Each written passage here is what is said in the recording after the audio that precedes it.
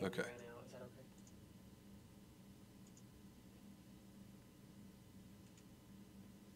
We can always, do we have any, did you bring like a bottle or anything? We can always just refill for you. Yeah, I'm sure I have something.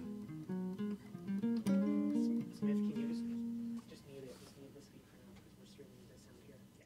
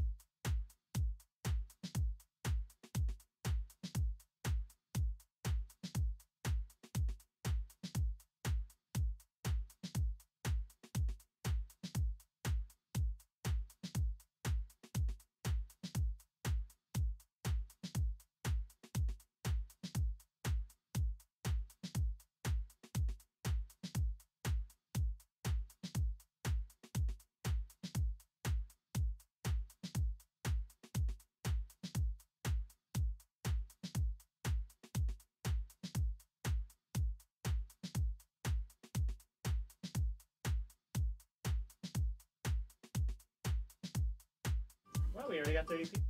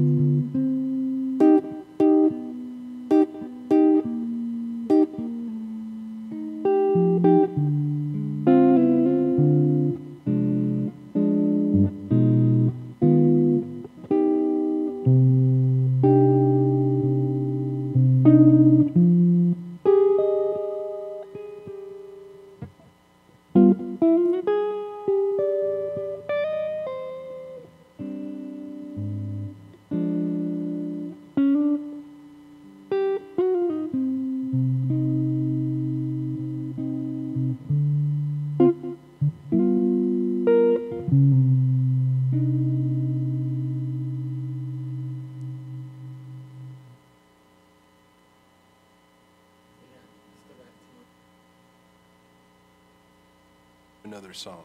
Yeah. Yeah. Cool. Hey, can you kill whatever's...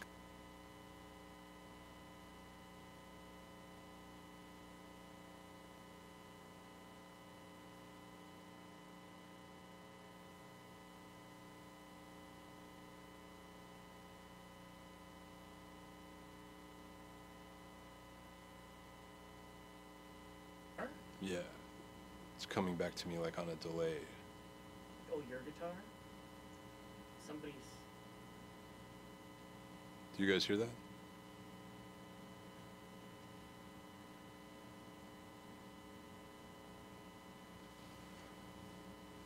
With this next one, there'll be a track, so maybe it'll drown it out. Just keep playing the...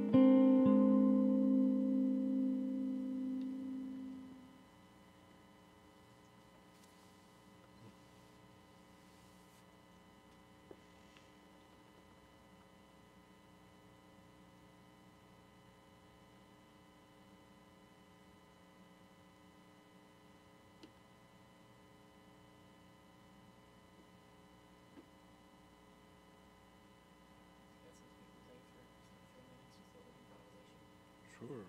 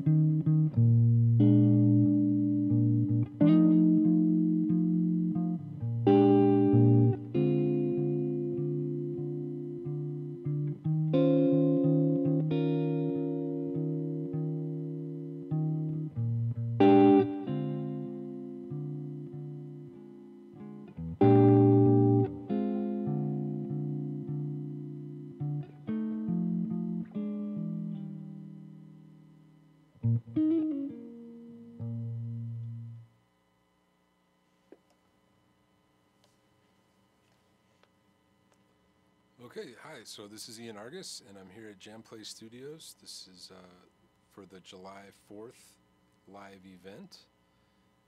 And we wanted to remind you that there is a sale going on for a year membership, $50 off. So that's $109 today. So be sure to take advantage of that. And thanks for tuning in. Stick around. David Wallimann and Jim Deeming and Chris Liepe are all here. It's going to be a fun day. We're all going to get together a little bit later. And in the meantime, there's going to be some guitar giveaways, and David and Jim and Chris have some great stuff to teach you. And for the next hour, we're going to check out some blues stuff that borders a little bit into the jazz world, taking 12-bar progressions, or that first one was a 16-bar progression, and kind of adding some chords to them, and quoting some jazz melodies. So that's kind of that's what you're in store for the next hour. Cool. So the first thing that I played was a minor blues in C minor. And it has more chords than your typical blues. Most blues progressions are just 1 and 4 and 5. And we've talked about those before if you've seen any of my videos on JamPlay or the Classic Blues Workshop. We talked a lot about 1-4-5 progressions and blues progressions. But today we're going to add a few things to it. And one thing that comes up a lot in minor keys, pardon me, is the flat 6 chord. And then also there's going to be some 2 5s in this. So let's take a look at that 16-bar blues and break it down real simply first. So the first 8 bars are pretty straightforward. You're going to think C minor for 2 measures. So like 1, 2, 3, 4, 2, 2, 3, 4. And then measure 3, you're going to play like a D minor. I'm going to play a little shell chord. So to do that, I'm playing my middle finger here at the 10th fret. That's the D. This is on the 6th string. And then I'm skipping the 5th string. I'm not going to play the 5th string. But then on the 4th string, with my 3rd finger, I'll play that 10th fret, that 7th of the chord. And with my pinky, I'll grab the 3rd up here. So these are all on the 10th fret. First on string 6, and then on string 4 and 3. So maybe you've never played a minor chord that way. Just a little shell chord. And it's a nice sound, I think. So the 4th measure is called G7. And we're just going to play another little 3-note chord. This time on strings 5, 4, 3. So we're not skipping any strings for the G7. These are all on adjacent strings. So fret 10, string 5, fret 9, string 4, and fret 10, string 3. Okay, so we're going to expand on that C minor that I was telling you lasted for 2 bars. We're going to talk about that in a minute, but for now, let's just play like a C minor bar chord right there.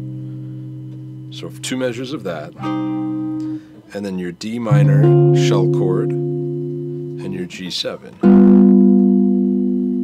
Cool? And then it happens again.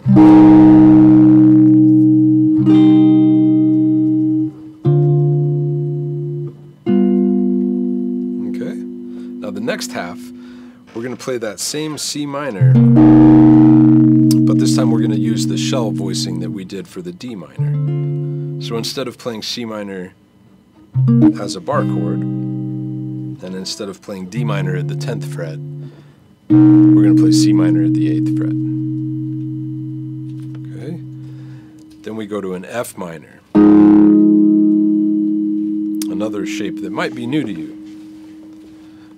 So this one is just like the G7 that you did, but we brought it down a step to an F, to the 8th fret there, and we made it minor by lowering that note 1 half step. Okay? So basically we're thinking C minor,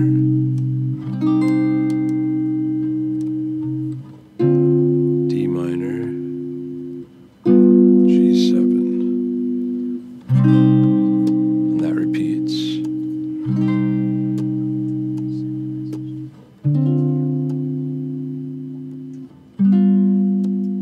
Okay, and then it goes to the C minor, 8th fret,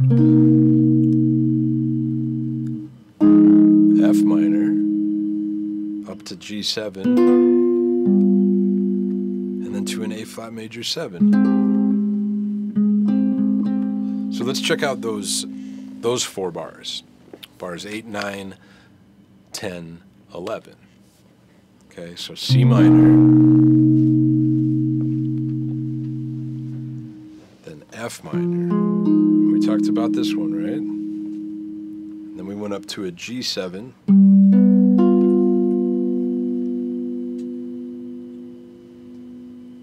Then to an A flat major 7. So this A flat major 7, we need to talk about this. You can think of that G7 that you played and just move it up a half step. want to have a major 7 in it. So we play that note higher, the 12th fret. So another way to think about it from the F minor would be 8, 6, 8,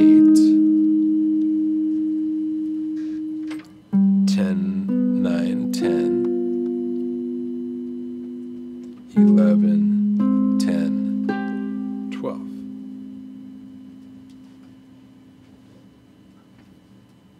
Cool. All right, so it's a lot of chords, I know. There's a few more left, so hang in there. The next chord, you're going to think of that F minor you played, but we're going to make it an F minor 6. So this is pretty cool little sound. Okay, so I'm playing my 3rd finger, 5th string, 8th fret.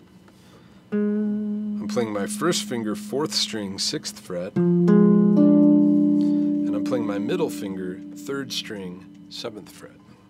Now this is the first time that we've had a chord that didn't last for 4 whole beats.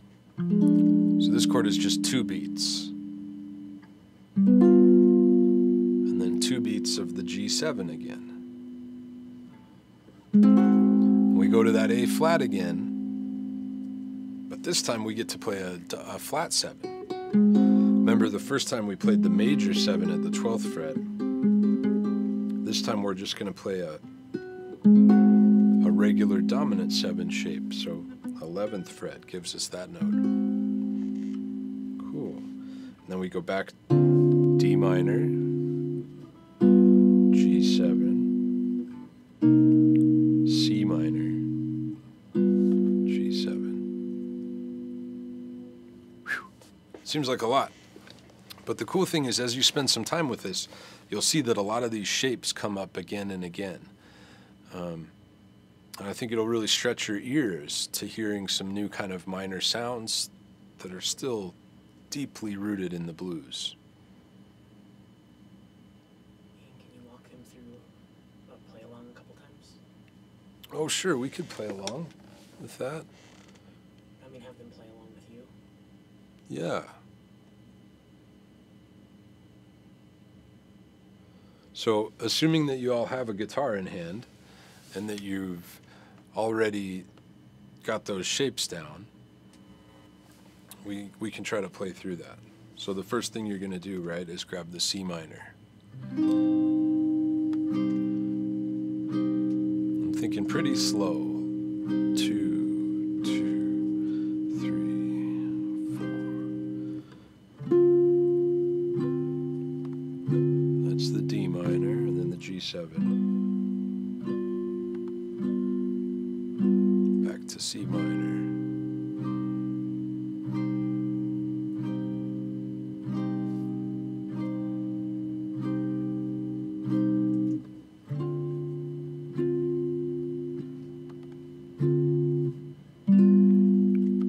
Cool, so that part's easy, right? Now,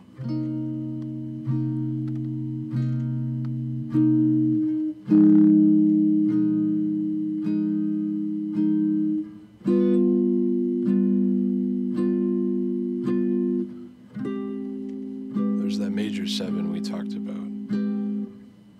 Minor 6, G7, now A flat, 7, D minor, G7, C minor, G7. That was one time through. Cool.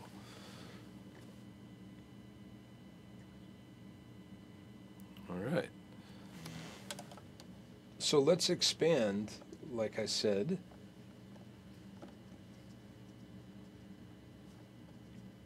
Let's expand on the C minor bar chord that was lasting for 2 measures, because there's something really neat that's actually happening there.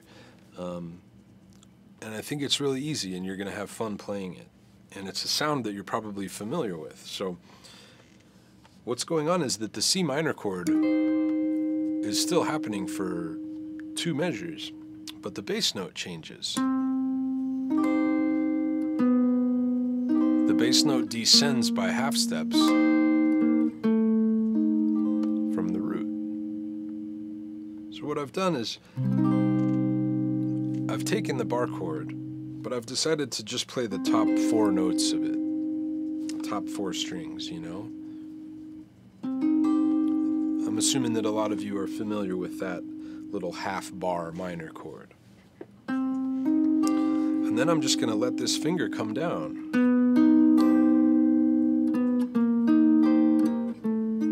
Right? And we've heard that sound a lot before, haven't we?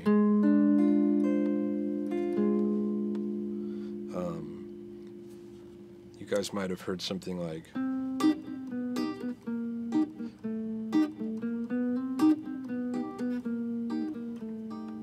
all that kind of stuff comes from taking the bass note of your minor chord down. So if you're a theory type of person, this is a C minor triad. And when you take this note down 1/2 step, you're playing a C minor chord with a major 7th. Kind of a tense sound. Take it down 1 more. That's just called a minor 7. And once again, that gives you a minor 6 chord. So just in those 2 measures, you get so much color of C minor, little different shades of C minor, if you could think about it that way.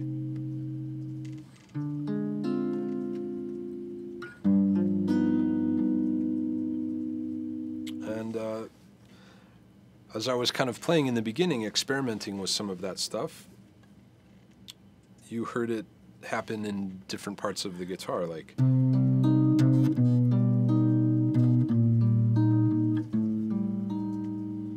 something like that.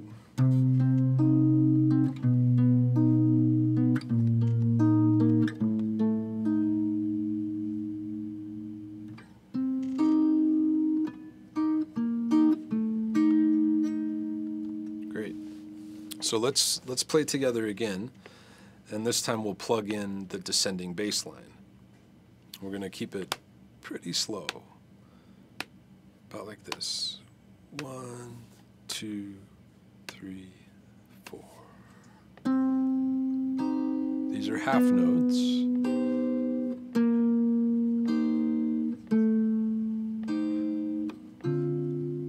Remember D minor, G7, back to C minor.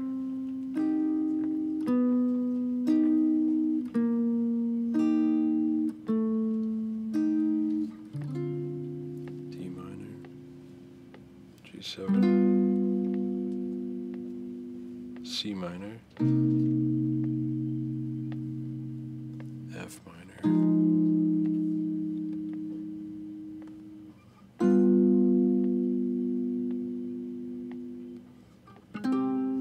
excuse me, A flat major 7, F minor 6 for a half note, G7 for a half note, A flat 7 for a whole measure. And then D, G, C. Okay, so what we've done in the past is we've talked through these progressions, and I've explained to you the chords in terms of numbers, right? Like we said, it's the 1 chord and then the 4 chord. So I thought it would be interesting to talk about that on the minor blues. So if we think of the C minor as a 1 chord, and all of those other ones, C minor triad, C minor major 7, C minor 7, C minor 6, that's all 1. And then we go to the 2, and then to the 5. Cool, back to the 1.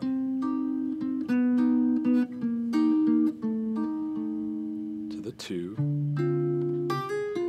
and the 5. Now 1 to the 4 to the 5, flat 6 major 7. And we've got 4 minor 6, 5, flat 6 dominant, 2, 5, 1, 5. One more time. So 1,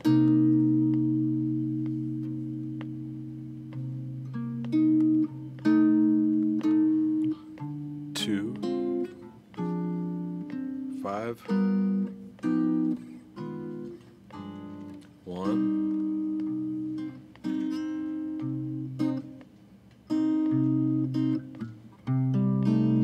Now 2, 5, 1, 4 minor, 5, flat 6,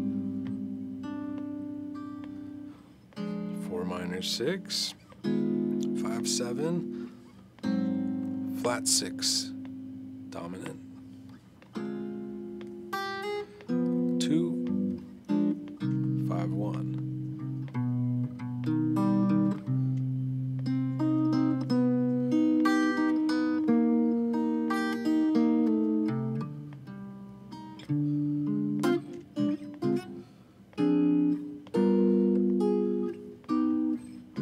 Back to the 1.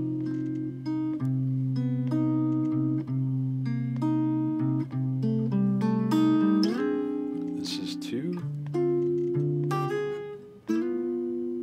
5, 1, 4, 5. There's the flat 6, 4 minor, 5 7, flat 6, 2 5 1. So there you go. It's a minor blues. It's 16 bars long. There's some 2 chords in it, minor 2s that lead to 5s. There's minor 4 chords, and there's flat 6 chords happening. So just a little spicier version of the blues, with some jazz influence, I think. So that was the first kind of progression that we looked at. And we may come back to it, but let's go ahead and move forward. And we're going to talk about the other progression. And I'd like to do it in B flat. So we're basically talking about a B flat jazz blues. Okay, so let's take this, and this is a 12-bar blues. Let's take this one and let's start really simple. Let's start like with a blues form that you might have found in early swing or rockabilly or blues or something like that. And we're going to slowly add to it to make it more modern or jazz-like, if you will, with a more sophisticated harmony. But for starters, we're just going to do 1 4 5 in the key of B flat, and we're going to stick with these 3-note chords that I've been talking about. So a big theme for today is that I'd like you all to start thinking about just playing 3-note chords, little shell voicings. And it's a neat sound, so we're going to talk some about that. So B flat 7, you're going to need to play that. So instead of playing a big old B flat 7 bar chord, that sounds very guitaristic. Oh, I'm sorry, is there a question? Looks like we do have a couple questions here about what you were just playing. So the first question here is from Craig Gorski, and he just wanted to know what the root of the 2 chord is in the progression that you were just playing. Oh, we're in the key of C minor, so the root of the 2 chord is D. D minor 7 flat 5, really, but we're not really playing the 5th of these chords. We're just playing roots and thirds and sevenths, so we can just consider it D minor 7. But it would be good to know that it's a minor 7 flat 5 chord, but the root is a D. Hope I understood that correctly. All right, and we actually have one more from Blue Opus. He wants to know, do you play a minor pentatonic over these chords? You know, you sure can. And why don't we explore that, you know? So here, I'll just play minor pentatonic over it, and you'll kind of hear what that sounds like. This is just an introduction. It's those first 2 bars, you know.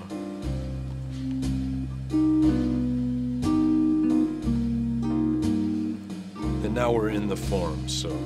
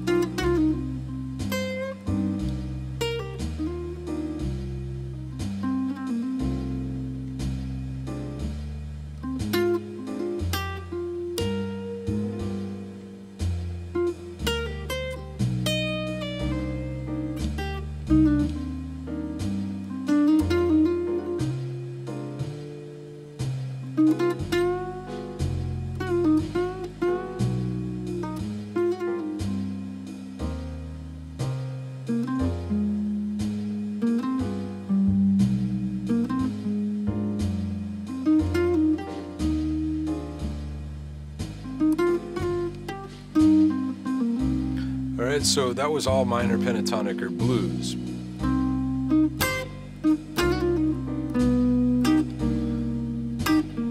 This time I'm going to play a little bit more by addressing each chord.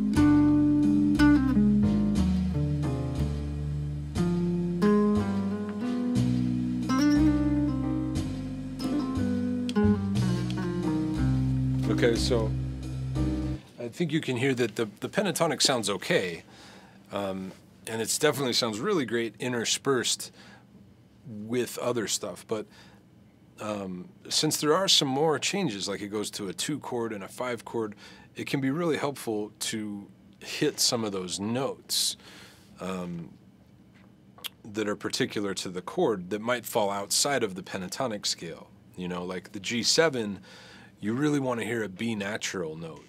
We really need to hear the 3rd of that chord to kind of let us know, well, that's the 5 chord, you know, but the C minor pentatonic or the C blues scale, it doesn't have a B natural, it has a B flat.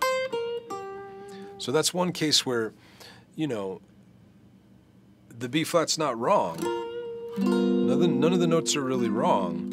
It can just sound a little bit more specific and intentional if you play some chord tones that might fall outside of the scale. And it looks like we have one final question from Casey Gray. And she just basically wants to know, is there such thing as a D minor 7 flat 5 chord? Yeah, we just talked about that. I mentioned that the 2 chord in this song is a D minor 7 flat 5. So a great little grip for it, probably the most common way to play D minor 7 flat 5 would be like this. A nice little drop 2 voicing. So this is really a pretty neat chord because maybe you've played a major 7 before, like a D major 7. And if you just keep the root the same, but you take everything lower, you get a D minor 7 flat 5. So let me talk you through this in case you've never played this before. But you can play the 5th fret of the 5th string with your 1st finger. And now you're going to use your 3rd finger to play the 6th fret of the 4th string. Your second finger then falls on the 3rd string at the 5th fret, and your pinky goes there at the 6th fret of the 2nd string. D minor 7 flat 5.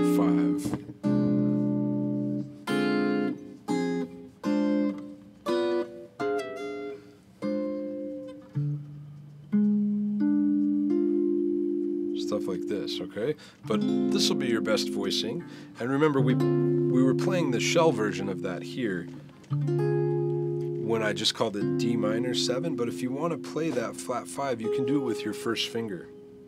So this would be 10, skip the 5th string, 10, 10, and then 9.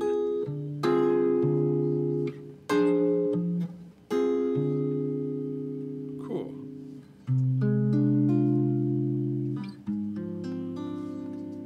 Good question.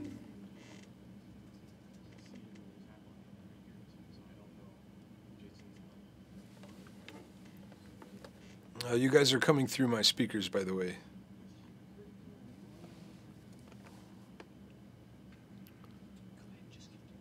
Okay, so if there's no more questions right now, let me see if I can turn these speakers off.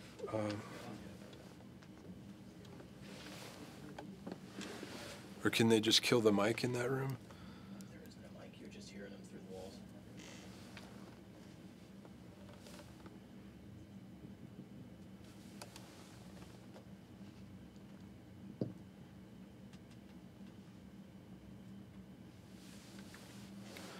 Okay, so before the questions came in, we left off, we were back talking about the B-flat blues.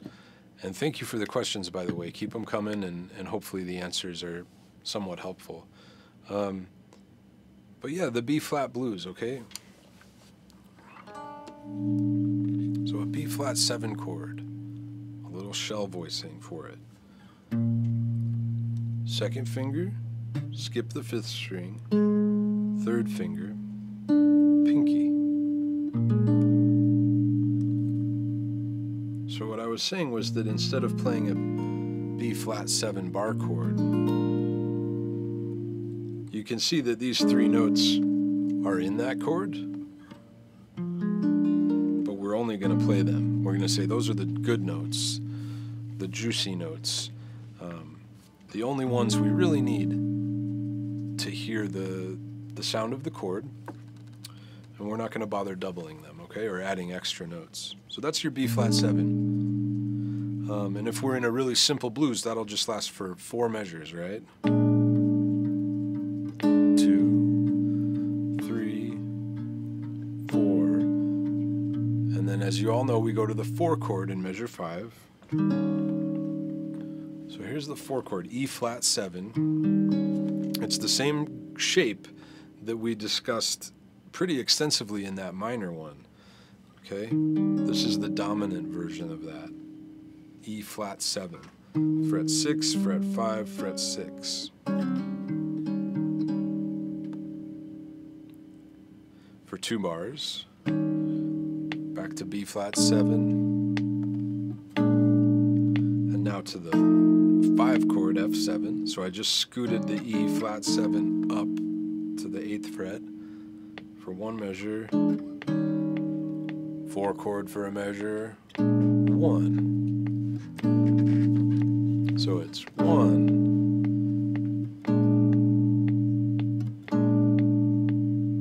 and then it's 4, and then it's 1, and then it's 5, 4, 1. Cool, so a lot can happen with just these shapes. This time I'd like to put on the metronome, and on, let's see, what would be a nice speed?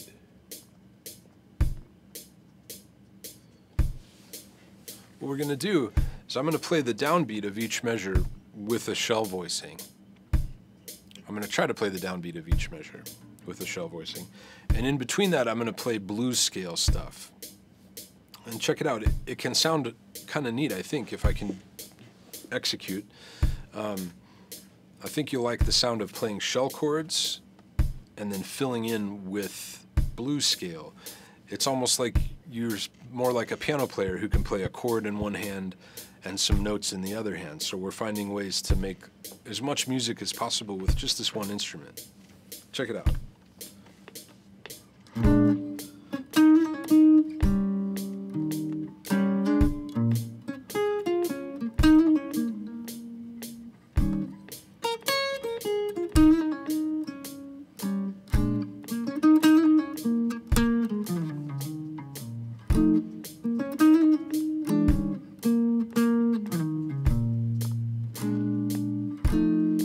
Start adding in some extra chords.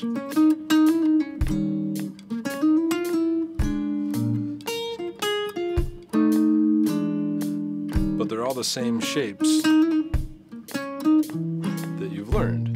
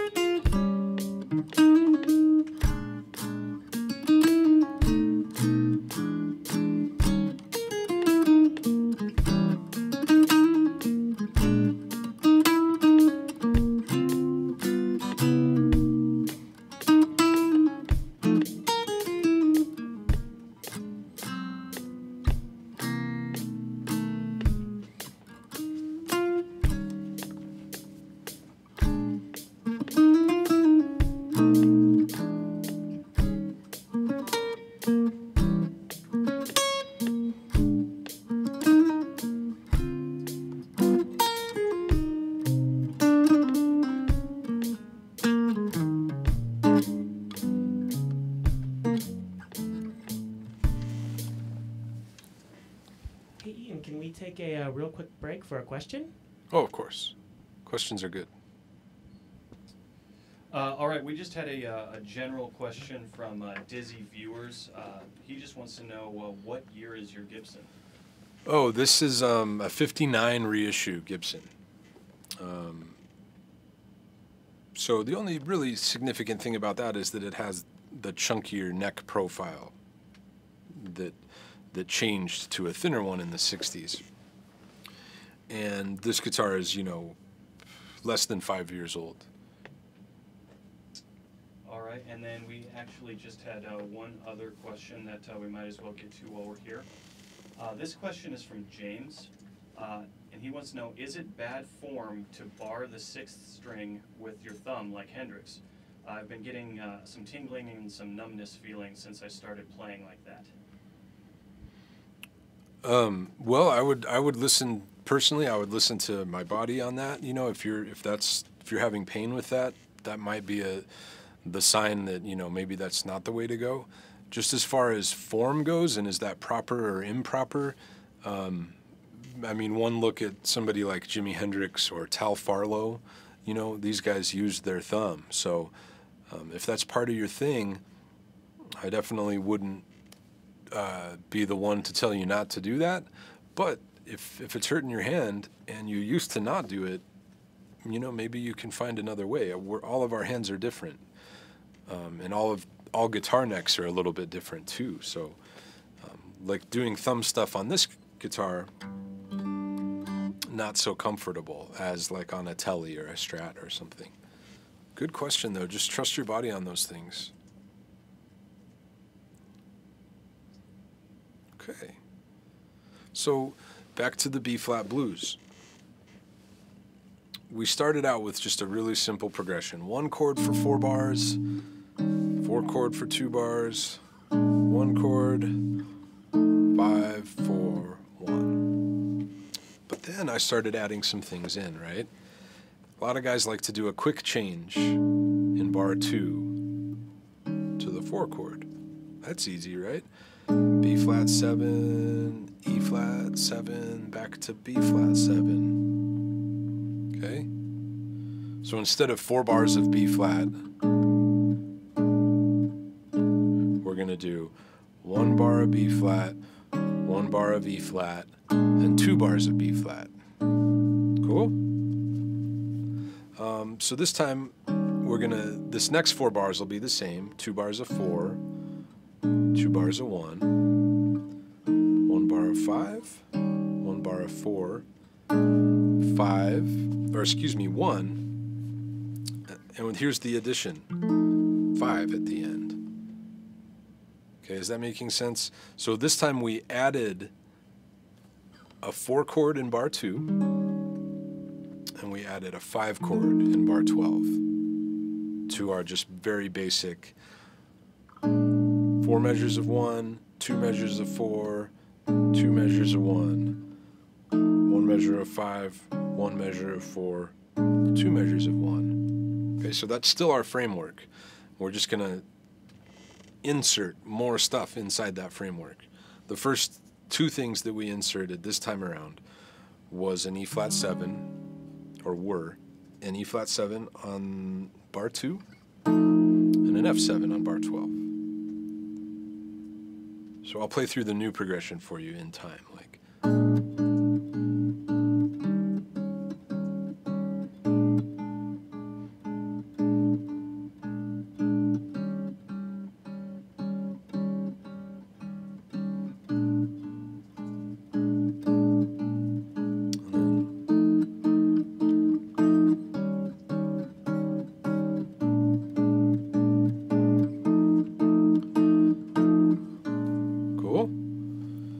Okay, let's see, what else could we do to this? What I'd like to do now is do something in bar 4. This is pretty sneaky and pretty jazzy, but it's really easy to execute with these little shapes, okay? So you can sound pretty hip by just playing the blues scale over all of this by inserting these little chords. Let's see if this makes sense. So our first 4 bars are going to go B-flat 7, E-flat 7, B-flat 7, and now we're going to go B7, E7. So those are half notes to the 4.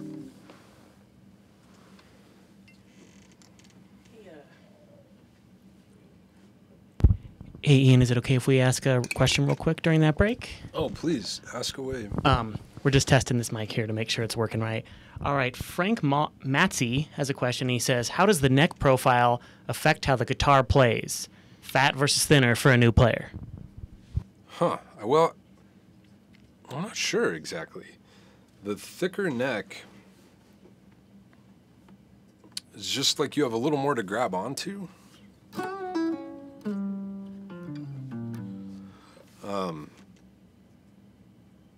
You know, it's hard to say unless I were to play them both side by side, and that's what I would recommend you to do, is to play a thicker neck profile and a thinner neck profile and see what suits you, you know, because all of our bodies are different, all of our hands are different. So you just got to find the thing that feels good to you, and sometimes that takes a while. Some trial and error, you know, as with anything. So good question. All right, we do have one more here. Actually, we have 2 more. One from Alexa Brunt, and she asks, are you playing a 1-4-5 progression with jazz chords? Yeah, we were taking the 1-4-5 progression, and we're adding some things to it. And yes, I wouldn't really use the term jazz chords, but these are voicings of chords that are common in the jazz style, you know. So these are dominant 7th chords, and they're called shell voicings because we're not playing the fifths of the chord. The fifths is that thing that you hear in rock all the time, the power chord thing, you know. So as soon as you hear the fifths, it just gives it this certain character that is absent with a shell chord. It leaves just a little bit more to the imagination, maybe. A little more stylistically appropriate than just a bunch of bar chords, which would be super appropriate in like rockabilly or, you know, Chicago blues or something like that. So I hope that answers your question about 1-4-5. Other questions? We've got some general questions here. Tim Stambaugh He wants to know if you stay with a heavier string gauge. So maybe you can just talk about the strings that you use and if they're different from what would be standard on that guitar. Oh, you bet. Yeah, I think when these guitars come from the factory, they're either set up with 9s or maybe 10s. But on this guitar, as well as on my Telecaster, I play 11s. So a little bit thicker, nothing crazy. But yeah, these are 11s that I'm using. All right, and then we do have one last question, and then we can move on here. Cubby would like to know, was the minor blues progression from Idle Moments by Ronnie Earl? Or was that, I think was that a minor blues progression from Idle Moments with Ronnie Earl? That's Grant Green, Idle Moments. Idle Moments with Grant Green. I'm not sure about Ronnie Earl, but that's a Grant Green tune. So if you haven't heard that version, check it out. And good ear. Yeah, I'm glad somebody out there recognized that.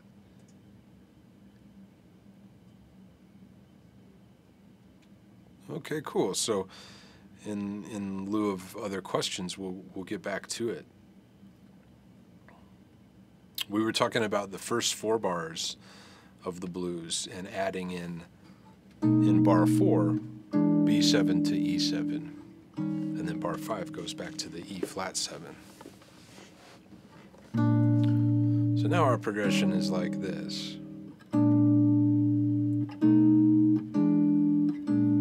Oh, excuse me.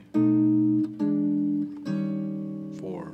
1, 1, 5, 4, 1, 5. So let's add some more stuff. 1 chord, 4 chord, 1 chord, B7, E7. Think of it as a tritone 2/5 to the 4. You don't have to worry about that terminology though. You scooted your B flat 7 up a half step, and E7 up a half step, and then down to the E flat.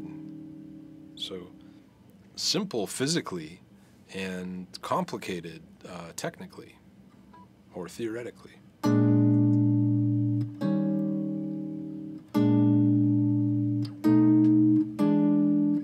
Cool.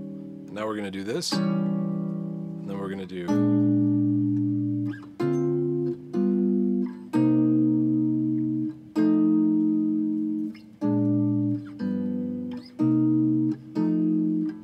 whoa, added too much maybe that time. Let's go back. The first 4 bars, I think maybe we've got that, right? 1, 2, 3, 4, 5. There's 6. We'll keep this simple here.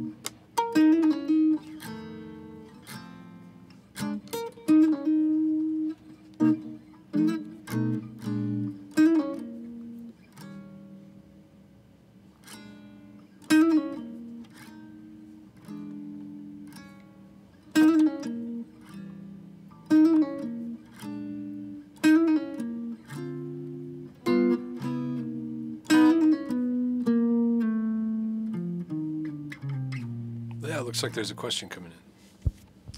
Yeah, we have a couple questions that pertain to what you're working on right now, so we'll just go ahead and hammer those out. We'll start with the first one here. HD Mart asks, does a shell chord leave out chord tones like the fifth that are not needed? Yes. Yes, the shell chord, I'm playing the root, the seventh and the third. Or in this case, the root and the third and the seventh. Yeah, so, and you might notice that sometimes I'm just playing the third and the seventh, because that's really the crux of it, you know. You can still hear all that happening even if I don't play any roots, like.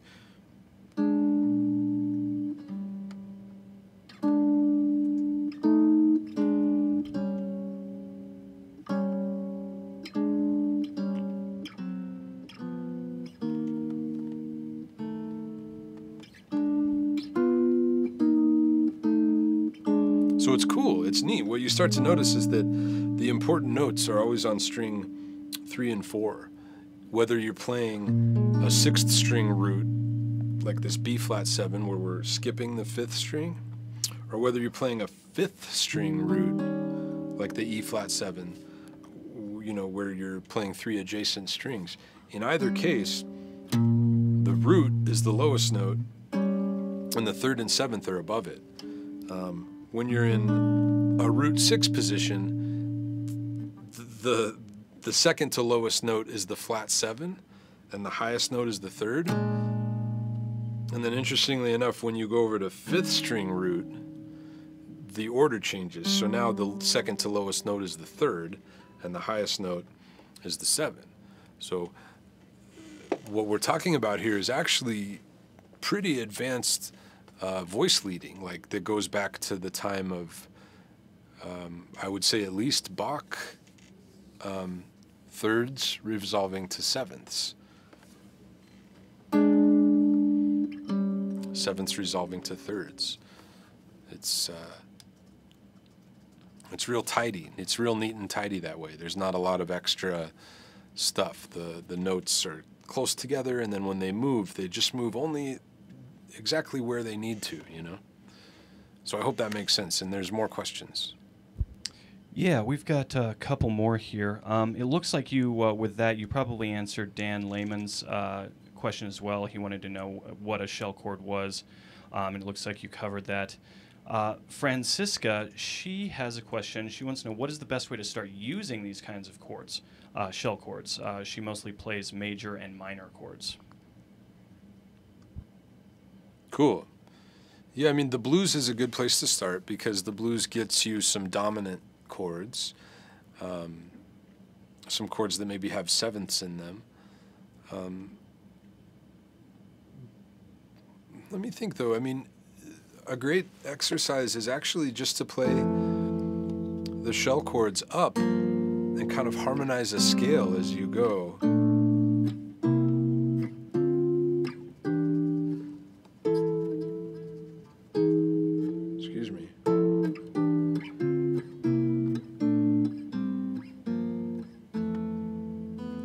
See how that's happening? So that's one way that you can do it, is by harmonizing a scale. And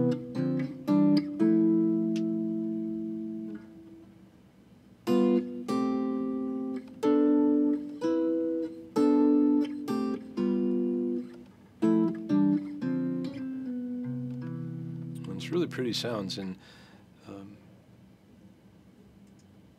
you're basically thinking about either the 6th string root for your shell chord, or the 5th string root. Although I did play some 4th string root stuff too, and I like to work on that and be aware of those.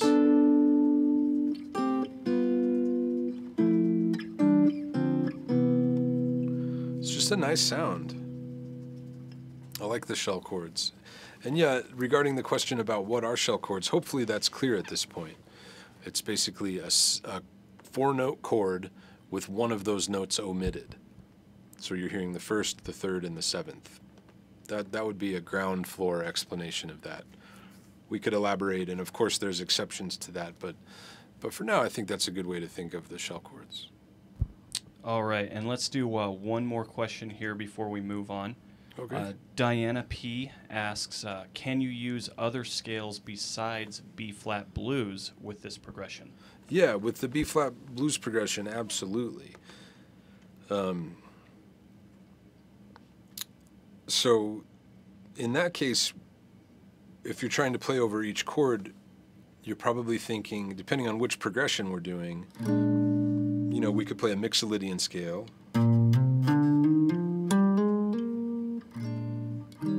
Another one from E-flat. Back to B-flat Mixolydian.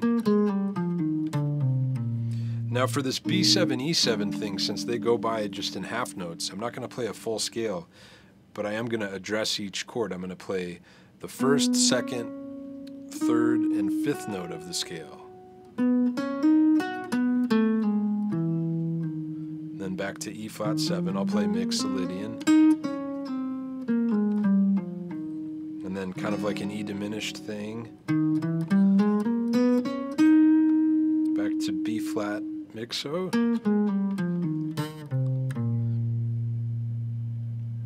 We'll call this G, fifth mode harmonic minor. And then we're going to go to a C minor. We'll play Dorian. F7, we could play fifth mode harmonic minor. And then over the turnaround, I'm going to just kind of play chord stuff.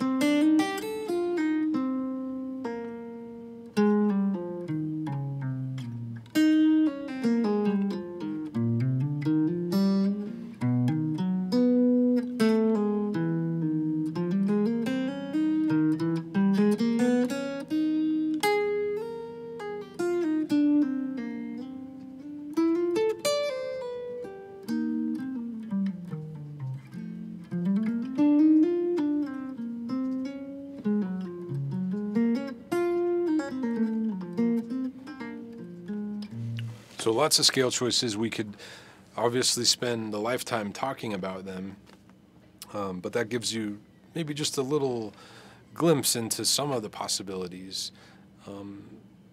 But the blues scale is always a good choice. Great question, though. Love to talk about that.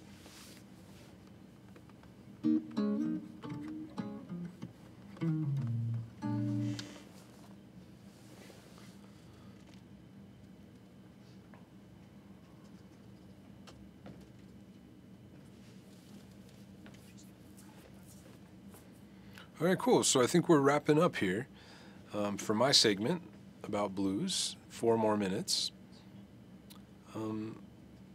So I'll go ahead and take the opportunity to remind you, why we're here today. This is the 4th of July holiday event. Some guitars are being given away later, and we're having a special. The JamPlay people are having a special on yearly membership. So that rate is $109, $50 discount. So that's pretty cool. And obviously there's lots and lots of content on the site, some of which, a very small amount of which I've contributed. And some of the gentlemen coming in later have contributed a great deal to the site. And I think you're really going to enjoy David Wallimann and Jim Deeming and Chris Liepe. Ian, can you tell them real quick about the panel discussion we're going to do in a little bit here? Yeah. What time does that happen? You shouldn't ask me that. A little bit later today, we're going to have, rumor has it that there's going to be a bunch of people in this room, all of us, I think. Is that true? It's going to be myself and Mr. David Wallimann, Mr. Jim Deeming, and Mr. Chris Liepe. And I think we're all going to kind of get together and talk about music, hopefully. And then there's another question. All right. Looks like we do have one question that came in from Jack North. His question is, how is the blues scale different from the minor pentatonic? Cool.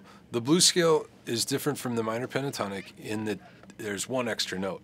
Penta means 5, so a pentatonic scale is 5 notes, but the blues scale, we just add one extra note in there. And that's the difference. One note. Okay, Ian, just so everybody knows, that live panel is going to be at 6:30 Eastern, 4:30 Mountain. Cool.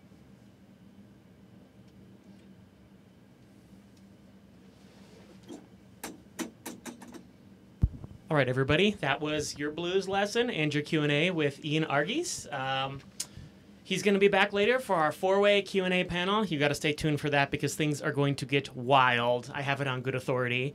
Up next, we've got the man, the legend, the model, the bodybuilder, the hunk, Jim Deeming. He's going to play a 30-minute fingerstyle concert for everyone. So pop out your fireworks or whatever it is you do for enjoyment on sunny, hot, beautiful days. And here we go. You're probably going to have to pardon us for just a couple seconds. We are switching audio signals live, but hopefully everything goes smoothly. Thank you for tuning in.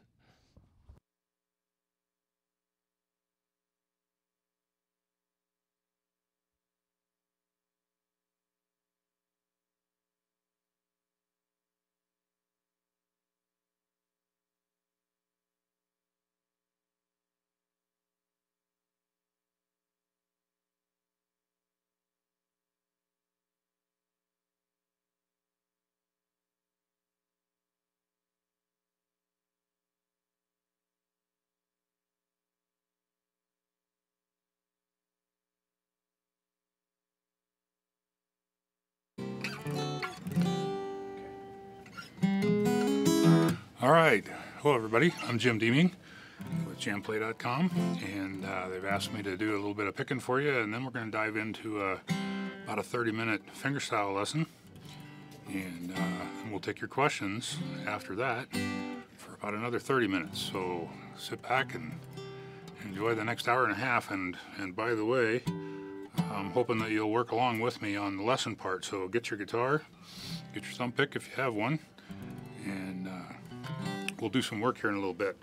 Wanted to play some songs for you here for the first 30 minutes and try to be seasonal with some of these. We'll start off with a little medley of tunes for you here. It goes like this.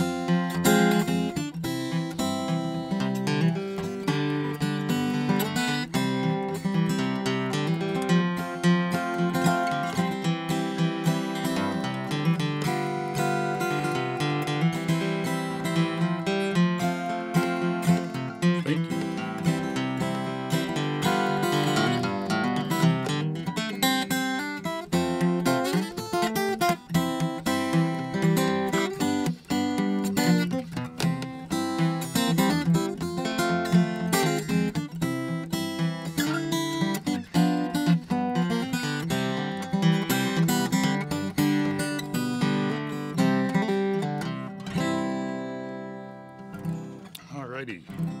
Hope you recognize some of those. I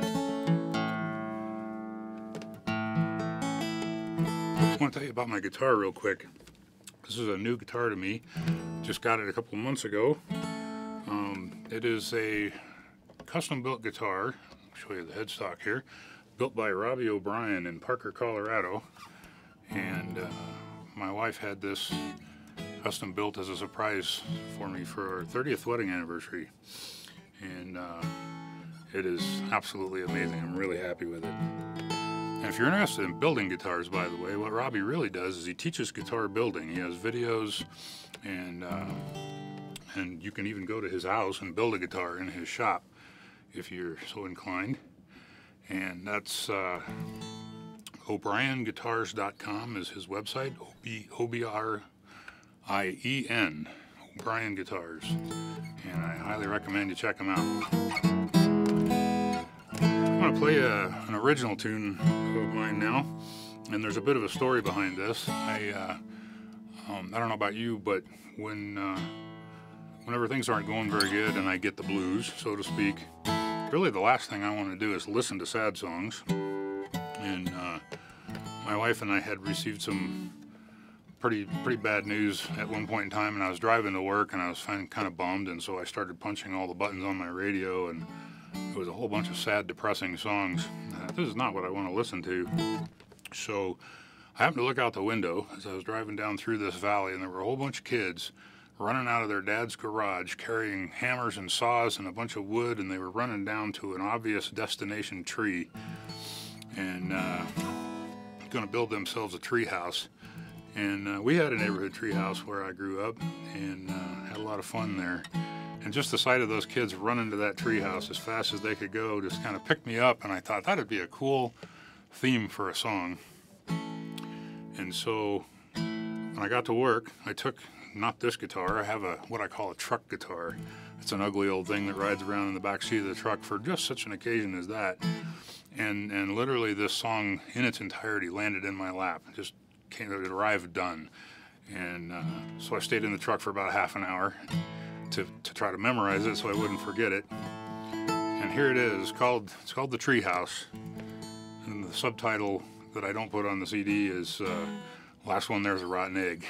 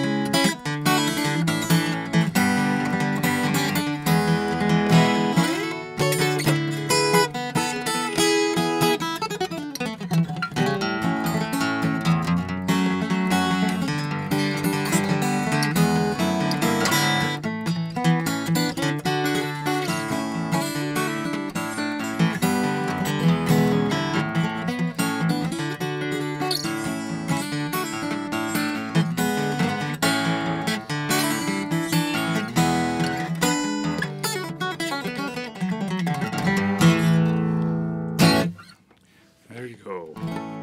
That's the treehouse. I'm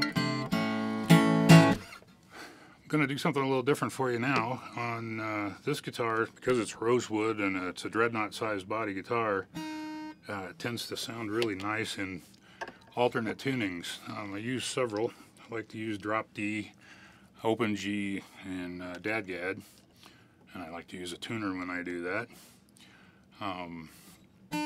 Actually, I'm going to start with a different one here. Hold on. Another original tune of mine. I'll go to drop D for this one.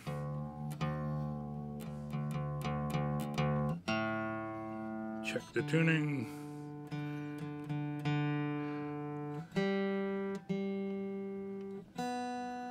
Tune because I care. Hey. This is a tune I wrote in memory of my dad. He started me playing when I was about 6 years old, and one of the first songs I really fell in love with was a Chet Atkins arrangement of a bluegrass fiddle tune called Black Mountain Rag.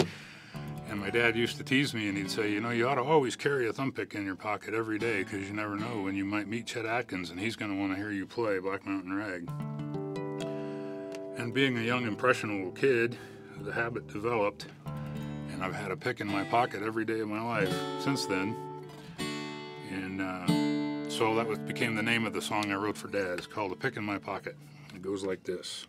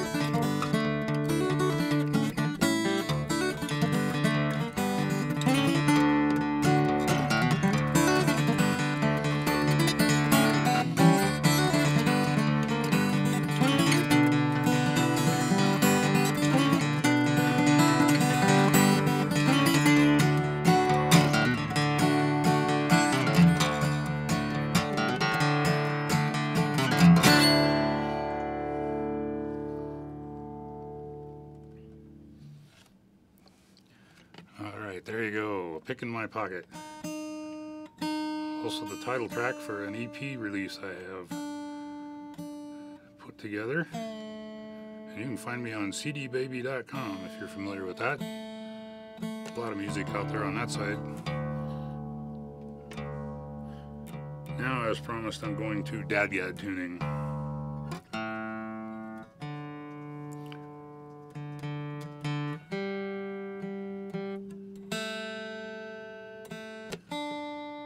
I told you this guitar was a 30th anniversary present from my wife, and we celebrate 29 of those years. Like a lot of people, we hit a bump in the road right about in the middle. Had some time apart to sort things out, and this song is in celebration of working through that, and so I wrote this for my wife, and it's called Us Again. There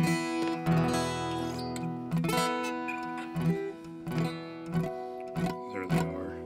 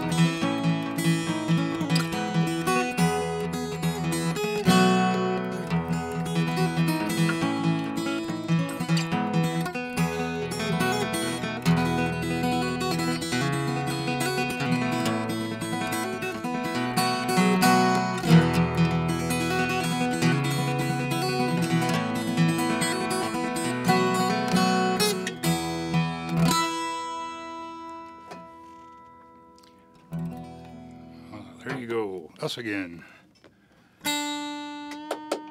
Thank you. And the crowd went mild.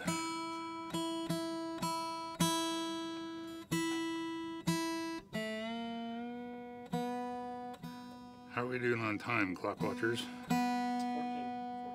14 minutes? 14 minutes of playing, bro. That's it? That's it? All right. Let's see. Well, I'm going to have to add some things here.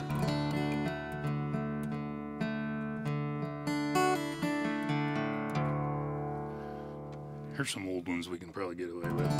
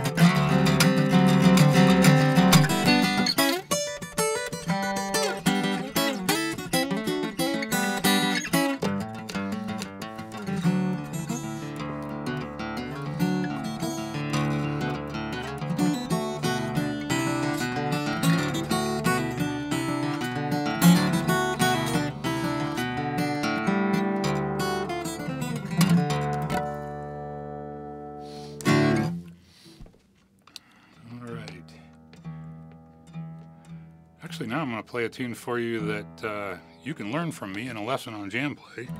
And this is a great old Chet Atkins tune that a lot of people consider an excellent starter tune, but you can make it as fancy and fun as you like to. But it's in key of A minor, although it does go to A major briefly in the middle. Has several parts to it. It's a great basic thumb and finger picking style song to start with, though, and it goes like this.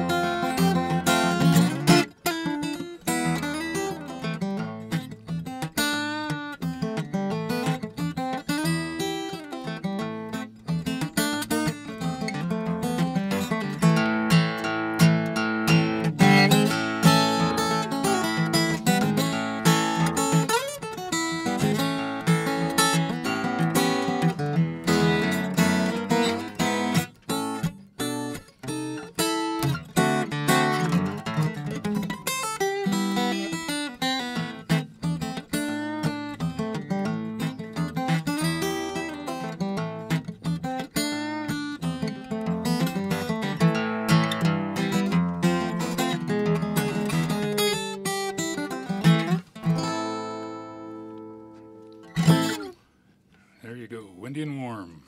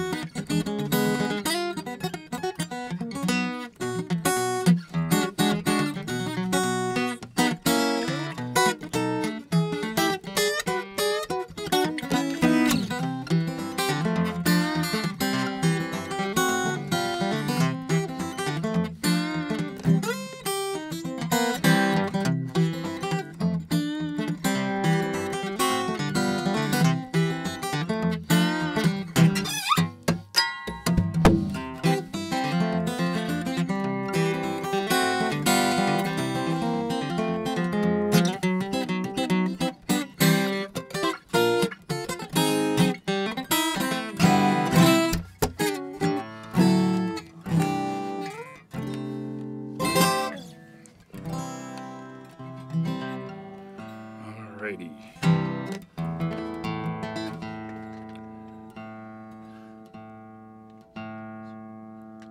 How many songs do you have? Do you think you could play? We've got about 5 minutes left, and we got a couple questions, so we can either Okay, play another song or take a couple questions. Let's. I'll do that. I'll finish with that Armed Forces medley. But what are the questions? Let's finish the Armed Forces. Okay, we'll do that and get to your questions right away.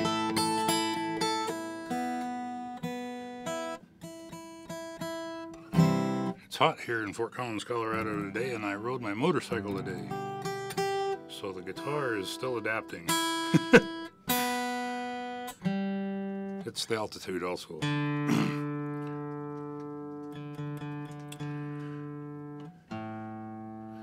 So a little over 5 years ago, my oldest son announced that he was joining the Marine Corps.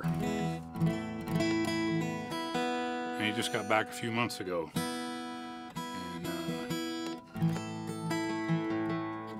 When he brought that idea up, I thought, well, the Marine Corps hymn is pretty cool, and so I worked that out, and I thought, well, that's fun, but it's awful short. So I thought, well, I'll do all of them then, Army, Navy, Air Force, and Marines, and I dug up all their songs and transcribed them from marching bands to guitar. I got that all together. And I played it at a Veterans Memorial Service one time, and an elderly gentleman walked up to me afterwards and said, "That was really nice, but you left something out."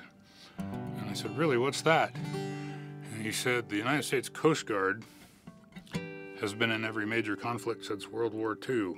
And he goes, "Semper Paratus is a pretty nice song. I think you ought to check it out." So I did, and I immediately fell in love with it, but my arrangement was done. So what to do? I put Semper Paratus, the Coast Guard hymn, at the very beginning, much to the chagrin of my Army veteran friends who staunchly believed that the Caisson song should have been the first one in the arrangement, but that's how it happened. So in order, here they come.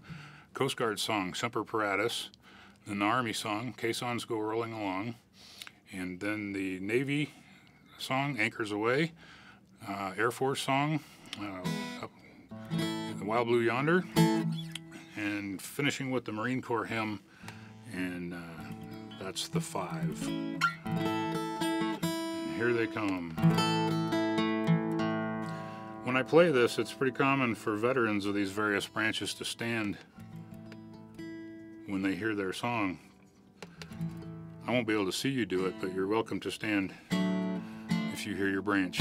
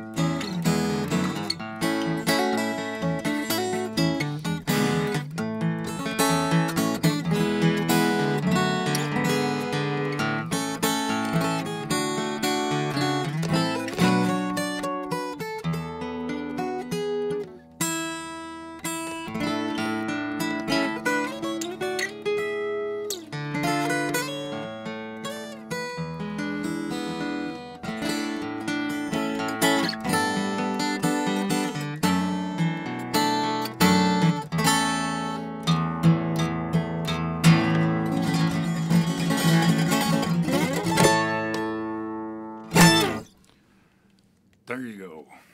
Woo! Oh yeah. Oh yeah. Thank you. Uh-huh.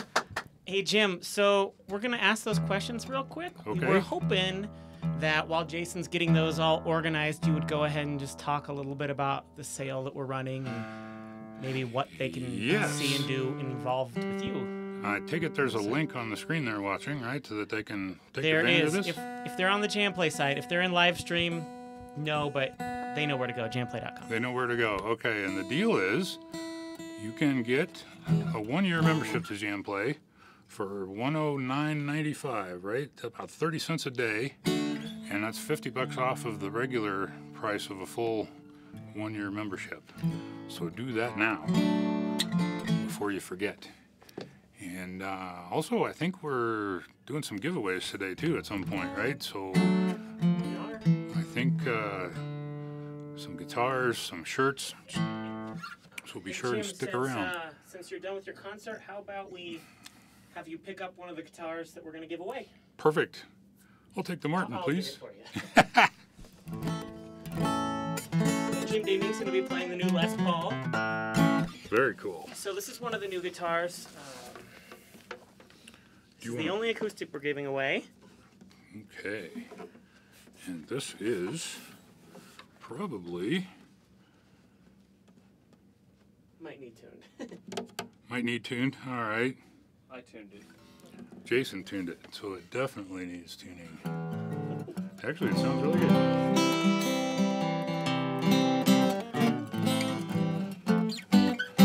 Just gonna try to give them some particulars about this. But I can't read without my spectacles. We have, well, it's definitely. So they're calling this the GPCPA5. Is that the actual model number? This looks really similar to a Martin that I have. Looks like it's an OM size, but with a cutaway. And oh, and it does have a pickup built into it too. So it's an acoustic electric. And the price tag here says 6,000. How much? It's a very nice guitar.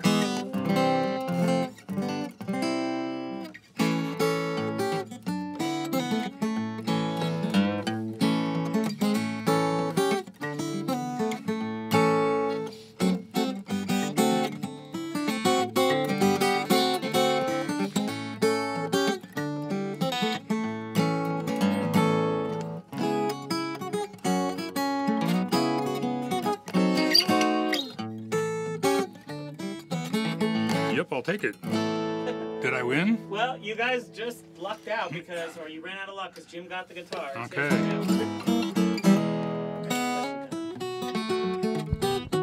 All right, Jim, let's go ahead and get some questions going here. Okay. We've got several before we get into your teaching, so we'll try to make the questions kind of concise here.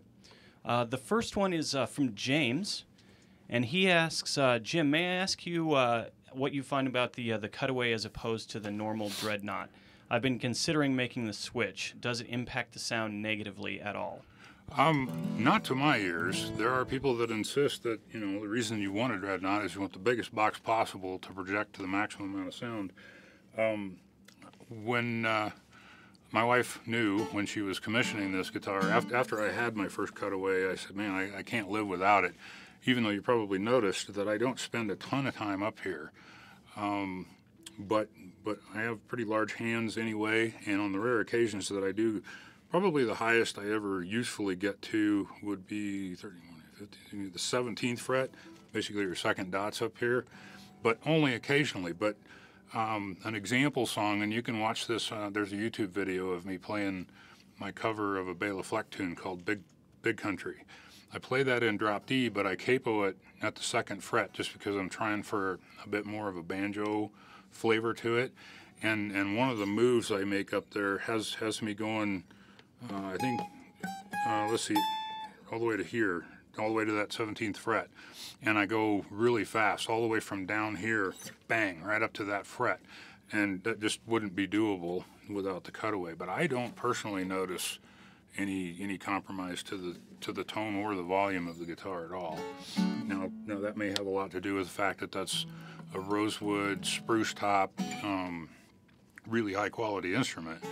I would say when you're looking at guitars and trying to decide that, play one that feels nice to you and sounds nice to you, but the most important thing you can do when you're guitar shopping is take another guitar player with you, have them hold that guitar and play it back to you, because then you're going to get the best, and if possible, do some A-B comparisons. You could, for example, do a dreadnought and a dreadnought cutaway, have that person play them back and forth to you and see if you hear a difference, and you may not hear it when you're up here in the saddle riding the horse, right? The guitar sounds very different out front than from the operator's chair.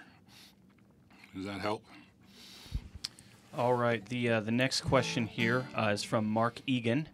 I try to be strict and not pick the third string with my thumb.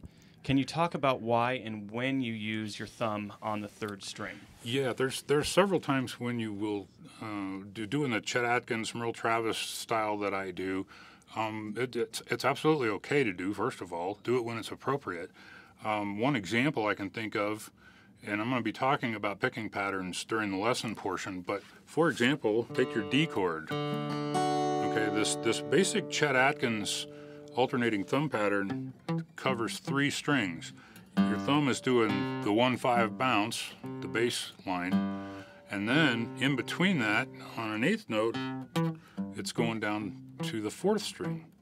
So the pattern in terms of strings is 5, 4, 6, 4. My thumb is covering 3 strings, and it always starts on the root note of the chord. We'll talk about this again, but think about the D chord. Where's the root note for my D chord? It's the 4th string now.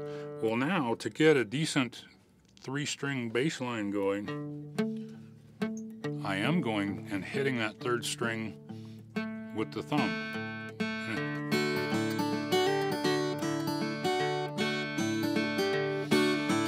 And it sounds just fine. It's absolutely okay to do.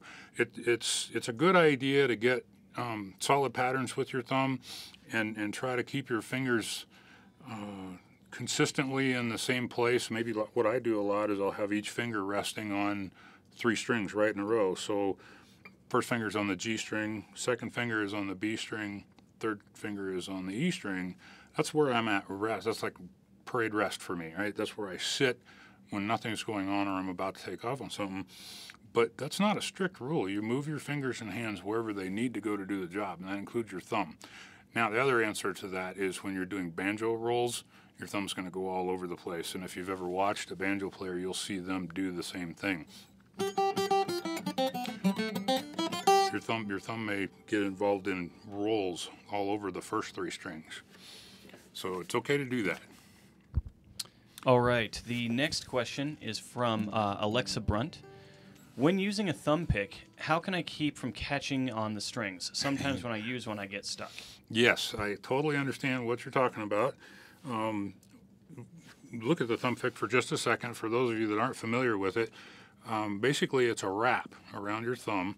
The flat part, the picking surface, is on the bottom of your thumb, and then it wraps, if you're looking at your thumb this way, it wraps clockwise around your thumb.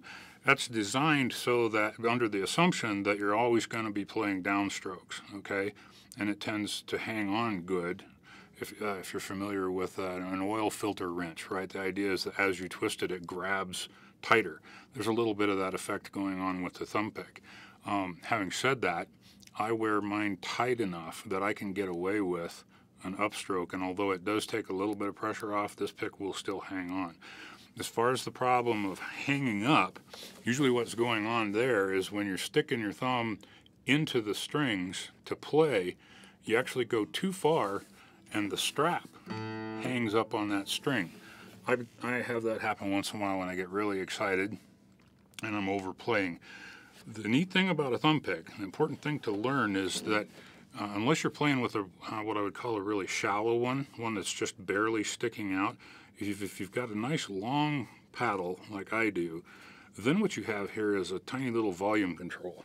And what I mean by that is that if you barely, I'll call it digging in, okay, how far into the strings do I put that pick before I play? The deeper in I dig, the more, the stiffer the pick effectively is, and the louder I can make it. Or I can just lightly touch it out here and get a fine feel. When you're going in too far, so far that you're catching the rap here, then you've just got to learn, you've got to discipline your thumb to get back out of there. It's going in too far, and or you may need a different pick, one that's longer. And sometimes I've noticed on like Nationals and Dunlops, those really thick plastic picks, I find it is easier to hang those up for both of the reasons I just described. One is they tend not to be as long this way as I like them, and also they're just bulky up here on the strap, so it's easy to stick them in too far. It's a touch feel thing that you just have to learn with practice, and that's if I'm thinking of the right problem you're asking about, that's my best recommendation for that.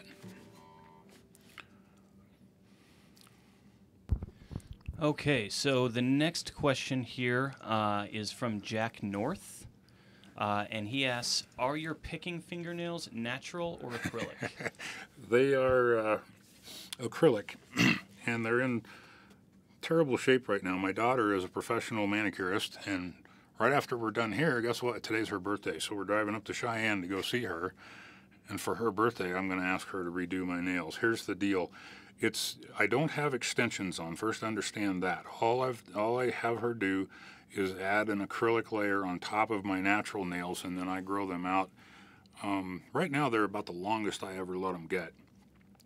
They stick out just a little bit past the end of the skin, and then, yeah, I have acrylic on top, only because when I, several years ago, pretty much wholesale converted to steel string guitars instead of nylon string, quickly found that my natural nails are just too thin to stand up to that abuse, and so the acrylic idea I got from Doyle Dykes, one of my guitar heroes, and now, you know, there's lots of people that use acrylic, but yes, I do. They are a little bit maintenance intensive, but it's worth it to me to be able to have the reliable, solid volume and good consistent picking surface. Okay, so we do have some more questions, but we do need to get along with the lesson here, so we're going to have Jim get to going on that. We do have some questions recorded for you guys, and those will be asked later on, probably during the panel. Oh, boom! Surprise giveaway. Type out your country of origin in the chat, and we're randomly going to pick somebody to give a year membership to. We'll announce the winner in the chat room, so you better be here to win, and Jim can get started with his lesson. Okay. All right, what I've been asked to cover today is some right-hand picking patterns, and we're going to make an assumption that you already know a reasonable number of first position chords, and I'll deal with primarily those. And I play a lot of Chet Atkins, Merle Travis, Jerry Reed kind of stuff, but a lot of songs that I cover are not strictly what you might think of as Kentucky thumb picking or whatever you want to call the style. A lot of people call it Travis picking. Travis picking is a factor there too, although that's its own unique style. But people use Travis picking as a very broad brush, and so you might think of nearly everything I'm doing has been called that.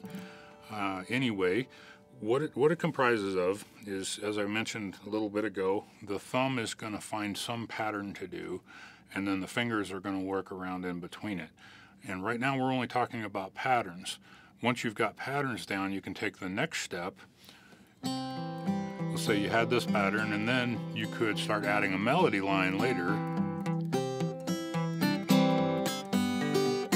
Okay, that's the third step. We're going to start with steps 1 and 2, your thumb and your fingers, and really hope that you've got a guitar in your hand, thumb pick or not. This does work without a thumb pick.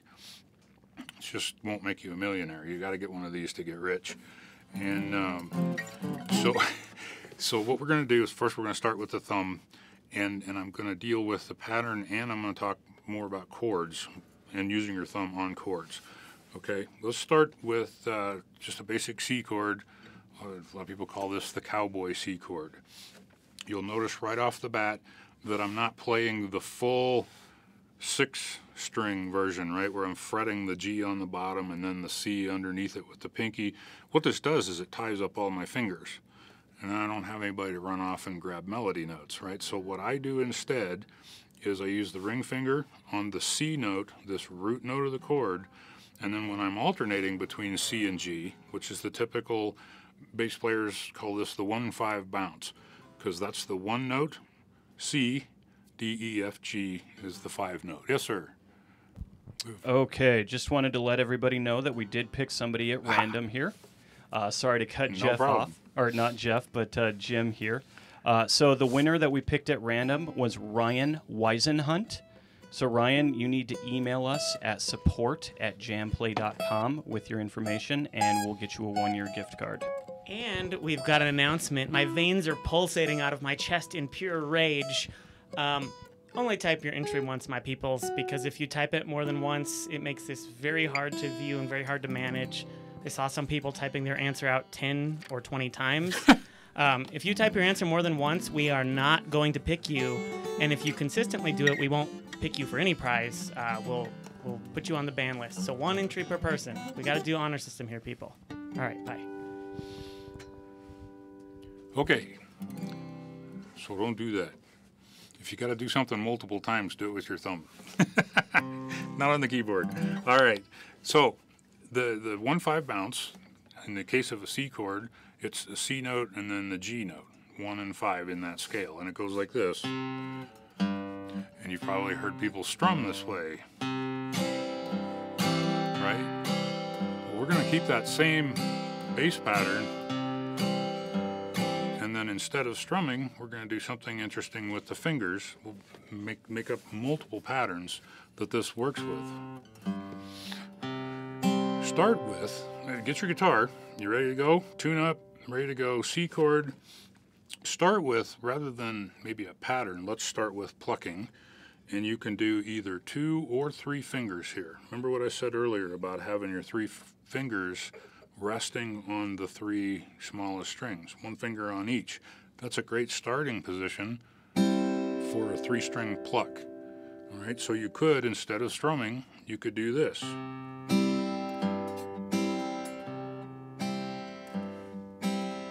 If you don't want to do 3 fingers, try fingers 1 and 2. It's very common that the ring finger is our... I never pick with the pinky, by the way. It's not necessarily wrong to do it. I just don't use it. It's too short to be in the game for me. So I pick primarily with the thumb and 3 fingers. And definitely fingers 1 and 2, your index and your middle finger, are the strongest and easiest to work with. So maybe you'll want to do a 2-finger strum or 2-finger pluck. That's fine too. At whatever pace you like, work on that alternating pace, and keep in mind that we want that downbeat, the 1 beat. If you're counting 1, 2, 3, 4, 1, 2, 3, we always want to be hitting the root note of our chord on that 1 beat, okay?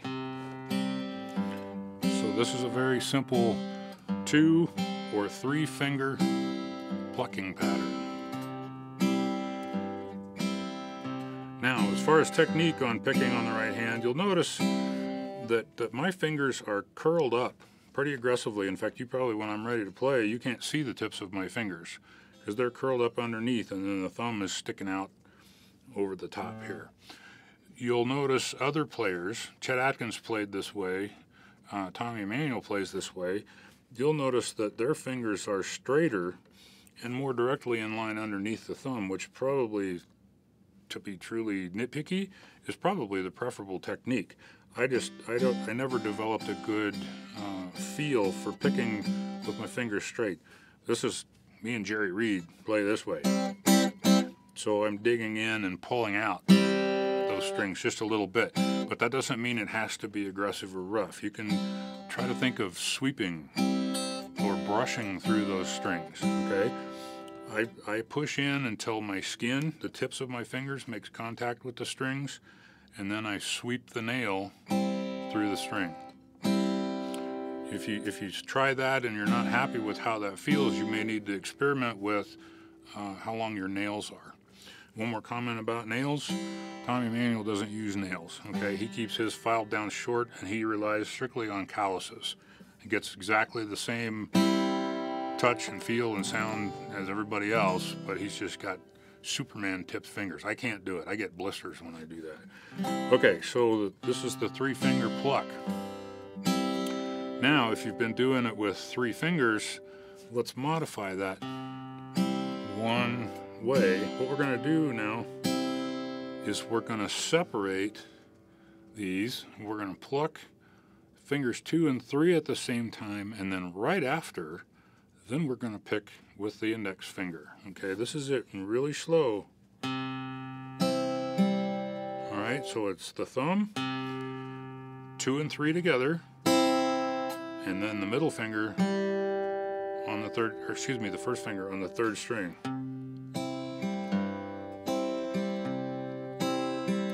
Kind of a loping, galloping feel.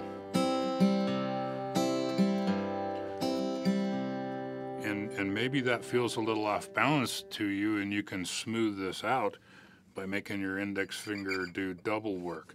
Play the thumb, play the index finger by itself, then those other 2, and then the index finger again. So it's thumb, 1, 2 and 3, 1,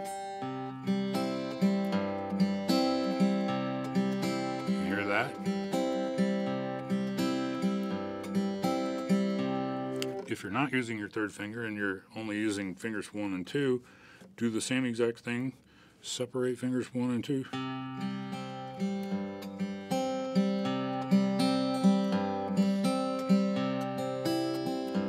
That works too. Again, focus on hitting a root note first every time, and then variations of those. Now, I would call those accompaniment patterns, right? Basically, rhythm guitar player patterns, and you can vary that up even more. Here's another example. What I'm going to do now. Let's see, what was? So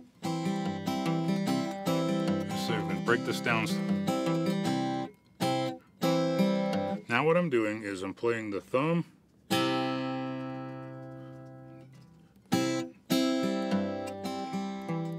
and then the fingers are going to pluck twice, 2 and 3 together.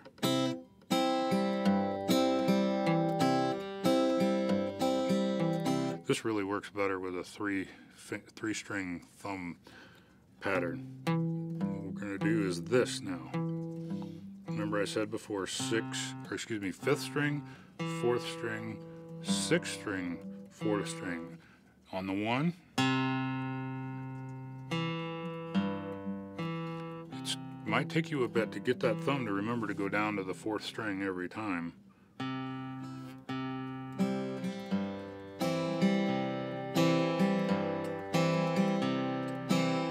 Now try 2 plucks. At the same time you're hitting 1, also add the 2 and 3. The first 2. And then roll that the index finger.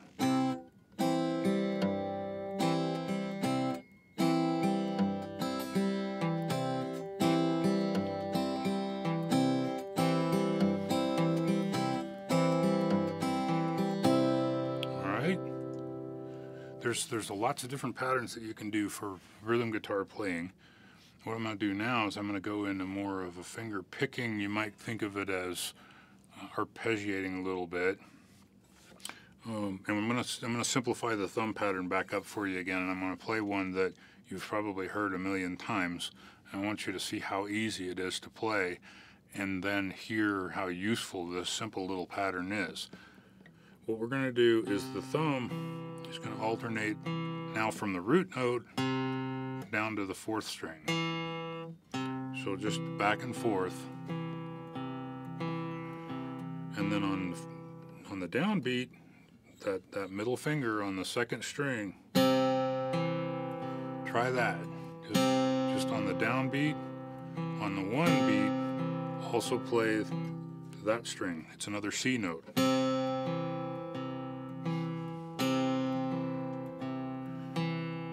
Now,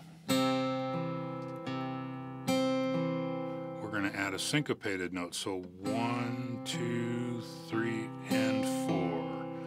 1, 2, 3, and 4. We're doing it again. So the first 2 together on the downbeat, then the thumb alternates, gets to the 3rd beat, and right after the 3rd beat, we're hitting that middle finger note again. 1, 2, 3, and 4. 1, 2, 3, and 4. So the middle finger is on 1 and on the 3 and beat.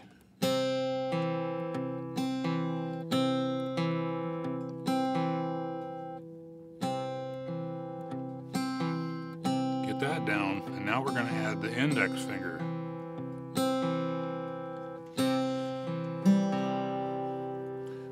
On the 2 and beat.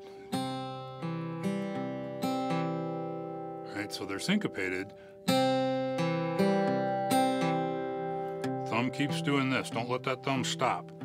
Might help you to practice this with a metronome.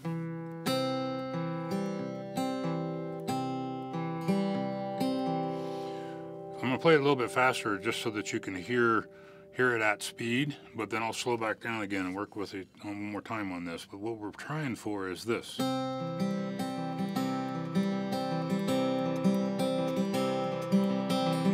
Okay, when you smooth that out, that's what it's going to sound like. Again, thumb and middle finger together on the 1 beat,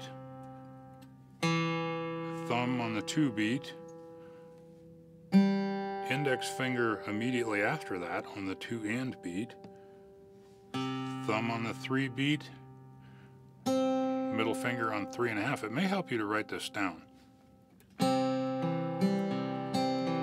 Thumb is just doing 1, 2, 3, 4. So if you get lost, get confused, back off and stick to the thumb. Make sure that that's just like a metronome. 1, 2, 3, 4.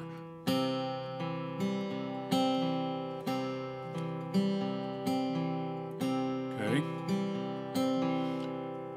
And here's where you've heard this before.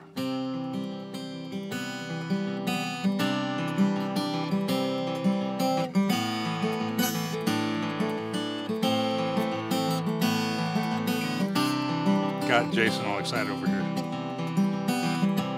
Okay, so you know that pattern. You've heard that a million times. That's all there is to it. Thumb is doing this.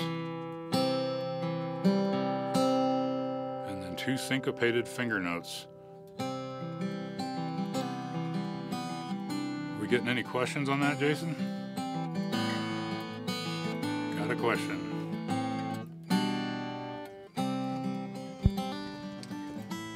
All right, we actually we've still got a couple questions that are more general and not necessarily part of exactly what you're going on. So we'll get to those a little bit later, but we do have a couple here. Okay. Victor G asks, can you explain what Travis picking is and how it's different from other picking patterns or types? Yeah, definitely. Travis picking is named for Merle Travis, and he was actually an influence on Chet Atkins when Chet was first getting started. And a lot of this thumb-style finger-picking stuff actually comes out of Deep South Black Blues historically, and that migrated up through coal mine country in Kentucky. And there was actually, Merle Travis was even inspired by Mose Rager prior to him. And what those guys were doing is they're breaking the rule I've been trying to hammer into your head today, for example, where I said on your C chord, make sure that downbeat is really clearly the root note of the chord. And it's a very articulated bass line. That's what Chet did, okay? What Merle Travis was doing was he was actually not necessarily articulating a single bass note. Frequently, he was doing almost what I call a miniature strum. He would strum across 2 strings here and then 2 strings down here. So now you're hearing that 5th note on the downbeat on 1 and 3 every time.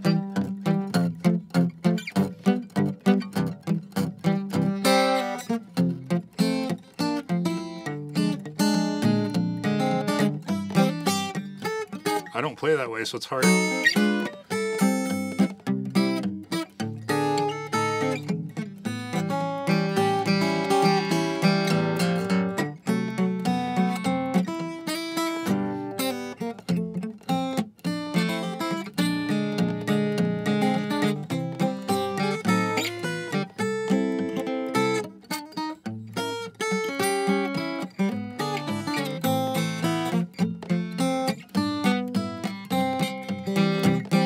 This thing, right?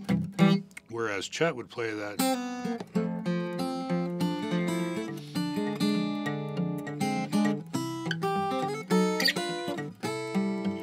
You hear that? It's an articulated bass, whereas Merle's was more of a punch and a miniature strum, actually. That's one particular thing about Travis picking. The other thing is that strict, traditional, real Merle Travis picking is really hard for most of us mortals to do because Merle Travis almost exclusively only used his thumb and his index finger.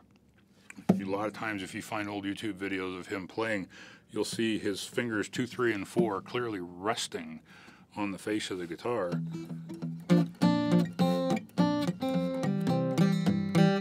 It's actually hard to do right for me because I don't try to do it. But that's Travis picking as opposed to Chet Atkins and more, I guess you could call it more modern, although now it's been around since the 1940s at least. So that's the difference, the key difference in Travis picking.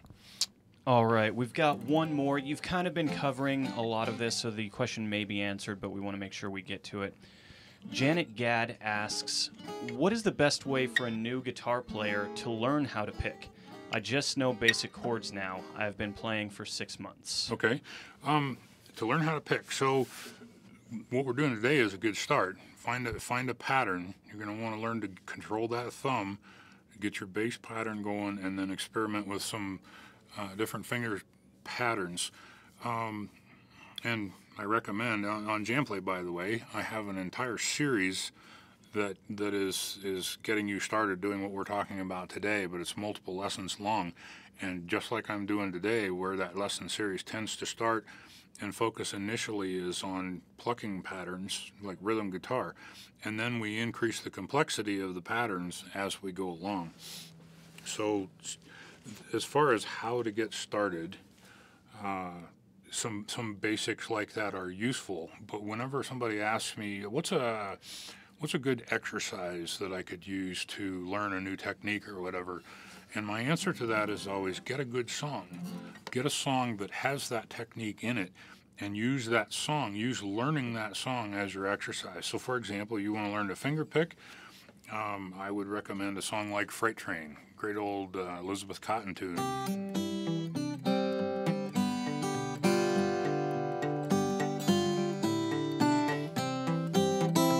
And there's a lot going on in there that you may not know yet, just in those first few measures.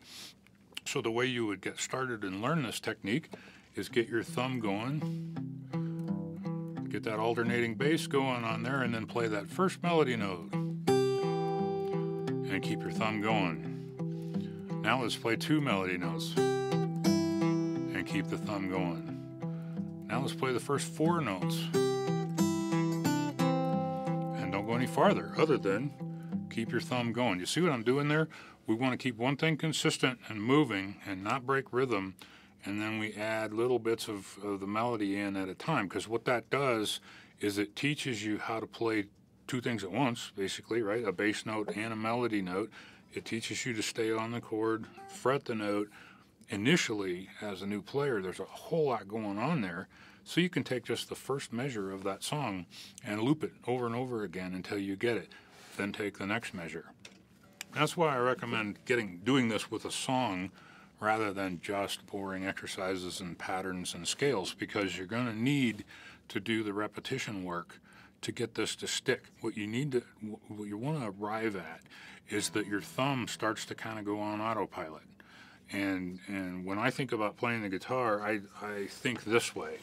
I want an aggressive, nice, punchy groove. So I'll tell my thumb to do that, and then I don't have to think about it anymore.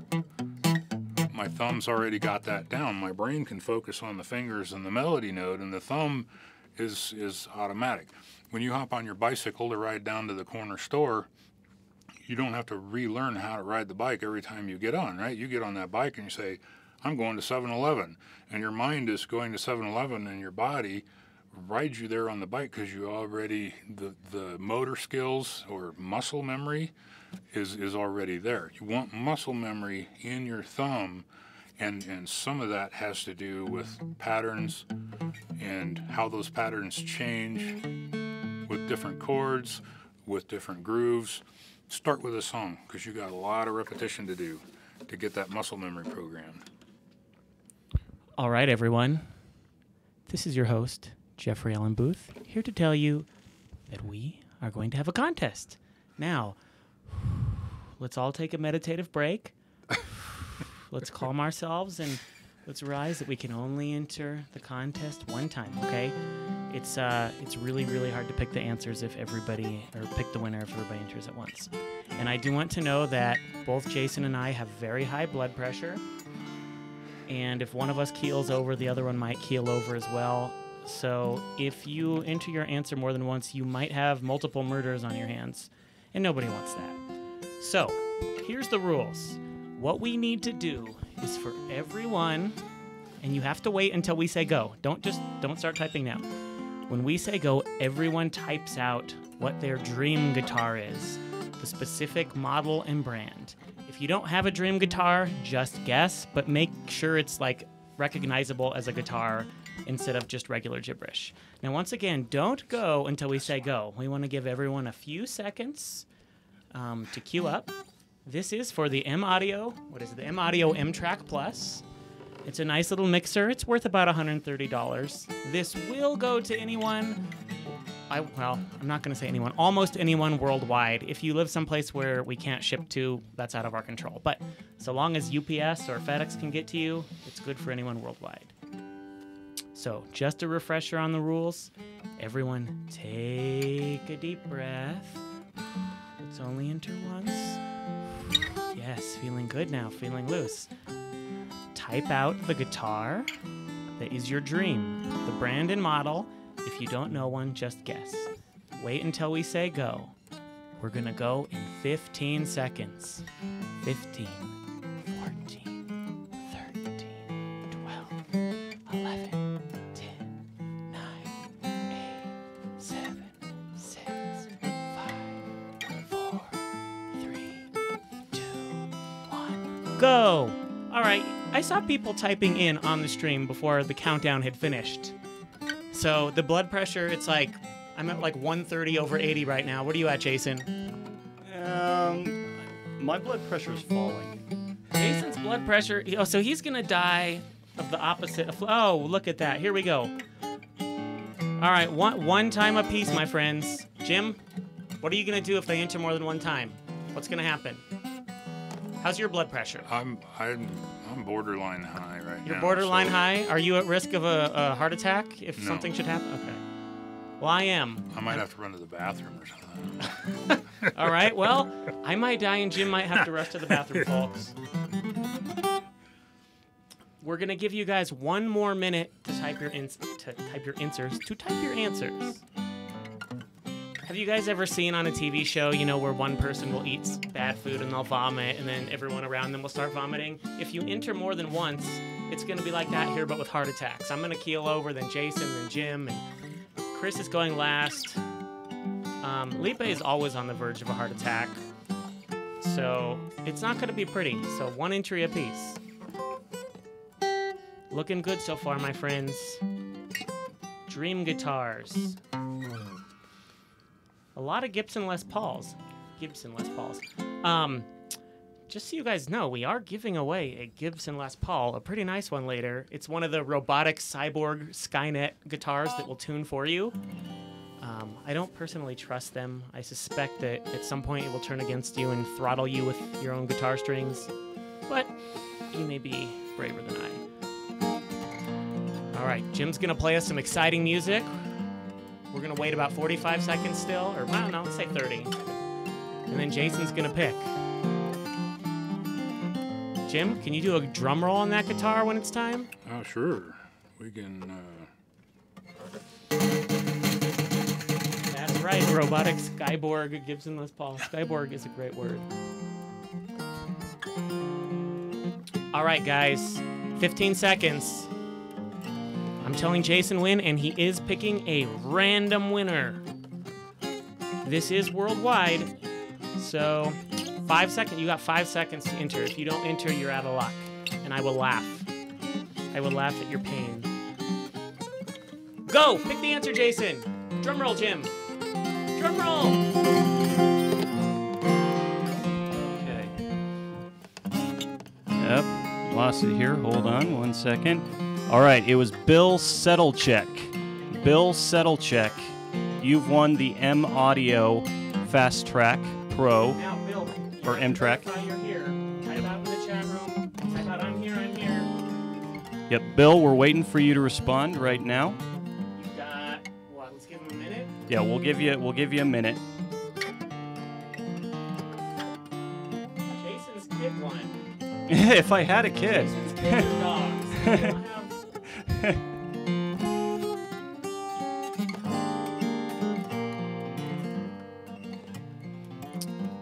Okay, yep, we see you. You are here. So, Bill, send us an email to support@jamplay.com with your name, email address, and your shipping address, and we will get that off to you. Congratulations. Back to the lesson. Oh, Chris Smith is on his feet, and he's applauding, folks. Jim Deeming, back to the lesson. All right.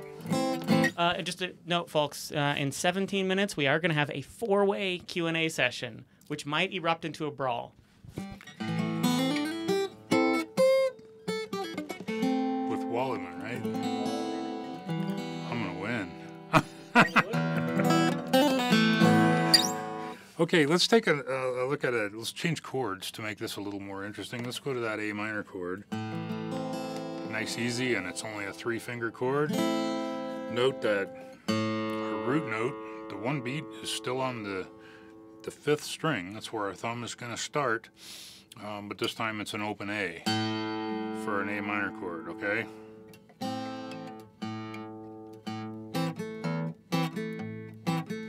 Let's try this.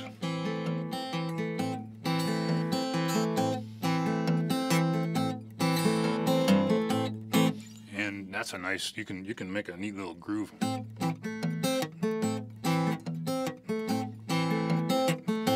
This might seem really similar to the one that we just did, but let's break it down and you'll see that it's actually maybe a little bit simpler. So definitely only thumb and 2 fingers. Thumb is alternating.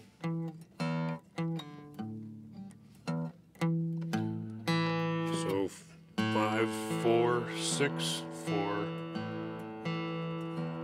Somebody's out here. Don't make me get the tuner out. There's a tuner built in, Jim. Oh, You have to really? push both the buttons at once, yeah. So, well, this is cool. There's a feature of the guitar that you're going to win tonight. It's a built-in, look at that, tuner on the top. The old people like me can't read that close. Let's try this. There, we got a green light. How awesome is that?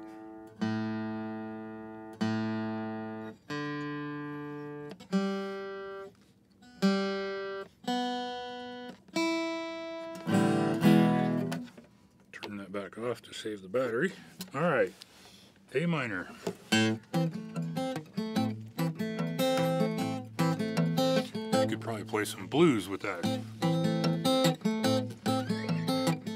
So your thumb is doing 5, 4, 6, 4. And similar to the other pattern, your thumb and middle finger are playing together on the downbeat. I don't think that sounds right. Now, instead of syncopating the middle finger next, we're going to do 2 downbeats together, I mean 2 quarter notes together. Thumb and middle finger, thumb and middle finger again. Middle finger stays on the same string, thumb bounces from 5 to 4. And we're gonna go, try that.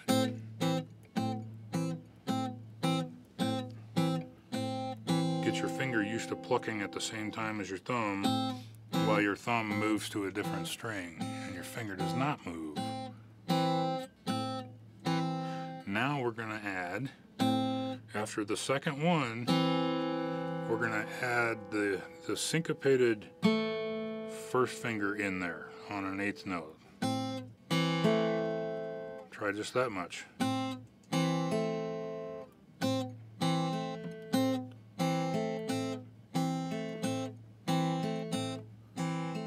I'm not doing the full pattern here. I'm only repeating the 2 beats that we've gone over. 1, 2, and.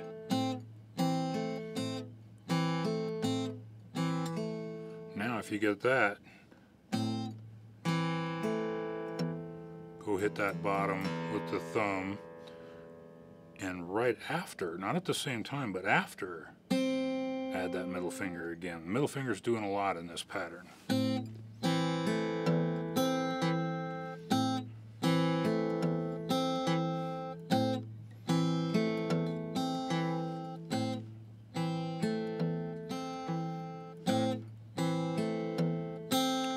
last thing to add is another syncopated index finger. So the full pattern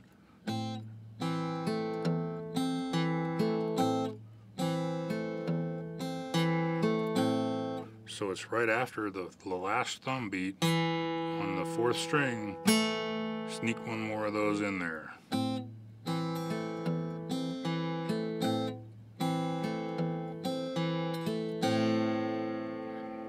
When you ramp that up, that pattern works as a slow.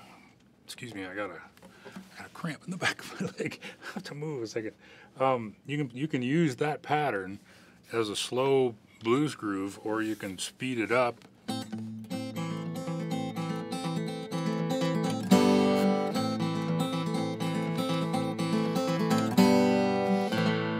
Okay. Jason, do we have anybody asking questions about that pattern? Not specifically the pattern, Okay. but we do have a couple general questions that maybe we can do a couple of them right now since people have been waiting. Okay. Let's see here. Probably the first one that we'll handle here is from Francisca. And she asks, how do you know what bass notes you can add to a melody? Okay. That's good. That's gonna vary based depending on the chord you're playing, obviously. It's actually more important to be on the right chord than necessarily the melody line. When you're playing something simple, I can complicate that by talking about passing chords or walking bass lines.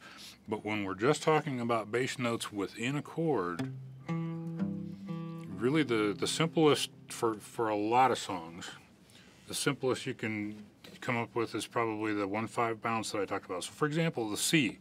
Maybe what I'll do maybe to answer this real quick is I'm going to run through all of the first position chords and I'll address where the root note is and where the most appropriate alternate bass note is in each one of these chords. How about that?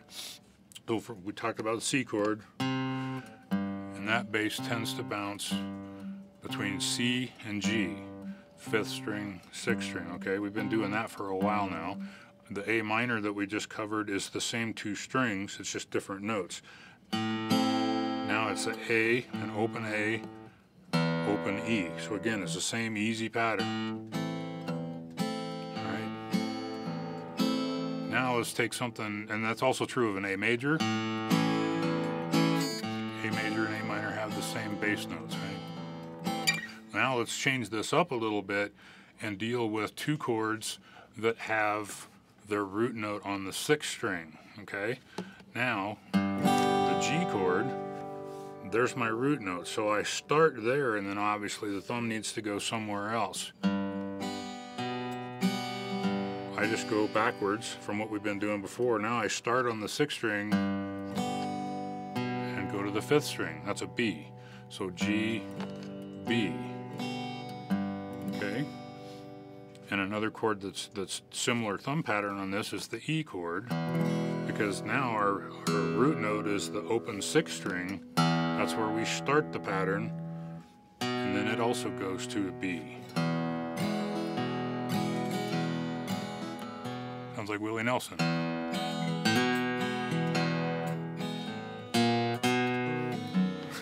All right.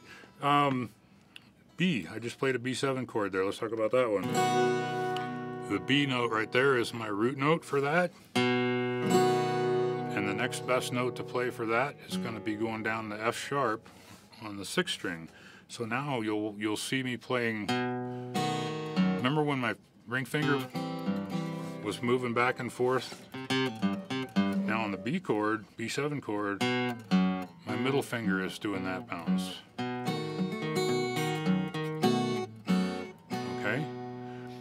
Let's see, we talked about A and A minor. Another outlier here is the D chord. We talked about this at the very beginning when somebody asked me about 3rd string bass notes. Now our root note is on the 4th string. So we'll alternate that open D string, the 4th string, and the open 5th string, an A. And that makes our alternating bass note for that chord. Same too for a D minor.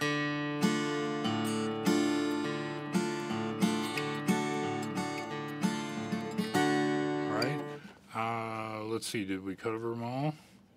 C, A, G, E, D, and B7, and the minor chords.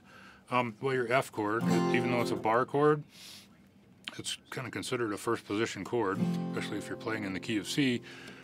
Here, really what we have, it says it's a bar chord. What I focus on is it's an E-shaped chord. And just like the E chord, the root note is still the 6th string. Now it's an F note, but our pattern is going to be 6th string, 5th string, F, C. Okay? Did that answer the question?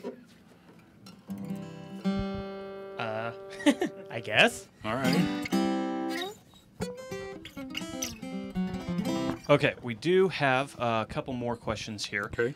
This one, let's go with the next one is from, hopefully I don't butcher this, Luis Horatio Velez de la Pava. Nicely done. That sounded authentic Italian. I hope so. Sounded Italian to me. And he asks, how can I improve changing chords quickly with a small hand? Okay, great question. And you're about the 13,000th person that's asked me that question, so you're in good company. All right, I'm going to answer this by giving you one example, but I'm not trying to teach you just these 2 chords. I want you to get a thought process here, okay? And it goes like this. Let's say that you're playing the C chord, and you want to work on your transition from C to a G chord, okay? What I like to do is, first of all, only work on these 2 chords at one time, right? We're going to go back and forth between just 2 at a time, because what we're going to do is we're going to look for shortcuts and efficiencies that can smooth this out as much as possible. Slow, smooth, and then smooth can become fast, okay? So looking at the C chord, here's what I see when I look at a chord. I see it in my mind, I see a shape. When my fingers are lined up like that, that just screams the letter C to me. And I can play a C chord on my other arm here, right? That's a C shape. That is a G shape. When I look at those 2 shapes together, a couple of things jump out at me that I see are really similar. And it's these 2 fingers right here. Okay, the middle finger and the ring finger. First of all, in both this chord and in this chord, they're both in the same frets. They don't move anywhere else. They're staying in the same fret. Middle finger is staying in the 2nd fret. Ring finger is staying in the 3rd fret. Nice. The other thing is they stay 1 string apart. In this chord, they're on strings 5 and 4. Up here, they're 1 string apart on strings 6 and 5. Now, let's forget these 2 for just a second and focus on that easy part, on the similarity. Practice making that hop back and forth. And I really don't mean hop, okay? What I don't want you to do is to play that and then wing off the fretboard and then try to land them again. That's exactly what I'm trying to help stop, is by seeing the similarity there in that shape, you can slip back and forth with super minimal movement. Super minimal is a word. And so when you take just that much of the chord, smooth that much out. All right? And if you've got small hands, you're going to really like this because you're only dealing with 3 strings at a time. Now, dealing with these 2 rascals out here, the other thing to see is that, well, the index finger is involved on the C chord. It's not involved on the G chord. Opposite is true here. Pinky's involved on the G chord. It's not involved on the C chord. So now I can say, well, I got this easy thing to do in the middle.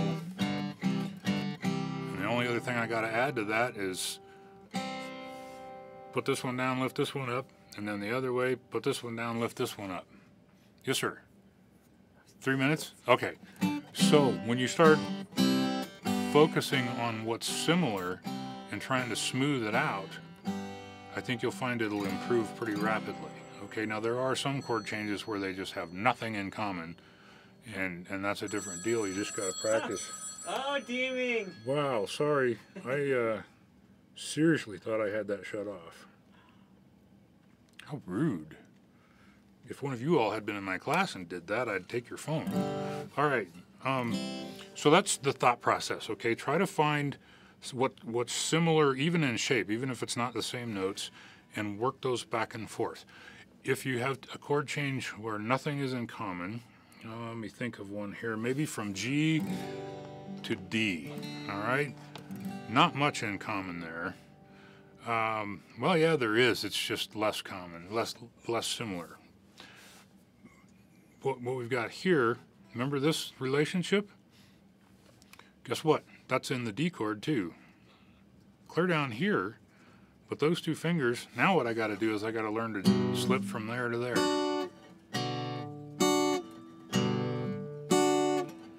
Practice just those two, because that's two fingers, that's most of your movement. But if you get that feel of the similarity, it'll smooth it out for you.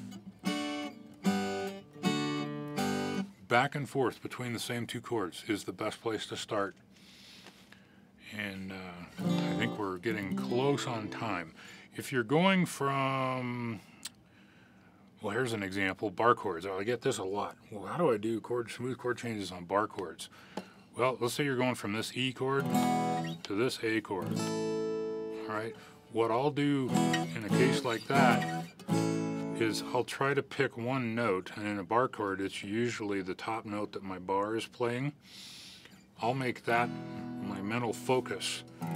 When I'm getting ready to make this change from here to here, my eyes will go right here where that index finger is going to land, and I'll land that first and then build the chord behind it, the rest of it.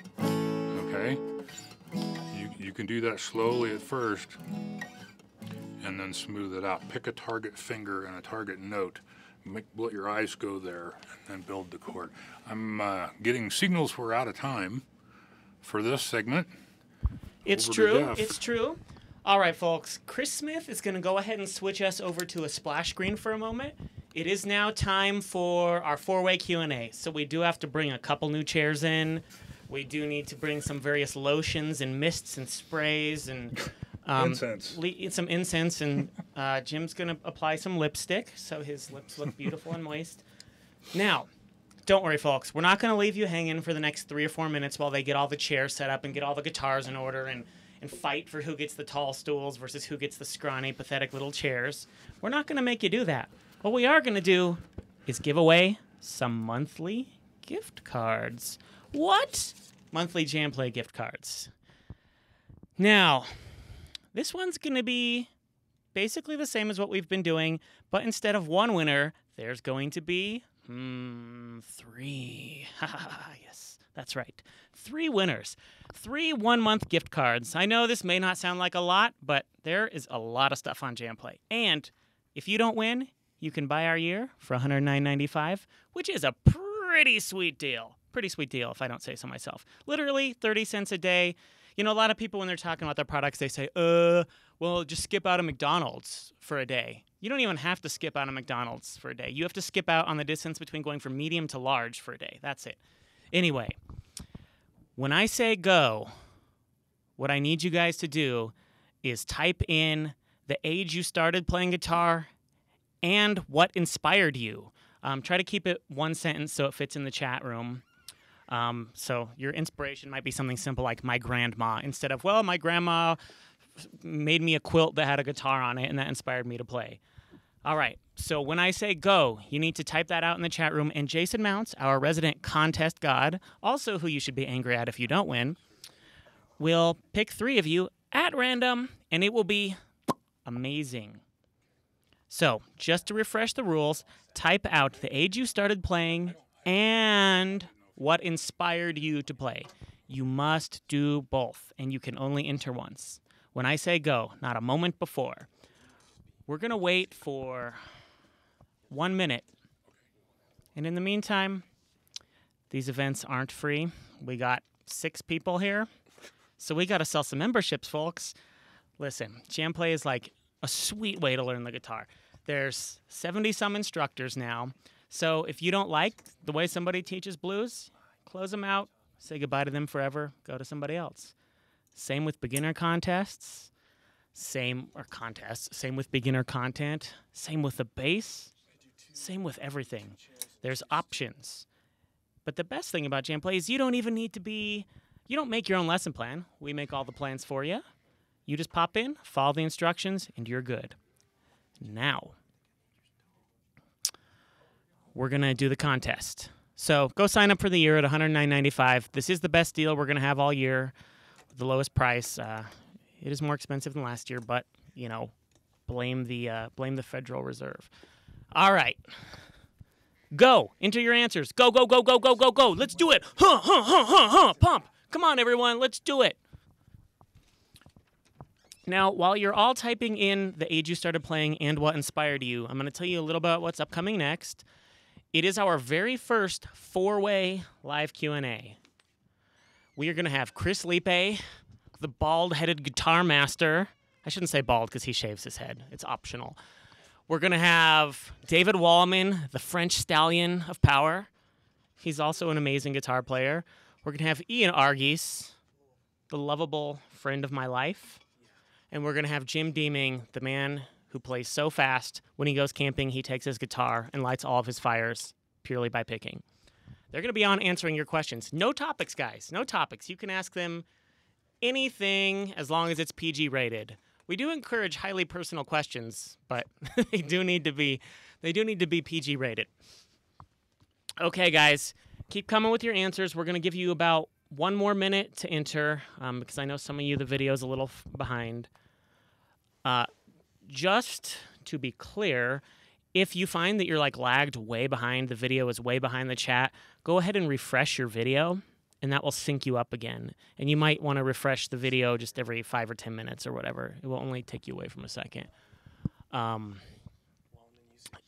Ian's in the room. Wallimann's in the room. Wallimann's guns are looking mighty chiseled today. Did you oil up? I did. You're looking really good, bodybuilder style. I don't know where Jim's at. He's going to take care of his guns. Oh, Jim is out doing some curls. Keep them coming, boys and girls. Keep them coming. Oh, it smells like Hawaiian Tropic sunscreen in here. Somebody did grease up. All right. Jim, you're here. So if you'll notice, when the feed goes live, there's 2 people on tall stools. They're very obviously on a power trip. Okay, Jason, can you pick us 3 winners and announce the names one at a time? Okay, give me a second here, folks.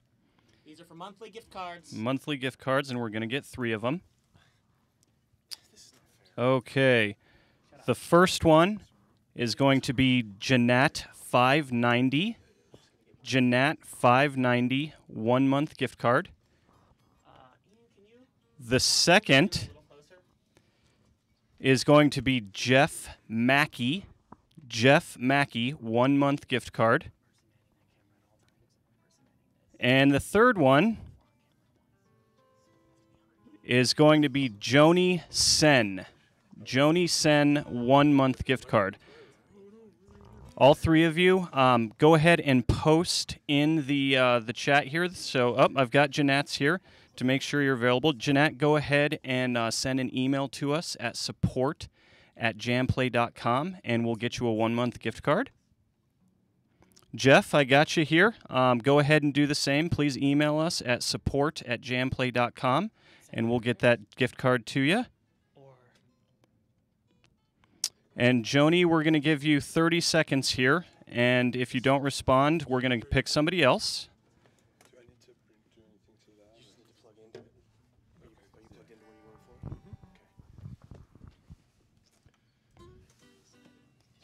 Okay. Still waiting on Joni Sen.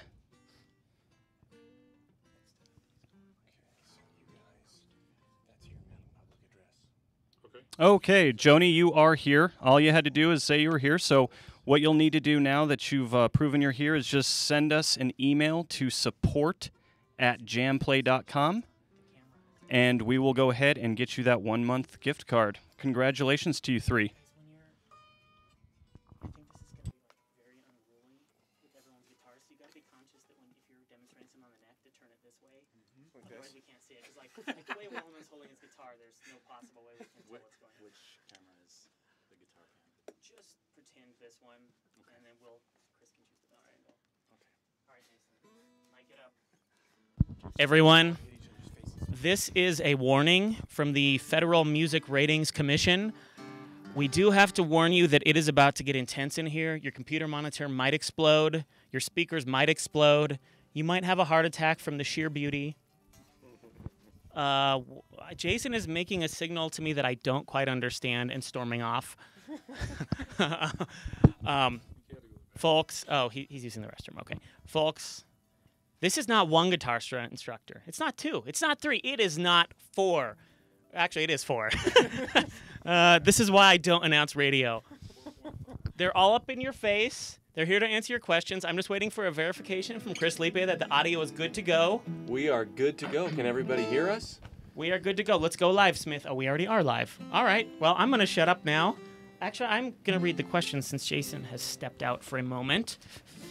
So, I do not have the spreadsheet that Jason's been using, so I'm just going to read the first question that comes up. So, ask away. These gentlemen are going to do their best to help you. Like I said, highly personal and invasive questions are encouraged, but not required. I like that.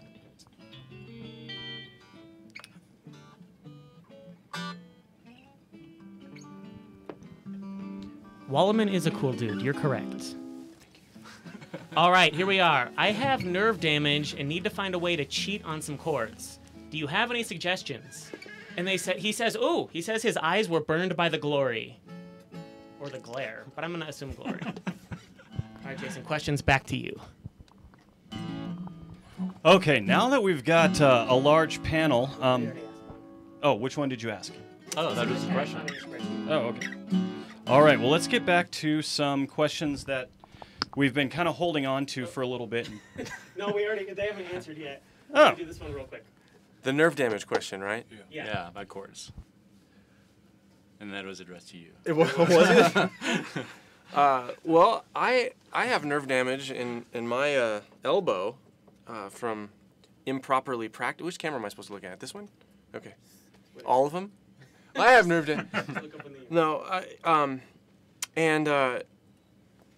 in terms of, I'll address it in two separate sections because I think there's ways to modify your technique, but then there's also things to think about so that you can play with nerve damage and have it not bug you.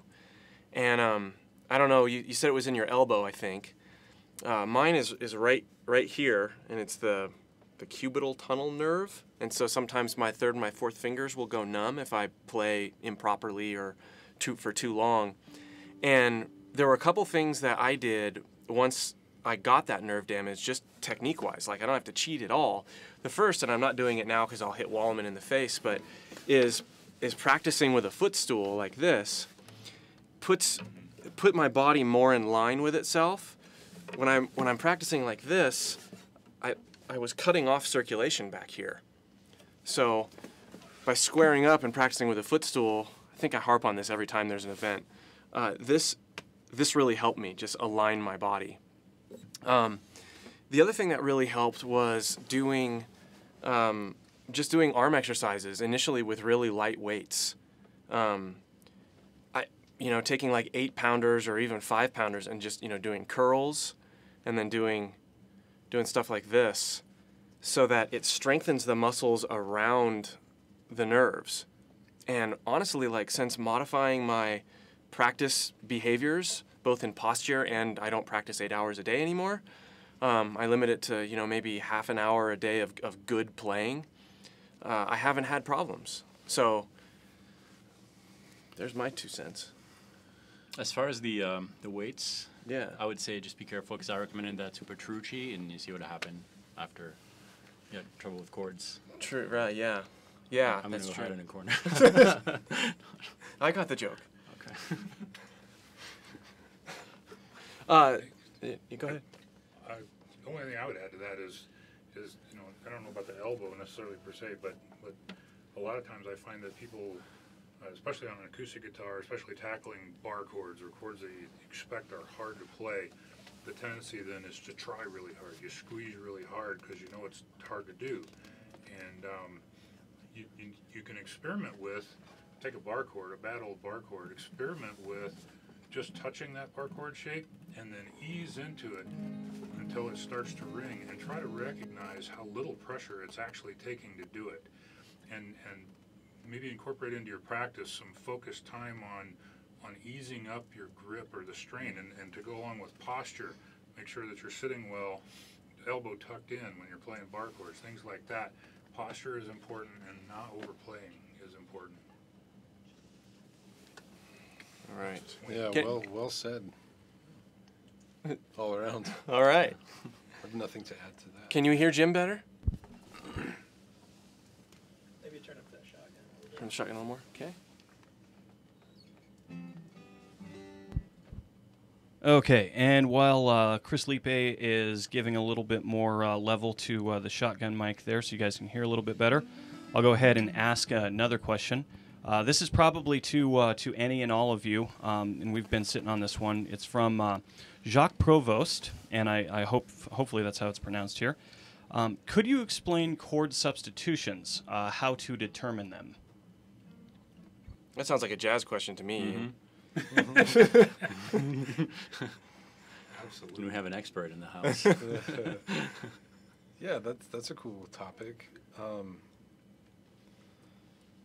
You know, I think the most common chord substitution that happens in jazz, and that happened in the jazz blues that we were working on earlier today, is the tritone substitution. I'm just trying to think about how to put that in really simple terms. Basically, anytime that you could approach the chord you're going to by a half step above, that works out really well. And the reason is that the third and the seventh, let's see if I'm speaking the truth about this. Yeah, the third and the seventh of the chord that's a half step above your target. So let's put some names to this. Let's say that your target is C7. Yeah. And instead of playing a G7, which would be the 5 of C, that would be the logical thing. G7 would lead to C, and that could be a C major 7 or whatever. But instead of playing the G7, we're going to play a half step above the C, which would be a D flat 7. So the reason that it works is because two of the notes are the same between G7 and the tritone, which is a half step away. So they both have an F and a B. You know, when it's a G7, you have the F is the 7th and the B is the 3rd. But if you think of it as a D flat chord, the F is the 3rd, and I guess this would be a C flat, the flat 7. So that's a little thought on that. Maybe not the best explanation ever, but do you guys have anything to add? No. Yeah? That's great. That was good and awesome. Made total Cool. sense. Cool. Okay, so we'll move on to the next question then. Yeah, that's cool. The next one will be Has from to make sense. Yeah. Thomas Ross 20, and his question is, I mainly use major modes. What else do you recommend I use? Melodic and harmonic minor modes? Which is most useful? I find the major modes to be most useful. I don't really spend a ton of time in the modes of other. I'm trying to think if I've ever written anything in a non-major mode. I don't think I have. If we're talking about major modes, my favorite one is definitely Dorian. I just feel like it has the most. Well, Mixolydian, Dorian, Mixolydian, both are just so. The tones, the way you can with the Mixolydian, you can have that major sound with the flat 7. It's just so bluesy, and then of course Dorian fools you into thinking you're in straight minor. But yeah, I haven't done anything with. Have you? A little bit, and I think it has to do with what you listen to. The more you listen to music that has that kind of flavor, the more you're going to be accustomed to it, and the more you're going to like it. If after listening to like jazz standards for a few months you just don't like it, don't force yourself. That would be my advice, because we all have different tastes. You know, if you don't like spinach, you don't like spinach. That's kind of how I approach modes, really. They're kind of flavors. There's certain flavors that are going to work particularly well with a dish or a backing track, right? And then you can spice things up a little bit by using exotic modes if you want. But it's always going to add an additional flavor, and it really has to do with the dish you're cooking, or the backing track you're playing over, or the style of music you're listening to. If you're a blues player, for example, your main ingredient is going to be the pentatonic stuff, the pentatonic scales, which we'll talk about later. I have a section on that. And then if you want to get a little fancier, you can spice up your pentatonic licks with some modes from the harmonic minor scale or melodic minor. But I wouldn't stress too much over it. I would really start by listening to musicians who use that kind of scale. Know if you like it, because I think there's no point in forcing yourself to really incorporate that to your playing if you don't like the sound of it. And I think you should be confident in what you like or not. You should listen to that. You don't want to force yourself to use, you know, musical tools that are just not part of your personality. So I think your ear is going to tell you if you like something by listening to a song by an artist you like, and there's something that kind of tickles your ear a little bit. That's where you do research, and that's where you get into maybe some exotic modes. But what was the original question? I kind of forgot. But the original question was mainly using the major modes, and what else would you recommend? Oh, Would you okay, recommend melodic and harmonic minor modes. So just to piggyback on what you were saying, like using a mode, and you touched on the idea of the track, like the song determining the mode. Yeah. It might be kind of cool if we spent just a little bit of time like doing some real basic, you know, like I'll throw out a couple chords, and we'll see if the masses can determine, based on the chords I'm playing, and we can kind of guide them through that, what mode you might play over it. Yeah. You know? So, you know, one of the main giveaways, you'll hear this a lot. We'll say A minor is your one chord. And then I'm going to go to a D major. So if A is my 1 and I have a 4 chord that's major, and it might even just do that, you know, could do something like this.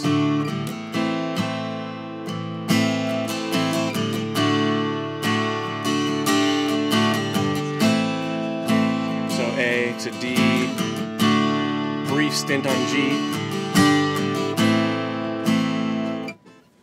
yeah. It is, yeah. I'm guessing since we bumped that mic up, your guitar's just a little too loud. Okay.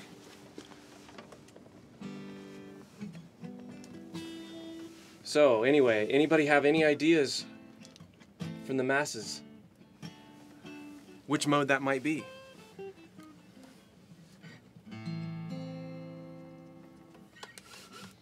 I don't know.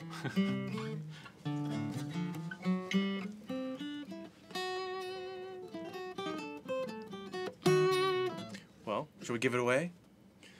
So, A minor, D major, that's a dead giveaway. You're playing in Dorian. So minor 1 with a major 4. You're playing in A Dorian in this case. And the easiest way to get there, if you're not familiar with it, is play your straight minor pentatonic scale, and then add the natural 6th in.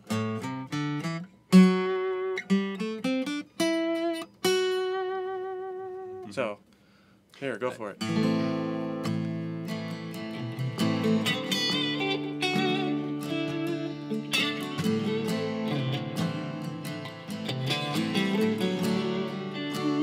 That's the giveaway note. Yep.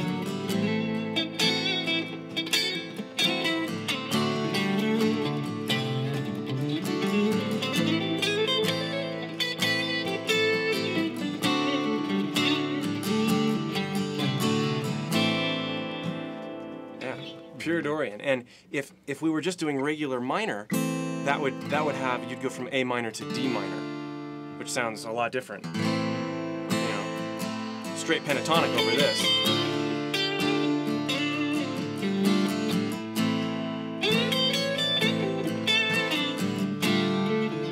And then to Dorian here, A minor to D major.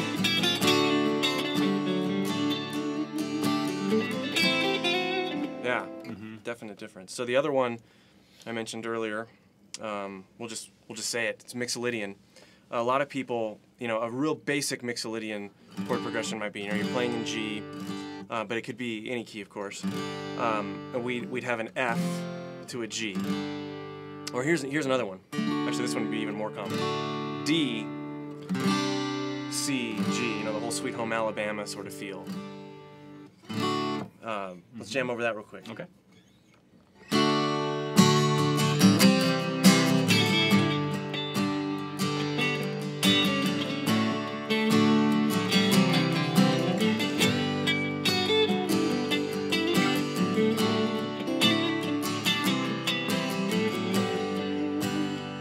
So, major scale, that flatted 7. Next question.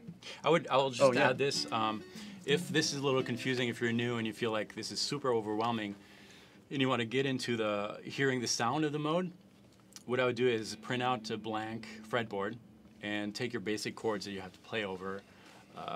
So the first one was, we mentioned A minor, I think, right, and D major. Just take your open chords, and on your blank fretboard, you're going to map out your chord, and if it's an open chord, that's fine. So you would map out the notes on your blank fretboard. So I've got an open string on the 5th string, 2nd fret on the 4th, 2nd fret on the 3rd, and 1st fret on the 2nd, and open string on the 1st string. So you'll have your first chord mapped out, and then the second chord is a D major on the same exact chart where you mapped out your A minor. You're going to chart out your D major chord, and that's going to give you not a chord but a scale. Oh, that's cool. And if you play the notes that are kind of extracted from both of these chords, or 3 or 4 or 5 or whatever, you're going to have a scale that is being drawn out to you, and that's the mode or scale that you're going to have to use. And the best way, really, instead of over theorizing things, instead of necessarily giving names to them, first start by doing that exercise and listen to how that sounds over the chords, because really modes are, whether you know the names or the theory behind it, they're given to you by listening to the chord progression. If you match the elements, you're always going to be melodic. And we talked a little bit about using exotic scales like harmonic minor or melodic minor. That's where you're not necessarily matching the elements, and that's where you can have more spice, and maybe it's not going to be for everyone. That's why I said if after 3 months listening to jazz music where there's a lot of tension, you don't like it, well, that's all right. It's fine not to like it. Stay melodic, and if you want to be melodic, always do that. Write down your chords and see what is being drawn out, and that's the answer to your question. That's your scale, basically. All right, let's go ahead and move on to the next question. This one is from Frank Matzi. He asks, can you suggest a guitar that would be easier to learn on for people with small hands? Yeah. Get on YouTube and search for a lady by the name of Muriel Anderson. I've met this woman, and she is about 5'0", tiny hands. Tommy Manuel says she has hands like a mouse. And she plays a full-size 2-inch wide classical guitar neck and harp guitar, and she does amazing things with it. And I answer that way to give you the idea that small hands, big hands, whatever your particular configuration is, can learn to adapt to a neck. I went the other way. I started with big neck guitars because I thought I had big hands and couldn't fit on my dad's ES335 and just didn't like playing it because it was hard. It didn't fit.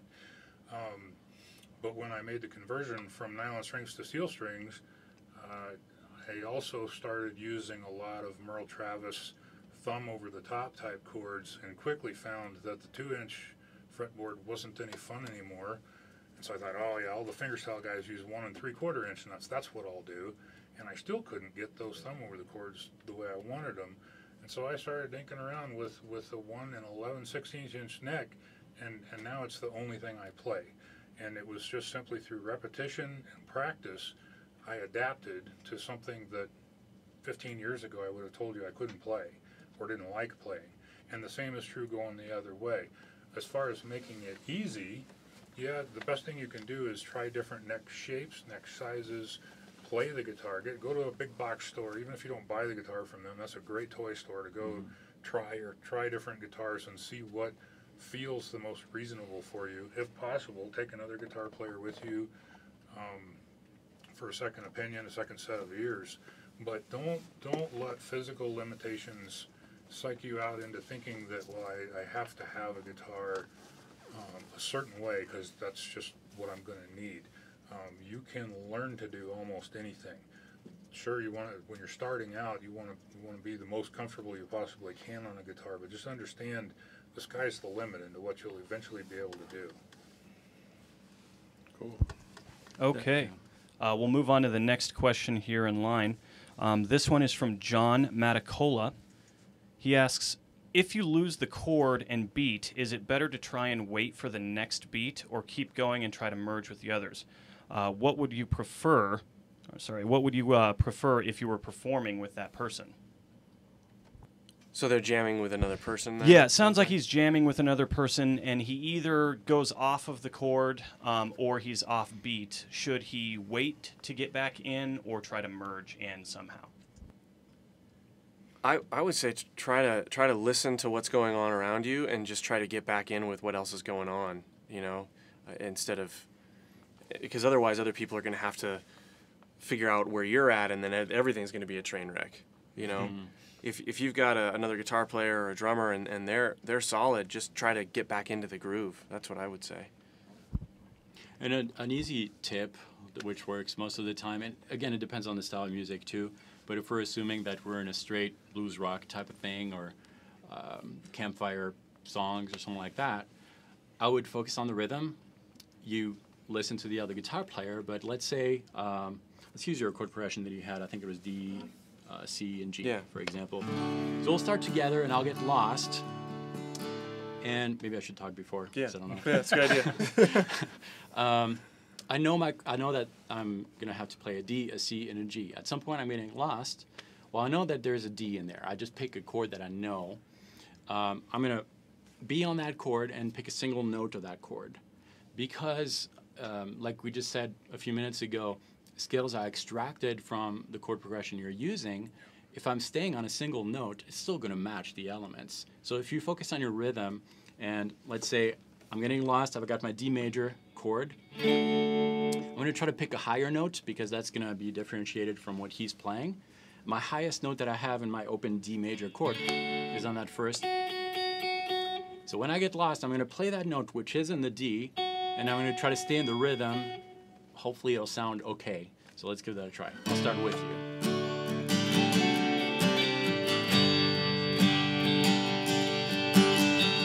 So we're together there, no problem. I guess I get lost here.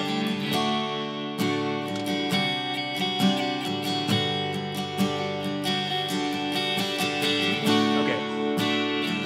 I got that. And you can make a mistake sound cooler and, yeah, intentional.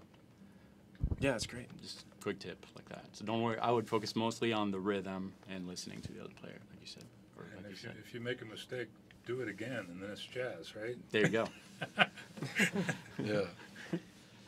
All right, so let's move on to the next question here. This one is from Dizzy Viewers, and it's directed at Jim. He says, "Hi, Jim. Have you ever tried finger picking while using a slide, either on acoustic guitar or a banjo?" Well, I've never seen it done on a banjo. That's an interesting idea. I have tinkered with it, not very much though. Most of my guitars, all of my guitars, are set up with relatively low action, and I find that when I start applying a slide, it just isn't really set up right for that, but that may be because I don't know what I'm doing. I really don't. I'll use, when I'm using open tunings, I'll use a lot of first finger bars all over the place, because it's an easy way to have a new chord, right? If you're in an open G, all you got to do to get your G, C, and D chord is just lay down a bar. And I suppose that the slide would be, useful for that too. But I haven't developed or worked on that technique.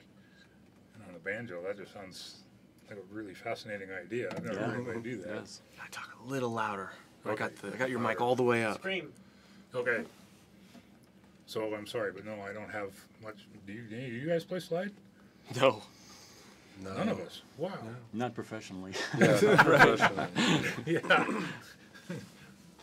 Need Hawkeye here for. Yeah. Right. Okay, well, we'll move on to the next question here. This one, I believe we had one from him previously, but this one's also from John Matacola. Would you suggest using bass runs when learning how to switch chords? Absolutely. Sure. Yeah. You can start with super simple ones. If you're just strumming or picking. Make that more interesting.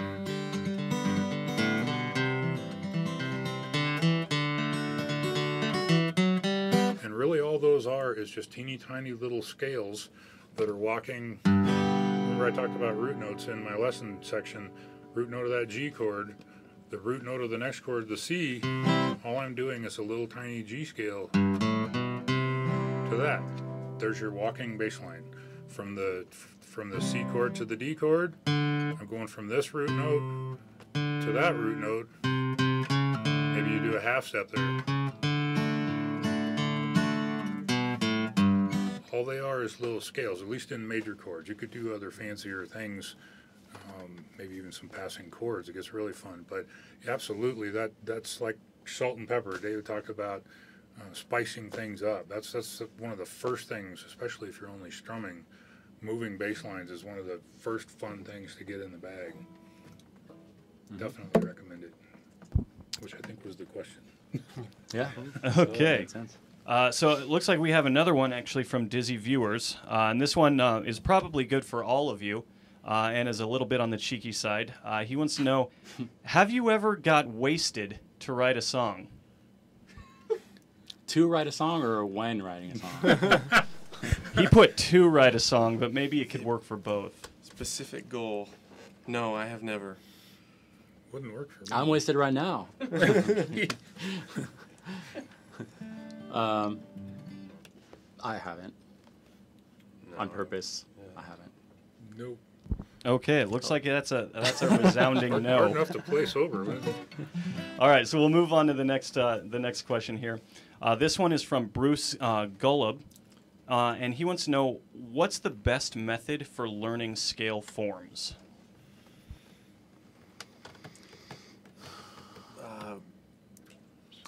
I'll just start the conversation. I don't know if it's the best method, and I kind of went back and forth, but I think if I had to start over today, I would probably start with the caged system. And if you don't know the caged system, caged spells out those chords, C, A, G, E, D.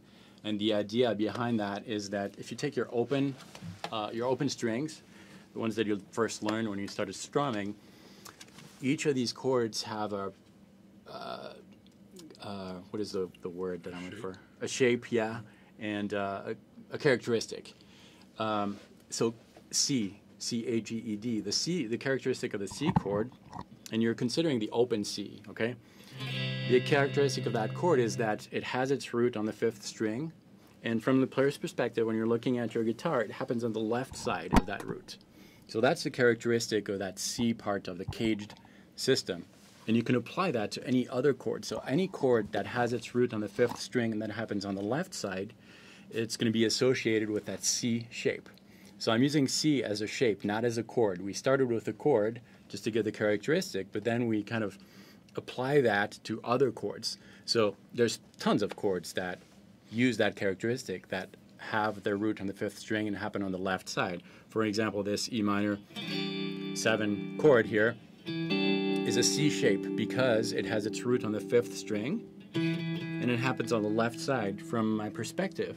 And I can associate to that C shape scale shape that is going to have the same characteristic. That's going to have the root on the 5th string and happen on the left side. And you can do that with the 5 main chords, C, A, G, E, D. And the reason why I say the 5 main chords, why not 7? Because, you know, there's A, B, C, D, E, F, G. Is that 7? Yep. Yeah. Yes. Okay. Forgot my calculator. It's in the hallway. But the reason why there's 5 as opposed to 7 is that, for example, there's no F. Why? Because F and E share the same characteristics. An open E chord would have its root on the low E string and happen on the right side from my perspective, and so does F. And so that's why some chords are not maybe found in that caged system. Scratch the maybe. Some chords are not found in the caged system. That's why. But I think I love the caged system because it allows you to organize your thoughts on the fretboard. It might be a little overwhelming at first, but really quicker than you think. It will all come together. So that's what I would recommend, starting with a caged system as opposed to like 3-note per string system, for example, or anything like that. So one reason I really like the cage system is that, and you just touched on this, is it allows you to tie in your scale with your chord and your arpeggio. Mm-hmm. And for those of you who are JamPlay members, and if you're not, you should be, and check out this lesson. Michael Nomad Rapole he does a whole series on modes, but one of the lessons in there is literally called ska, scale, chord, and arpeggio. And what he does is he takes each caged chord and he breaks it down. He plays the chord, and then he plays the corresponding scale, and then he plays the arpeggio, and then he does that for everything. And so, you know, if you were to take, you know, your C shape, and you were to take that up, this is an E chord, but it's a C shape E chord. You could extract a scale, a chord, and an arpeggio out of that. Here's the arpeggio, the scale, and then of course the chord. So by learning your scales in the cage system, you can really relate different tools in one position together. I think that's why it's the far superior one. I started with 3 on a string scales. Yeah, I did too. I wouldn't have started there if I would have known the cage system first, because I felt like, I mean, 3 on a strings are great in terms of like being able to navigate the neck, but they don't connect the chords and the scales. They don't connect everything together as well. So, well said. Okay, let's go on to another question here.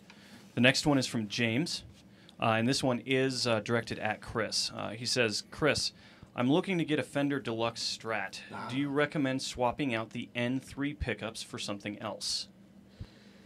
So, I like the N3s. I really do. But I like the DiMarzios better. The Area series is what I ended up putting in my Strat. And the N3s are a little... they're a little warmer. They're not quite as bright. And the Area series, to me, what I really like about the Area series, and you'll hear it later when I do the National Anthem, because I'm playing that Strat, they do a really good job of responding to the pick, better than the N3s, I think. You can play soft, and with the right amp settings, you have like this really clean, shimmery sound, and then you can dig in a little bit, and it sounds like you've hit an overdrive pedal. I mean, if you have everything set right. And I'm really only able to get that range out of those N3s, out of the Area series, because they're noiseless, and the N3s are too, but they still have that shimmer that I feel like they captured the shimmer of the original Fenders better than the N3s even did. So, but the main reason that I took out that first pick guard in my Strat, because it was an HSS initially, I wanted to lose the humbucker in the back. And I got to the point, because I switch when I'm doing solos, I switch between my neck pickup and my bridge pickup all the time, depending on what I'm playing and how I'm playing it. And I just didn't feel like I could ever get the balance right between that hot output humbucker and the glassy single coil sound. So, there you go. Excellent. Okay, so we'll move on to the next one here.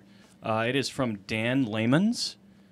And his question is, how old were the guys when they started playing? What was their first guitar? I was 14, and when I started playing guitar, first guitar was, you know, it was like a garage sale guitar that my grandmother had got, this blue thing, bright blue, like 80s metal kind of guitar, you know, and the nut on it, the piece where the strings rest, would always come undone. So I would have to like glue the nut down, or I would be trying to play and the nut would like fall out a little bit. But eventually, you know, my folks helped me upgrade. So yeah, what about you guys? My first unofficial guitar was my dad's Yamaha acoustic, which he still has, and I still play sometimes when I go over, and now my son plays it, weirdly enough. But the action's real high, and I never got into playing on it well. Like, I learned a couple chords, but I felt like I'd always play it and then I'd sound bad, and so I wouldn't play very much. And it's interesting, so a couple years later, I ended up saving up and buying my first, it was an Ibanez RX60, which is a Strat style guitar, and it was an HSS. It was like maybe like $200 something, and I had that and a PV Blazer amp, and that was what I started with. And when I got that, because I felt like it made me feel good about the guitar, that's when I just started practicing like crazy. And then I ended up going back to that acoustic after I'd learned some stuff, and it was fine. Like, I played that for years until I got a better acoustic, but it took getting that electric that was easy to play and was fun and made me feel good about myself. Yeah. I played that for a while first, and then the subpar setup, and it wasn't even that bad. It's just, it was intimidating. You know, I mean, this Martin is set up so nicely, I can barely see between the strings, and the Yamaha's action was high, but I came to find out later that, you know, because it was a little higher, I mean, you could really dig into that thing and you'd get no string buzz. But my first official, the first one I really played was that Ibanez RX60. And how old were you, Chris? I was 17 when I started playing. 17. So I was 15 when I started. I started with a classical guitar that was kind of laying in the house, but I'm not going to count that. That's kind of, I wasn't playing. I wasn't serious about it at all. But my first guitar that led me to practice was a Naria Pro 2 Mad Axe electric guitar. Came with a little amp. It's quite the name. Yeah. And yeah, it wasn't great at all, but for me it was. And same, you know, I kind of felt good about myself, and yeah, That's what it takes. Yeah, but 15. Good job. I got my first instrument when I was 5, and my dad had started taking lessons, and so I just wanted to be like Dad, and so they gave me a ukulele, and there's pictures all over the house of me and Dad playing, and I'm on the ukulele, and that lasted about a year, and then I saw Tiny Tim on TV doing Tiptoe Through the Tulips, and I was absolutely mortified, and I thought, I do not want to play this instrument again, ever. And so Mom and Dad went to, I'm pretty sure it was Sears and Roebuck, and got me a pretty bad guitar. The action is half an inch high, and it's smaller than an OM for sure. It's probably almost like a parlor guitar. And if you watch my Tuesday night live chats on JamPlay, that guitar hangs on the wall behind me. I still have it, but it didn't really matter because I wanted it so bad. I played that guitar for probably 3-4 years till I saved up enough lawn mowing money to go buy my first $100 Yamaha classical guitar, because by then I'd heard Jerry Reed and I knew that's what I needed to have. So yeah, pretty early, basically 6 is when I got a guitar and a thumb pick. The two went together. That's right. It was never even a choice. Yep. All right. Let's go ahead and move on. We still do have quite a number of questions that we want to get through, so if we can keep our answers a little bit more succinct, that would help with time. Oh, I know. Chris is disappointed. No, it's fun. Let's see here. The next one, however, is from Dana Whitfield. She asks, due to playing for years on a cheap guitar, I overpress the strings. How do I relearn to press the strings lighter? Electric or acoustic, or did they didn't specify? She did not specify. I think you touched on that earlier, didn't Yeah, you? I kind of did. I just briefly, really simply show you again, and I like to use a bar chord as an example, because that's where I'm even the most guilty on that.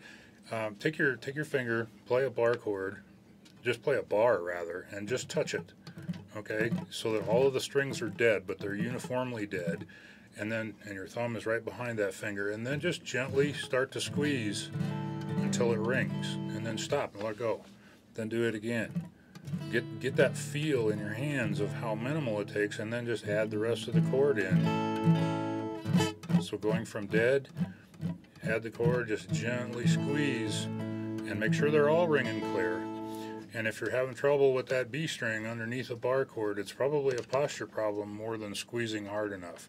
Tuck your elbow in, play out slightly back on the edge of that finger, but just give yourself some exercises of minimum amount of pressure required to play that. Then try it with different chords.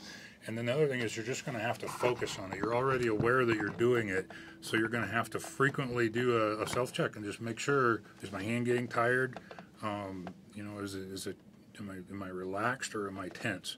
You just have to keep checking and working at it. And I'll add just, I don't know where you're at in your journey, but it's always worth it to bring your guitar to a luthier or a store and get a proper setup, because absolutely. you might be working for nothing, really, struggling where you shouldn't have to. I'm going to interject here, because since you mentioned a luthier, we do have a question on this, and it's actually from Vinny Mask, and he asks, would you gentlemen agree that having your guitar properly set up is very important? I would, absolutely, yeah. So, I tinker with setting up guitar and stuff like that quite a bit, and my Strat, I had been monkeying with it for 2 years and lending it out to various people sometimes, and it just wasn't playing that well. And I took what I knew and did the whole shims thing and was adjusting the bridge height and adjusting the intonation, and I just said, you know what, I'm just gonna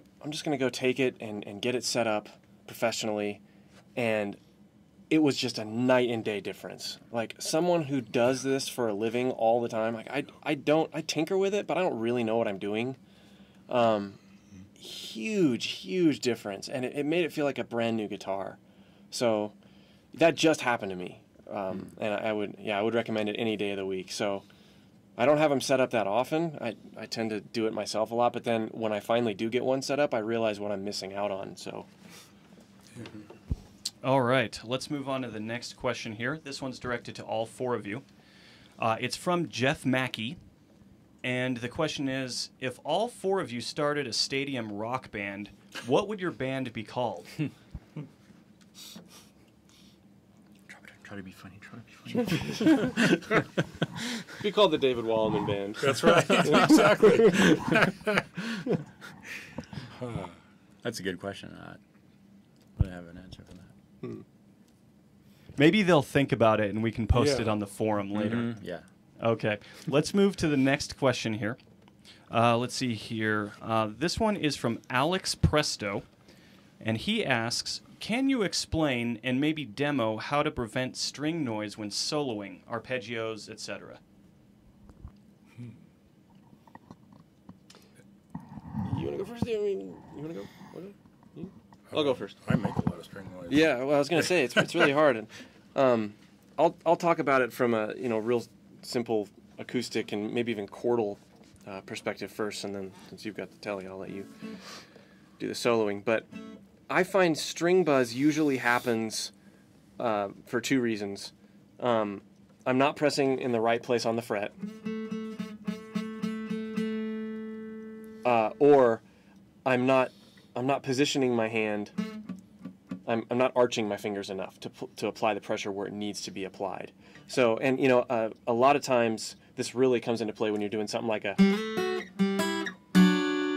that, because you've got two notes and you're doing some mutes.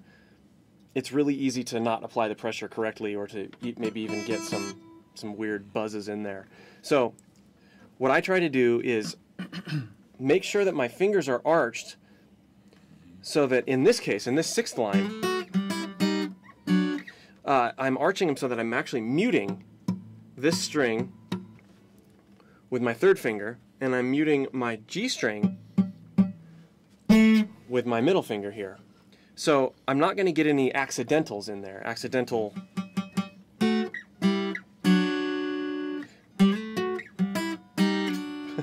The other thing that I try to do when I can is use hybrid picking. So I'm only targeting the notes that I want to hit. I'm not doing this, although this might sound good. You can hear a little bit more string noise in there when I'm doing it that way. That might be good for some things. But if I really want to be focused in what I'm doing on these particular notes, just focus on the notes that you're actually playing. Use a thumb pick and a finger, or hybrid pick it. And then make sure you've got your fingers in the right place on the fret, and that for simple rhythmic stuff like that works really well. Anything else on that one? Did you want to talk about electric stuff? Yeah. Do you have something? I don't have anything super specific technically about the electric guitar.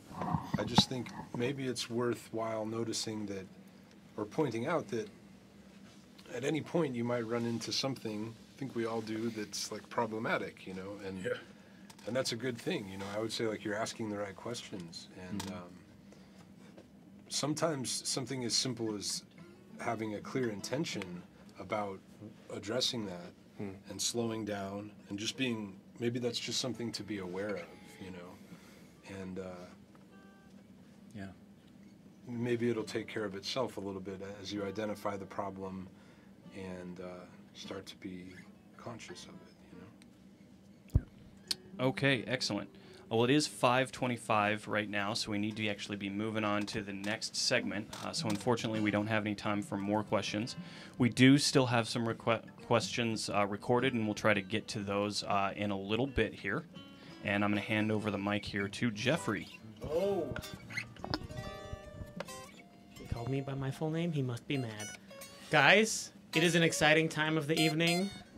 I'm excited. You can see these four excited. We're going to give away that Martin that Mr. Christopher Liepe is holding. Oh, Right. Nice. It's got to go, guys. I'm sorry. I know I told you I'd give it to you if you did some favors for me and helped me move, but I lied. And the winner is All Chris right. Liepe. Now listen up, people. The rules are the same as all the other contests. Your entry can only be typed one time. Please, please, please, one time. All right. Now, I got some really bad news for those of you outside of North America, but we can only ship these guitars to the United States, Canada, and Mexico. Everywhere else is too expensive. Like, we're talking $400 to ship to certain places. So, as you can see, really, really not realistic. All right. What we're going to do for this quiz, when I say go, this is not telling you to go now. Wait till I say go. You're going to type out what you like the most about each of our instructors. Pick one of them and type out what you like the most about them. It could be their beautiful eyes, their scorching rock licks, well, that's very specific, but that could be one of them. That one would win. Chiseled biceps, their skillet modes, their beautiful fingerstyle melodies, whatever. Why don't we all Whatever play you something find beautiful. different while we're... I while think they're so. doing- Yes. So we're going to boost up their egos a little bit. It could be their shoes. You could just compliment their shoes. I know you can't see their shoes, but it doesn't matter. Now, So we're reading the feed now, just so you all know. do not that's type anything out yet. Yeah, so some people are saying that we said the giveaways were open for worldwide. That's true, but not for the guitars. So you have the option to win the gift cards. We already gave away the little mixer, or interface. We can't I do like that. Wallimann because he explains the really All right, good guys, you're not fretboard. supposed to be typing the answers out in yet. Oh. Let's wait. Thank you, though. Let's wait. If you can't remember their names, their names are the guy on the left with the red, white, and blue shirt is Ian. The next person, the bald man with the huge muscles, is Chris Liepe. The beautiful Mr. Clean. Frenchman with the longer hair is David Wallimann. And the fingerstyle god is Jim Deeming, Who is higher than all of us? who's higher than all of you. So, 'Cause I'm on a we're going to stool. wait 1 more minute for everybody's video to sync. In 1 minute, when I say go, type out which of the instructors you like and what you like best about them. And this selection will be randomly. And like I said, unfortunately, it's United States, Canada, Mexico only. We cannot, I mean, it's just shipping guitars to China is not a realistic thing. So, we're going to wait a few minutes. Maybe we could get, not a few minutes, we're going to wait 1 minute. Their talent. Here, you know what I'm going to do? 1 minute. If you guys do not type your answer now or it won't be counted because Jason's only putting the randomized entries in from the moment I say go.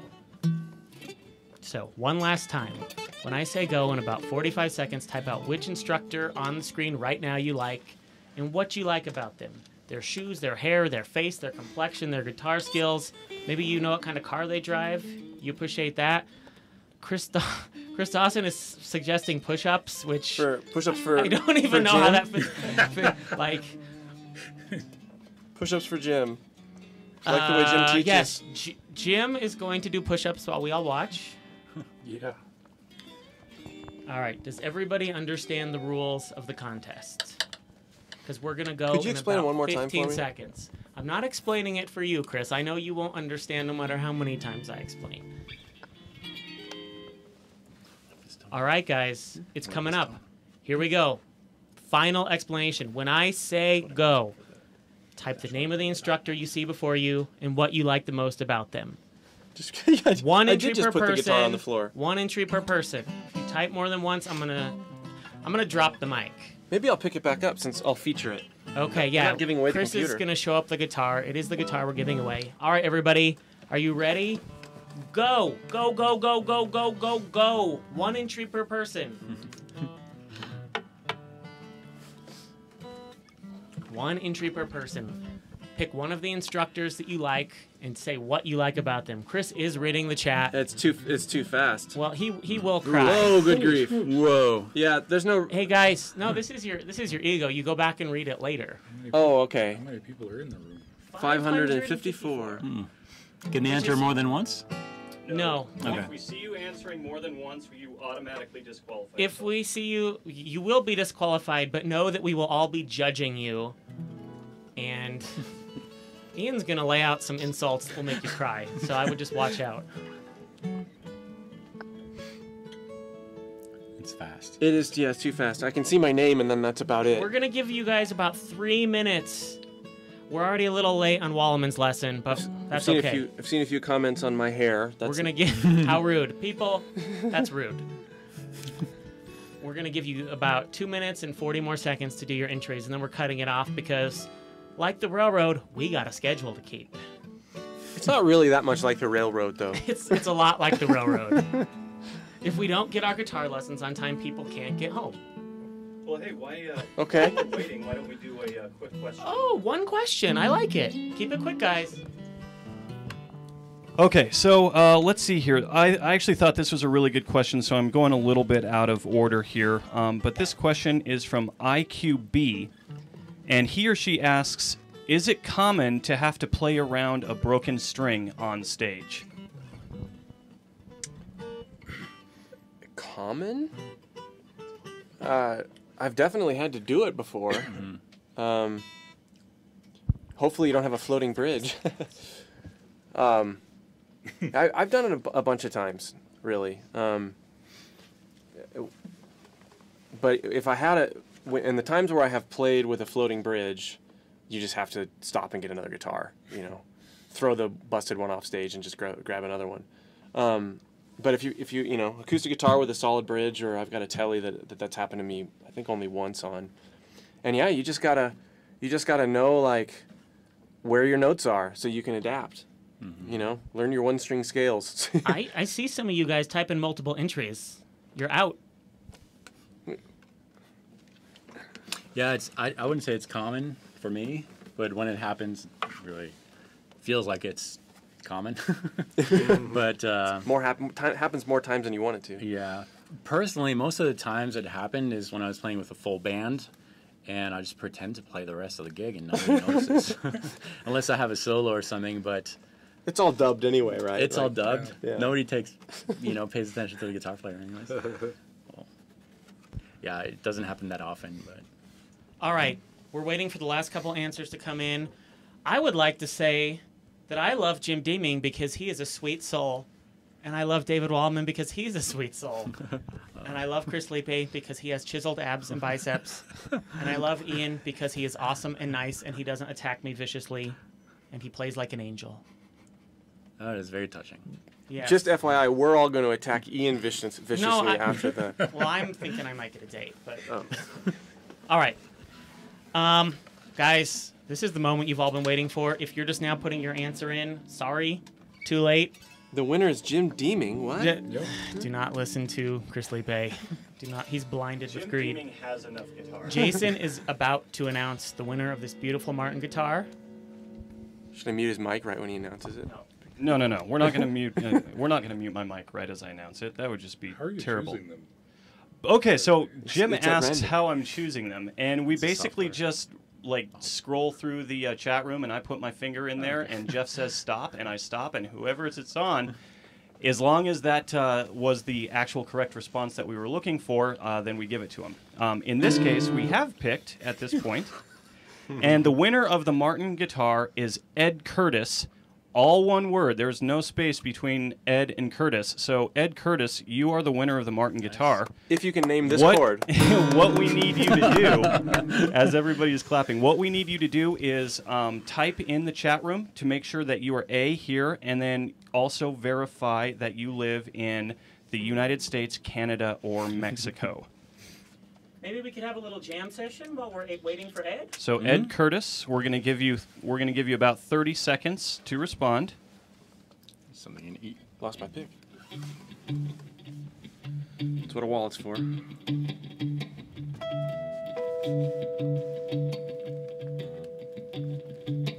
Ed Curtis, we're still waiting for you to respond. If you don't respond within the next 20 seconds or so, you will forfeit the guitar, and we'll have to pick somebody else. Hey,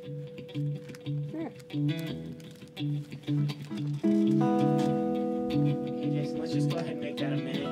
Yeah, we'll go ahead and make that a little bit longer, just in case anybody's on a lag. There he is. There we go. Hi, Ed. We do see you here. Please verify your location for us, United States, Canada, or Mexico.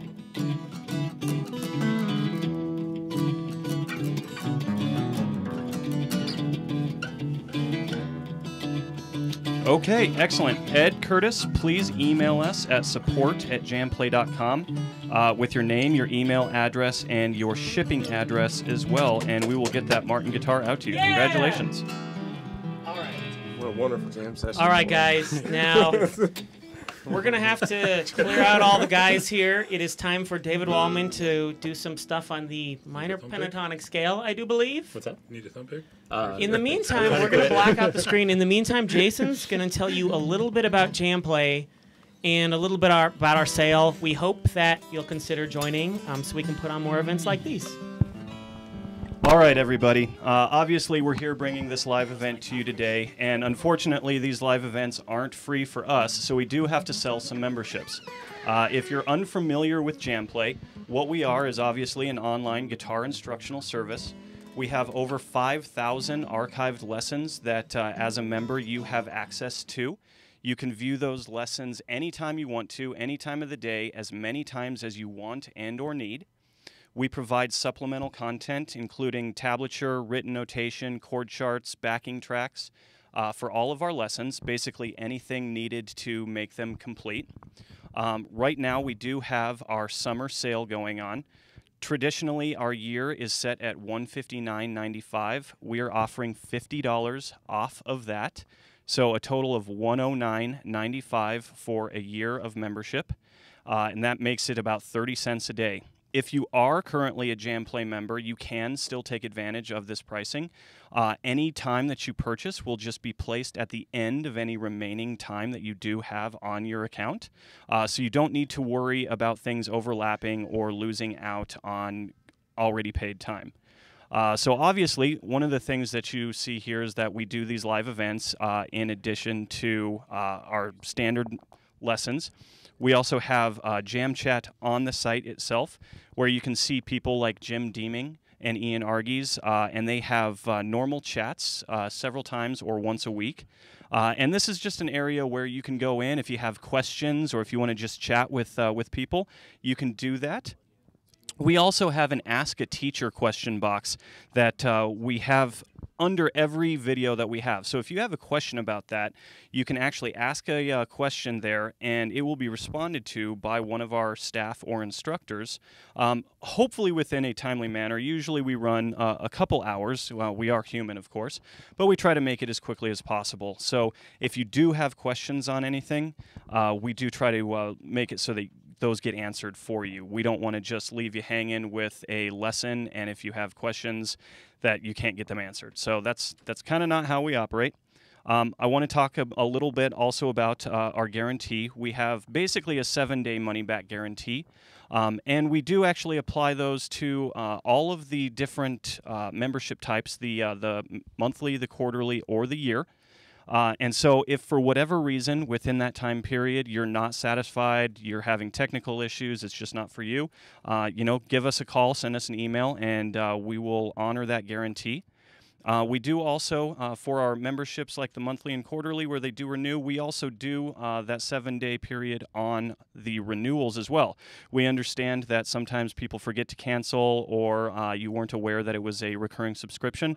Give us a call or send us an email, and we'd be happy to do that. We don't want to keep your money if you're not satisfied with the product. So as we continue to get everything set up here, if anybody has any questions about the site itself or about the sale, go ahead and type it in the chat, and I'd be more than happy to answer them for you. Hey, Jason, can I see your mic for the sec? Uh-oh, it's the giveaway fairy. Come to torture you in the night with giveaways. That sounded really weird. That's not how I meant that to come out. We're going to give away a yearly membership, and a t-shirt, which means there's 2 chances to win this time around. All right. Now this quiz or this giveaway, we're not going to spend as much time, and we're not going to wait as long because the prizes aren't as valuable. But what we are going to do is you're going to type out, what should we ask you guys? If you were going to write a novel, what would it be called and why? Just start entering it now. You've got 2 minutes. Two people randomly selected. One will get a 1-year JamPlay gift card. The other will get a t-shirt. And just a note, if you already have a year membership, you can give this gift card to a friend or a family member, or perhaps there's someone you know who wants to play and you know they'll be terrible and you want to ruin their self-esteem. You could give them the gift card, whatever you choose. So again, type out in the chat room the name of your novel if you were to write one, and why was it named that way. Just go. Start now. Go, go, go. I'm going to watch the responses here. My life as a guitar player. Well, I think we know why. Across the great guitar divide. I like that. Guitars and beer. I think that's like every guitar player's. Never too old to learn guitar. I saw one about murder. Ah, there we are. Sirens of the Ants. There we are. This is what I like.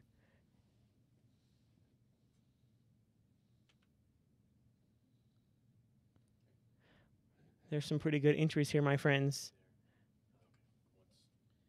Oh boy.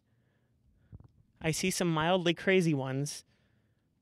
Let's make sure to keep this friendly for all audiences, my friends. If an entry is about things that we shall not speak of. Beer, a perfect invention. Beer, Jason will wholeheartedly. Jade is a bit of a beer connoisseur, for those of you out there. If we weren't just picking randomly, that would be the way to his heart. All right, guys, 30 more seconds. Let's get this. Electric guitar is probably not a very good name for a novel. Like, there's this store in Greeley where I am from, or used to be from, called Computer. Not a very good name for a computer store. Thus, also, it's a fictional novel. Fictional novel. It's not that it matters. We're not going to... Yeah, we are taking the rights to all of these names, and we're Oh. writing novels for them. Yeah, I should have mentioned that. We do own everything spoke within this chat room. Legion in my own mind. That's pretty hardcore. All right. The first winner is da-da-da-dun-da-dun, go. Kathy Davidson for Congrats Ed. So I think that probably doesn't count. That So let's pick- we went too far. Here goes Jason again. 1, 2, 3, go. This is for a year. Go. All right. Joe Snyder with Broken E string because it's always broken. That's Joe Schneider. I'm curious to know how you're going to write an entire novel about the broken E string, but that is a funny and solid effort, and you do win a yearly gift card. So be sure to respond in the chat room and verify that you are actually here.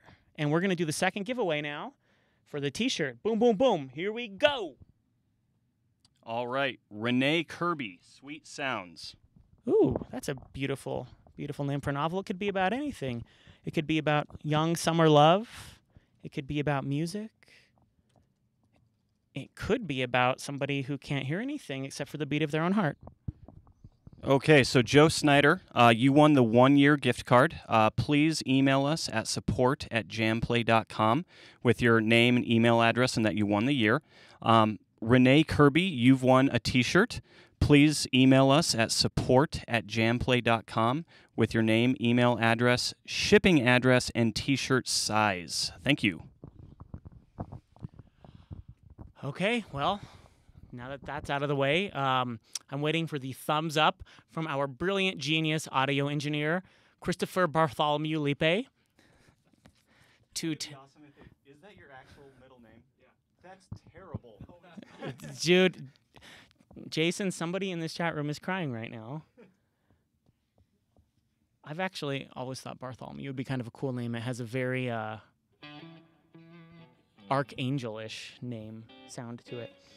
Okay, we are just waiting for the final sound check, and then we are going to go live with David Wallimann's lesson. I believe he's going to be talking about the minor scale, teaching you a position, and then some licks, and then putting those over backing track, or 2. I forget how many we have. 1. A backing track or 1. We're just dialing in the sound right now. Well, guys, we want to all thank you for coming here. It's awesome having 500 people here all day. It's awesome seeing your kind comments and your kind words, and it's awesome that you're taking a little time out of your, well, if you're in the United States anyway, out of your holiday weekend to spend with us in the gloriful worship of music.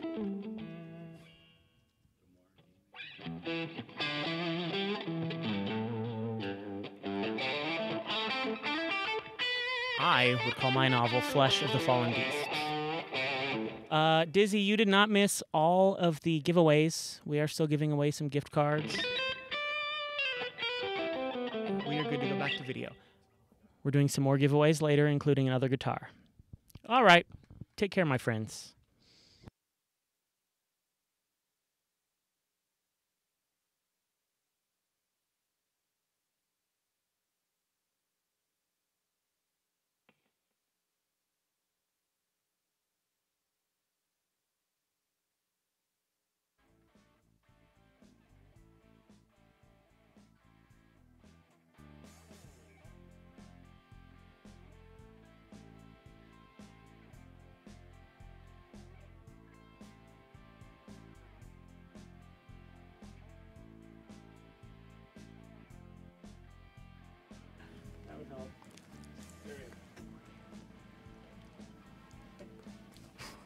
Okay, you're good. All right, everyone, it's great to be here. We're going to talk about the minor pentatonic scale today. This is maybe a beginner-ish type of lesson. I'm going to try to keep things super simple. So if you've been using that scale forever, just stick around anyways. Is that the volume that I'm going to get for the backing track? Go ahead and turn your iPad up a little.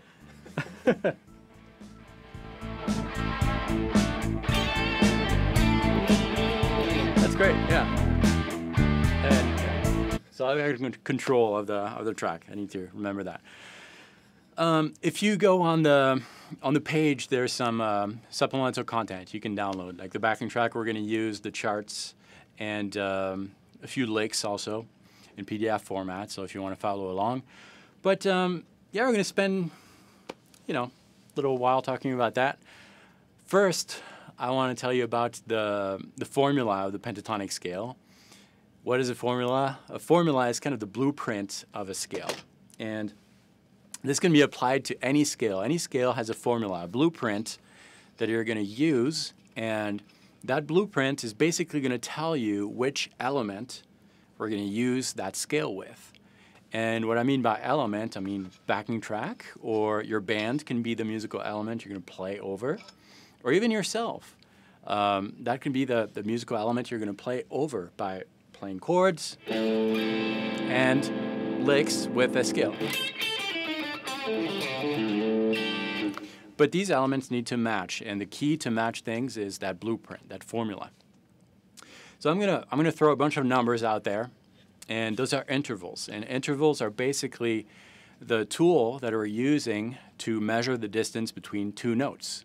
Without that tool, well, we couldn't really play with anyone because we wouldn't have like we wouldn't have that element that makes that things work together. So intervals are, again, the distance between two notes, and they're measured in numbers. So a second is an interval, a third, a fourth, and so forth. And within these different numbers, these elements, we're going to have subcategories like minor second, minor third, major third. So that's what I'm going to tell you about here in that formula. This formula is made of 5 notes. It's a penta scale. I think someone mentioned that earlier in the live stream. Penta means 5. Ian mentioned that with a question. So it's a penta scale. It's got 5 notes. So the formula has 5 different elements. It's a minor pentatonic scale, and the minor part of that has to do with the third, which is a very important interval, the distance between 2 notes. Minor third tells you that we're going to play over minor chords, and the third gives you the nature of the musical element you're playing over. So a minor chord, minor third. Minor scale, minor third. Minor pentatonic scale, a 5-note scale that has a minor third. So you're going to hear that minor third in that formula. The formula is a root, that's the first note, and every scale has a root, because without a root, you're measuring from nowhere. So you need a starting point, and that's the root. That's the first note out of 5. The next note is a minor third. So notice we skipped the seconds. We don't care about that for minor pentatonic scales in this particular case. So a root, minor third, perfect fourth, perfect fifth, and minor seventh. So those are the 5 notes, the 5 elements we're going to use. That's the blueprint. And that means that if you had a chord that uses the same intervals, that's a perfect match. That's going to work. And that backing track that you should download was built around that formula. So within that backing track, you're going to hear that constant root, which is played by the bass usually. It's a little more than that, but that's going to establish the root. And on top of that, I layered a riff with chords. And if you were to analyze the chords, you would find that within these chords we have the elements that are found in that minor pentatonic scale. So now that you know the formula, we need to apply that to our fretboard.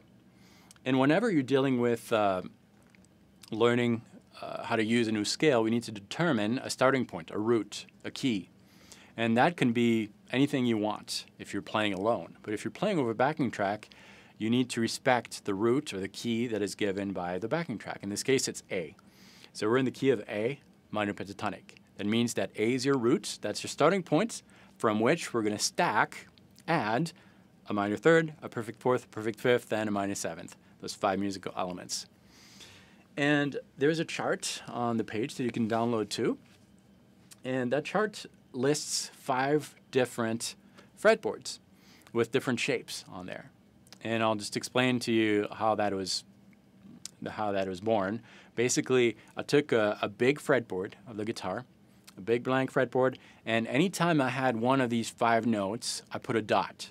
So I'd have a root, and there's multiple roots because there's multiple A's on the fretboard. Some are low, some are a little higher, but they're all A's. So I put a dot anytime I had one of these notes, one of these roots. And then I did the same thing with the minor third. I put a dot anytime I had a minor third, put a dot anytime I had a perfect fourth, perfect fifth, and minor seventh. So 5 notes that were spread out all over the fretboard. And when I looked at that, I got really confused because that's really difficult to memorize. And anybody would be overwhelmed. And that's why I took that big fretboard with all these notes and I split it into shorter sections. And you can see that these sections kind of follow each other on your chart. I'm going to take out my chart to make sure that I'm telling you about the right thing. Yeah, perfect. So within the chart, you'll see 5 positions, 5 fretboards. And within each of these fretboards, there are some notes that are a little darker. And those are the sections of the fretboard we're focusing on. But you just need to remember that these positions, these dark notes, are part of the full fretboard. It's a slice of the fretboard. It's just a way for us to memorize that scale. And we're going to focus on the first one, which it has several names. Usually people call it the first position of the minor pentatonic scale. But we talked a little bit about the caged system. And if what I'm about to tell you doesn't make sense, just zap out. That's okay. You'll still be okay. But if we were to take the caged system, remember 5 letters, C, A, G, E, D, that correspond to 5 chords. Each of these chords have characteristics. If we look at that first position, the root is on the low E string, 5th fret in this case, and the scale happens on the right side of that root. That's how it's built, that slice of the fretboard. So if we go back to our open chords, C, A, G, E, D, we need to match to that slice of the fretboard a chord that would share the same characteristics. So a chord that has its root on the low E string, that happens on the right side. If you look through your different C, A, G, E, D chords, the chord that would correspond to that characteristic is the E chord, because if you look at your open E major chord, the root is on the low E string, and it happens on the right side. So you could call this first slice of the fretboard, first position of minor pentatonic, or the E position of or you could call it the E position of a minor pentatonic. If you got lost there, don't worry about it. Just come back now. So we're going to study that first position first, and what I want you to notice is that each of these positions, they have 2 notes on each strings, and that makes it easy for us to memorize.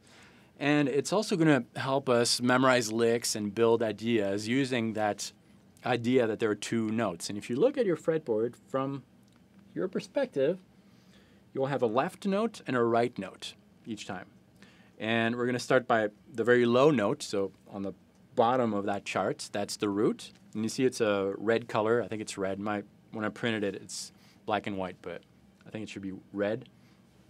That's our root, and that's our first note. The next note is the minor third, and that's 2 notes on that first string that we played. A left note, which is the root, and a right note, which is the minor third. And then we're going to continue building that slice of the fretboard in the same way. So a left note and a right note.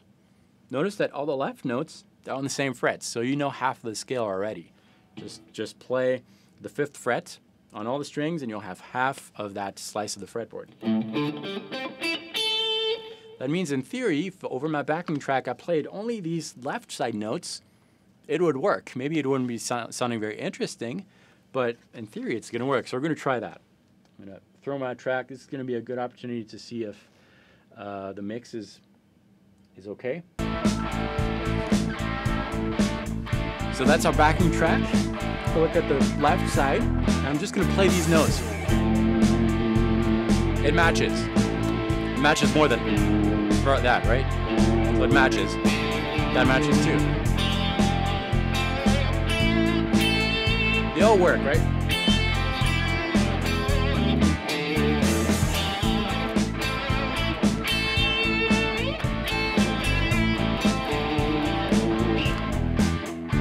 Just the left side, they work. And that's just to illustrate that we're matching the elements together.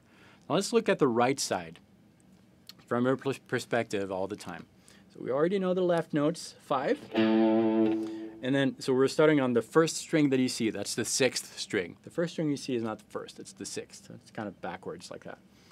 So we got frets 5, followed by fret 8. Great, that's our first mini shape that we're using.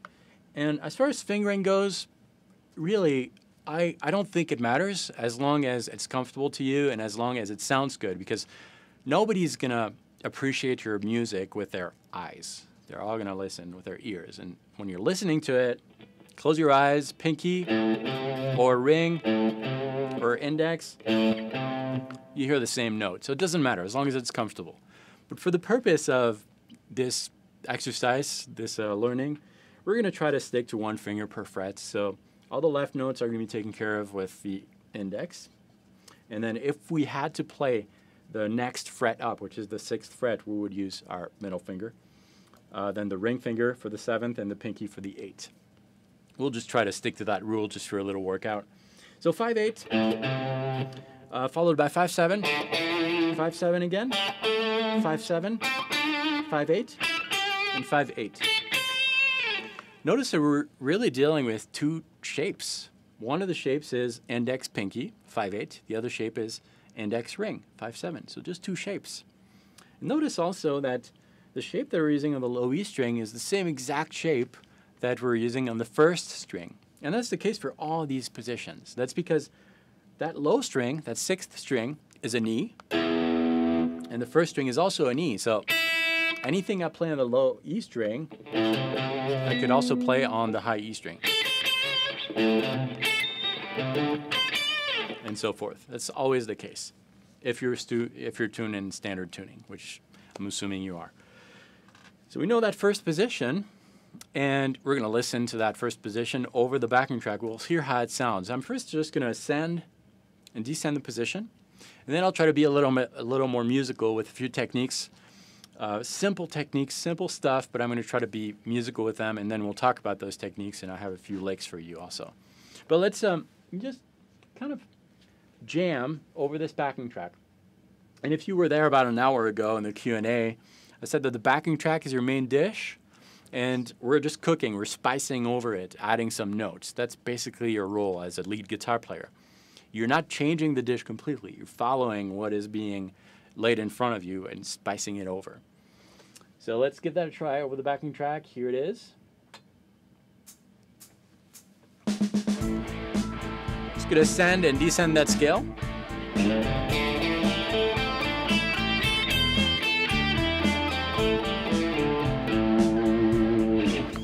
It matches, it works. It's very scolar, I'm just going up and down, but you're getting a feel for the notes. Something happened there in the backing track. We're not worried about that because, sorry, I should stop that. Something happened here in the backing track, a little change. Don't worry about it. It's still using notes of that minor pentatonic scale, so we're all good here. As far as techniques go, I said that I'd use some techniques and I didn't, so I'm going to do it right now. Try to be a little more musical with that.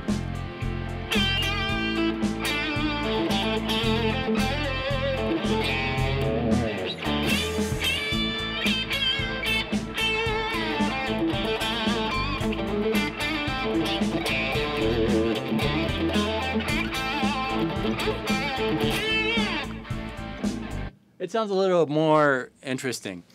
And there are 3 main techniques that I used that you should too. And I have a specific order for these. I need to make sure that I'm giving them to you. Yep. And there are 6 licks that I want to share with you. Super simple. Again, this is for beginners, kind of intermediate. But you can always take these techniques and try to combine them and make your own licks, and maybe even going further with these 5 positions to explore. But the first lick is a bend, and that's probably what makes the guitar so expressive. Bends are basically taking a string or a note and bending it, rising it, or doing the other way around, like that. And that's a bend, basically. So how is it done? You need to have a certain amount of strength, and this is really mostly an electric technique. You need to have a lot of strength to bend that string, especially if you're using a a thicker gauge of string, but the idea is to use as many fingers as you can. So in this particular case, I'm looking at my fretboard, my slice of the fretboard, and I'm looking at the 3rd string 7th fret, which is in your chart. That's a note of the minor pentatonic scale. And because I'm following the 1 finger per fret rule, that means that I'm following on the ring finger. And that leaves me with the middle and the index available to go just behind that ring finger and have more strength, 3 fingers instead of 1. And that's more strength. And then another thing I'm doing is wrapping my thumb around the neck, and really grabbing the neck like that, which facilitates that bend. So you can bend in either direction, towards the ground or towards your face. It doesn't matter. It kind of depends on where you want to go, and also on which string you're bending from. Because if I'm bending on the 2nd string and I bend towards the ground, I'm going to slip off of the fretboard. So you want to bend towards your face in that particular situation. But those are bends, and a really important thing to be aware of when you're starting to bend is to keep your bend in tune. And that means that you want to land on one of the intervals that I mentioned in the blueprint, the formula of the scale. So if you're bending this note, for example, on the 3rd string 7th fret, where do you stop? You stop right at the next interval, which in this case, if you look at your chart, the next note is on the 2nd string, so you need to kind of check yourself. I want to bend this note so that it sounds like the next note of the scale. That's a good bend. This, a little too low, not enough strength. This, too high. Now it can sound cool, but when you're starting out, I would try to really land on a note of the scale. A few licks for you, and if you're a complete beginner, a lick is a short musical idea, a statement that you can take and steal and use. Music is kind of like, it is a conversation, and if music is a conversation, then licks are words. Scales are alphabets from which you're taking letters, notes to make words, and you put different licks together, you're going to have a full sentence.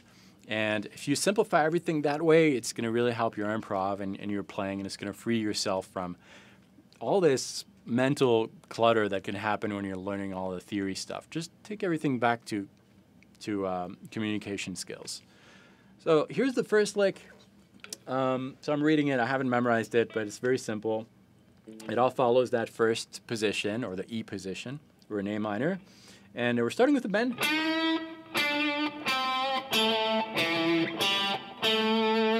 That's our lick. So we're starting with a bend, and then the rest is just pure pentatonic notes like that. When you study this, you'll notice that the 1, 2, 3, 4, the 4th note and the 7th note are played on the same exact fret on 2 consecutive strings. So how are you going to do that?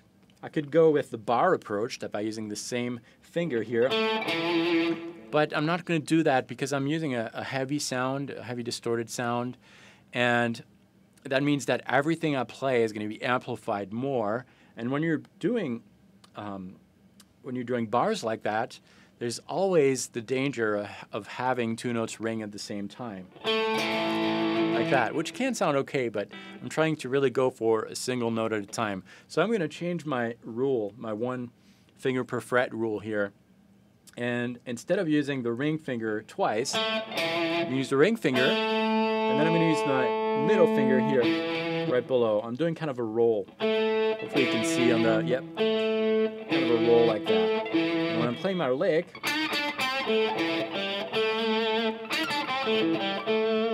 it sounds like that. So take that idea, and before jamming over the backing track, just get comfortable with these notes. Experiment a little bit. You don't have to play it exactly like I played it. You can experiment. Maybe having that bend last a little bit longer.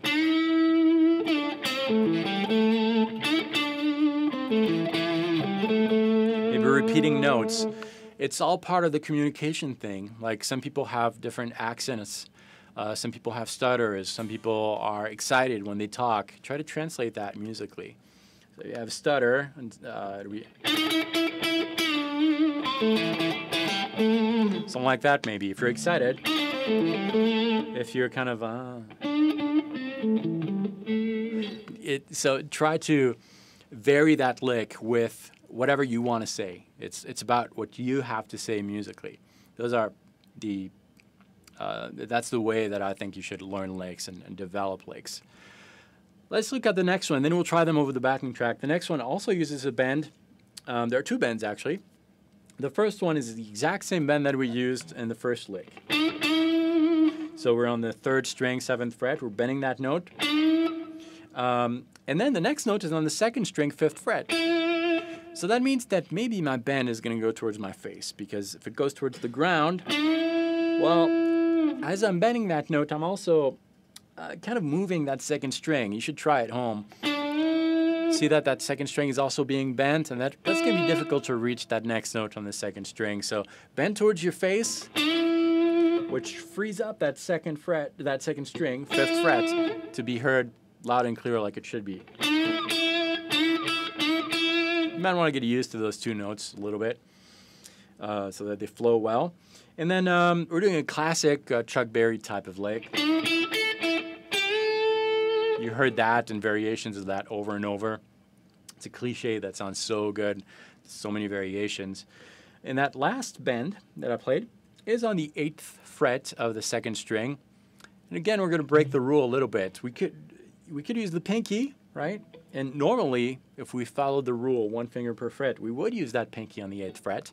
But and you can do it, but the pinky is not a super strong finger usually if you don't develop it, whereas the ring finger is much stronger. So we're going to break the rule and make that bend with the ring finger instead of the pinky. And it's going to sound like this. And that's your lick. And again, you should develop that in many different ways. Try to repeat some notes. Sorry about that. That is not intended. But just try different ways to playing that lick. Be musical and explore things. Let's try that in context. Once you've got the licks on your finger, it's always a good idea to play that over the backing track. It's not a monologue. Music is not something that is just spoken without someone listening, or it's a conversation. So I'm going to speak musically with the backing track. I'm going to try to.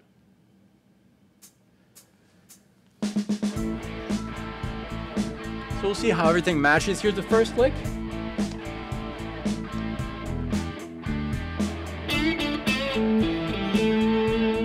And then you experiment.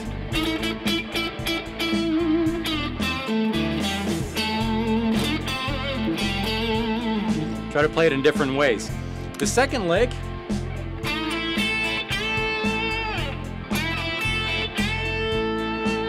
and again experiment.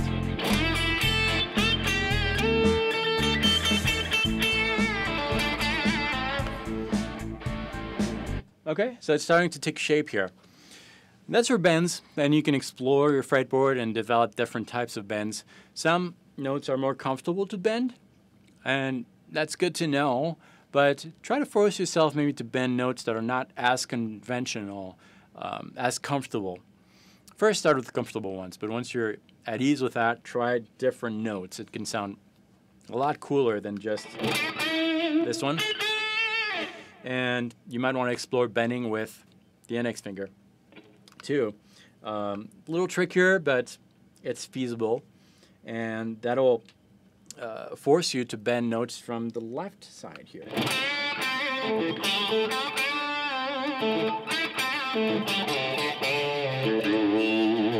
Very expressive too. So that's for bends. Is this kind of a Q&A thing too? Are there questions at the end? Yeah, definitely. We actually have a couple questions from people that are pertaining to this, so we can go ahead and ask a couple here. Great. So the first one here that we'll get to is from HD Mart, and he just wants to ask generally how do you target notes over changes? Okay. That's a great question, and we can go really deep into that Unfortunately, we don't have time, but the quick answer would be to earthquake in the studio. The quick answer would be to really rely on your ears. And what's happening, regardless of what you're playing, there's something else that is being done in the back of your mind. Your ear is always involved in what you're playing, and you're associating movements, muscle movements, with sounds and tones. Just like when you're learning a new language, first you've got to put your tongue a certain way to do certain sounds, and you've got to really think about it. But that's kind of what happened when I first moved here. I had to kind of like think about the words, and now it just flows out because there was that time when I was learning how to pronounce the R's. In French, it's like that, easy. But so it's kind of like learning a new language. Now when I speak, I just hear within the idea, the words, and they just come out because I did that work.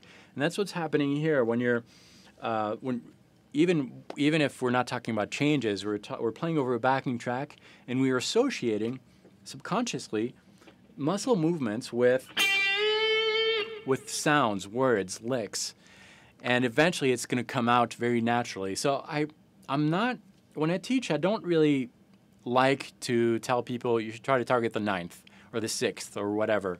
A lot of teachers do that, but in the real world, I found that never really happens. Most of the time, you hear the idea in your head, just like when you're talking, and it just comes out naturally. I hope that answered your question. We could go a lot deeper with that, but don't have much time. But I know that behind the sign up button, there's tons of content with that kind of stuff, so we can get really deep with that. But I hope that helped a little bit. All right, let's go on to one more question here. Okay. The question is from Travolsky, and it has to do with arpeggios. But he's asking, are arpeggios worth learning before or after scales? Great question too. I really think it depends on the style of music you're playing, but I'll just, from my standpoint, when I started playing, when I started getting into lead, I started with scales, full scales. In this particular case, it's a 5-note scale, but you have bigger scales, 7-note scales. And I started with the full scale because it's from that full scale that everything is extracted. The arpeggios, the chords, the licks, and all that. You have to have that blueprint, which is the full scale. And arpeggios are, you know, when you're learning arpeggios, you do it in a very scholar way, root, 3rd, 5th, 7th, you know.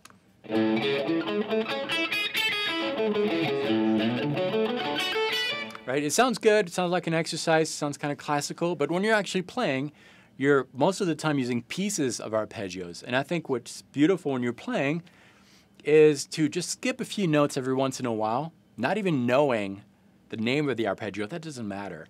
As long as you're just using the concept of arpeggio, which means that you're trying not to play consecutive notes all the time, just skipping a few notes, it's going to sound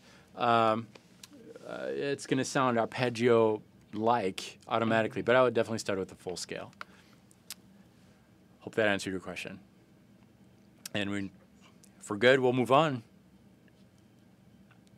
Okay, I don't have this one in the system yet to put up, but Wiedner just did ask a question, and let me see if I can phrase this for him here. Okay. He wants to know if we have the relation to scale key. For instance, key of A minor, I will always use the A minor pentatonic scale. So he's asking about scale choice over tonal centers. Okay. So in this particular case, the minor pentatonic scale is going to work almost all the time. And what you need to do is look at that formula again. So if we are, and again, if we consider an A minor scale, that can mean a lot of different things. A scale is minor as long as you have a minor third. All the rest could be major, it's still a minor third in theory. But I'm assuming you're talking about the natural minor scale, so yes. The thing with the minor pentatonic scale is that it's found in a lot of other minor scales because the notes of the minor pentatonic scale are strong notes. We have the root, which is found in every scale, every key. The minor third, which is found in every single minor scale out there. It has a minor third, because to be minor, a scale needs to have that minor third. The fourth is very typical. The perfect fifth is very typical, and the minor seventh, very typical.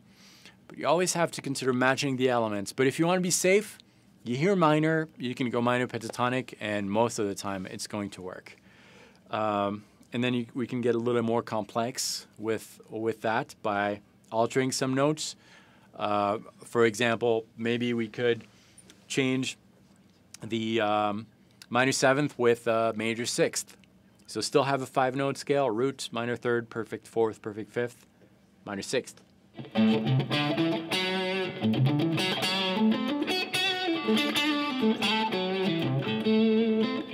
It sounds a little different, but the idea is to always match the elements. And I might got sidetracked, but I hope that answered your question. All right, and we do have one more here. The next question is from Dan Bedford. He asks, what makes an arpeggio different than just pieces of chords? Nothing. That's what it is, in my opinion. We can go deep into the actual definition, but really in everyday life, people can debate, no, that's not it, that's not it. Leave that to debaters, not music makers. An arpeggio is a broken chord. It's pieces, or sorry, broken scale, pieces of scales put together. And then leave the analysis to people who are into analysis. But it doesn't really matter. I could take any scale. Let's take something different, not a minor scale this time. Let's take a Mixolydian mode or scale in G. It's a 7-note scale, 1, 2, 3, 4, 5, 6, 7, that I can repeat. 1, 2, 3, 4, 5, 6, 7. 1, 2, 3, 4, 5, 6, 7. And I can just take pieces of that. It's going to sound like an arpeggio. Now, if you hear this, for example, does it sound arpeggio-like? Yeah. Is it dominant 7th arpeggio? Is it a dominant 7th with a suspended 4th? Does knowing the answer is going to help you? I don't know. I'm getting sidetracked. Sorry. Can you repeat the question one more time? So the question was, what makes an arpeggio different than just pieces of chords? Okay, yeah. So, same thing.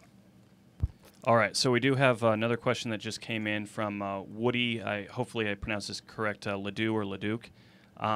Do I have to change scale for chord change? Yes and no. So, yes, but you don't need to be aware of it. Because if the chord progression that you're playing in is a single key chord progression, there's no modulation, and most of the time, unless you'll hear it if there is, but most of the time there's none, you can stick to the same shape. I'll call it shape as opposed to scale. And the chord changing in the back, if you froze in time that chord that is changed as you're playing that scale, there's a new musical color that is being drawn out. And so in a sense, you're changing keys each time you're changing chords if you froze that in time. But we're not. So the chords just fall like that. So to simplify things, we say that we're in G major, for example.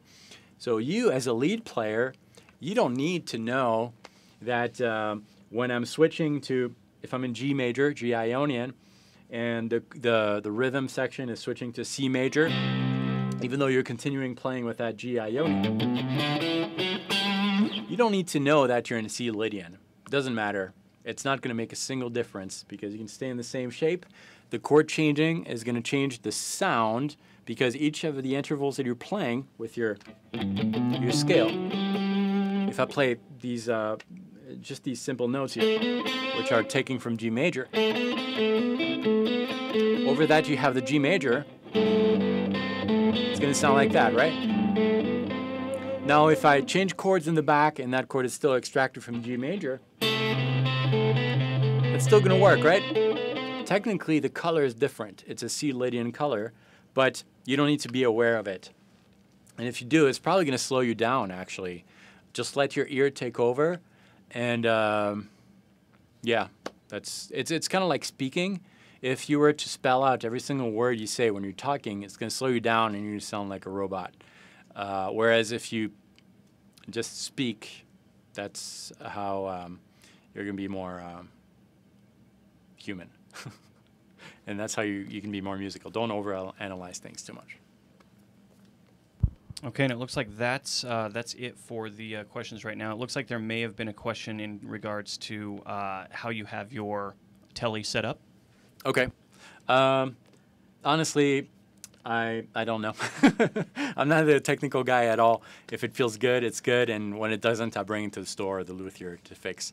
I break things all the time, and that happened a couple days ago. I tried to change pickups, and I've been playing for 5-6 years. I just can't change pickups. I can change strings. That's about it. So I'm sorry. I don't know. It's comfortable. That's all I know. All right. All right. I do think that we actually just have one more here. Great. Yeah. This is from G. Fisher. And they ask, as a beginner, would you spend more time learning a song entirely, which is more fun, or scales, less fun? I would go the fun route. And as you're playing, as you're having questions or problems, that's where you find the answers. Don't study something that you have no need for now. If songs are fun for you, just go with songs. And it also depends where you want to be, what you want to do. So if you really, really want to do a studio session guy, recording guy, for example, then you know what you're going to have to do that, or you find the answers, like spending time on reading chord charts, reading, and all that. But if you're a beginner and you're having fun learning songs, just learn songs and have fun with it. Anything you do on the guitar, any time spent on the guitar is going to be good time if you're having fun, I think. So, yeah, that would be my tip. Okay, that's it for right now. Great. So, talked about bends a little bit. I'm not quite sure how much time we have. We have 5 minutes officially, but we can stretch it a little longer. Okay, cool. So with that chart, you've got several licks. And I want to touch just on the two other techniques a little bit. You can study those licks. You have the backing track. But the next technique is super simple. It's a slide. And a slide is basically taking a note and sliding to another note. And a slide just requires one strike. Just striking the string once and sliding. I can slide to a note that is higher or lower. And that's about it. And if we follow our pentatonic canvas, that first shape, the rule of thumb is to slide to a note of the scale. And you've got 2 notes per string again if you're using that first shape. So you can practice that by taking a left note and sliding to the right note. And vice versa. And again, the fingers you're using, they don't really matter. Try to get used to sliding with every finger, because eventually you won't have to think about it, because you're associating, again, muscle movements with sounds, with the musical idea in your head. And it's just going to respond. Like, I don't have to think about, oh, wait, I want to say this, but I can't remember how to say the th sound. Oh, yeah, my tongue is here. Don't worry too much about it. When you're working, just try to work with all the fingers like that. So that's for slides.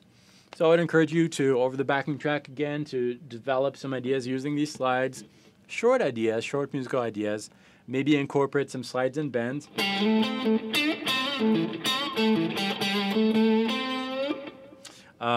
Just explore the fretboard like that. And remember that we're only on the first shape. Once you feel that you're bored with it, move on to another one and explore ideas using that shape. Some of the ideas are going to sound a little bit different. Still in the same key, because we're always using those 5 notes. Those shapes are extracted from the huge fretboard that we have, but you're going to target different types of intervals, which can sound cool. And the third technique or concept that I want to share with you is the chromatic concept that automatically adds a lot of interesting flavor. A chromatic passage is basically a musical passage between 2 notes that is filling every note in between. So we have 2 notes per string here. We can fill all those notes in And that would be something like, instead of 5/8 on that low E string, we would have 5, 6, 7, 8. The next string would have 5, 6, 7, 5, 6, 7.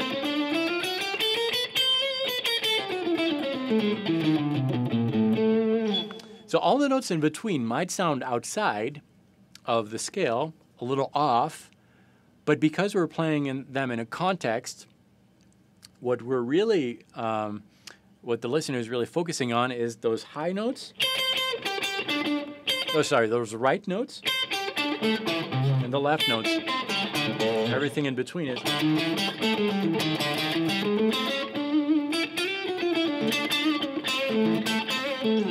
is just additional spice.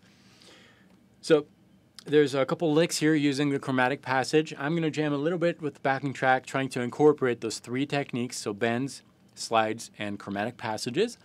And we'll explore that first position, and I might go out a little bit using the other additional positions. There's 5 for you to explore. Let's give that a try.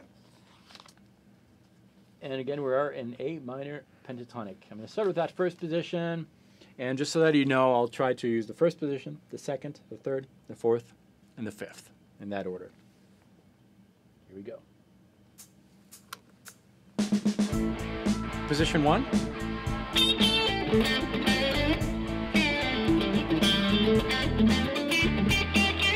Second position.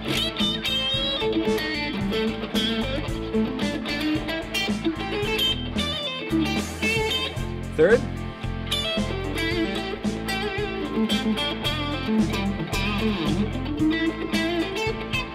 Fourth.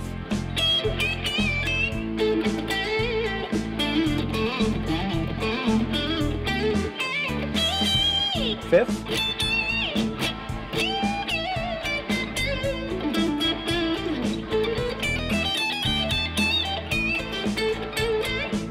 And that's for the 5 positions. So I try to blend all those techniques. A few last words. Whenever you're approaching a new concept, at whichever level, whether you're beginner, advanced, pentatonic scales, advanced exotic modes, a new technique, always remember that it's a conversation, and take a simple idea and try to make it your own by adding to it your own flavor.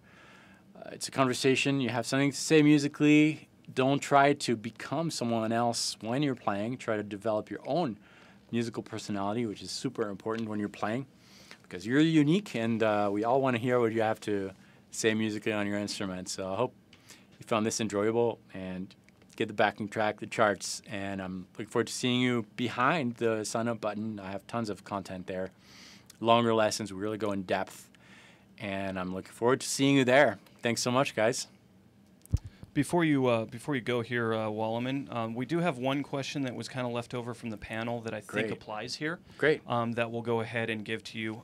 It's from Tim Frey, and he asks, any tips on playing scales up and down the neck? Any pointers for when to shift would be great.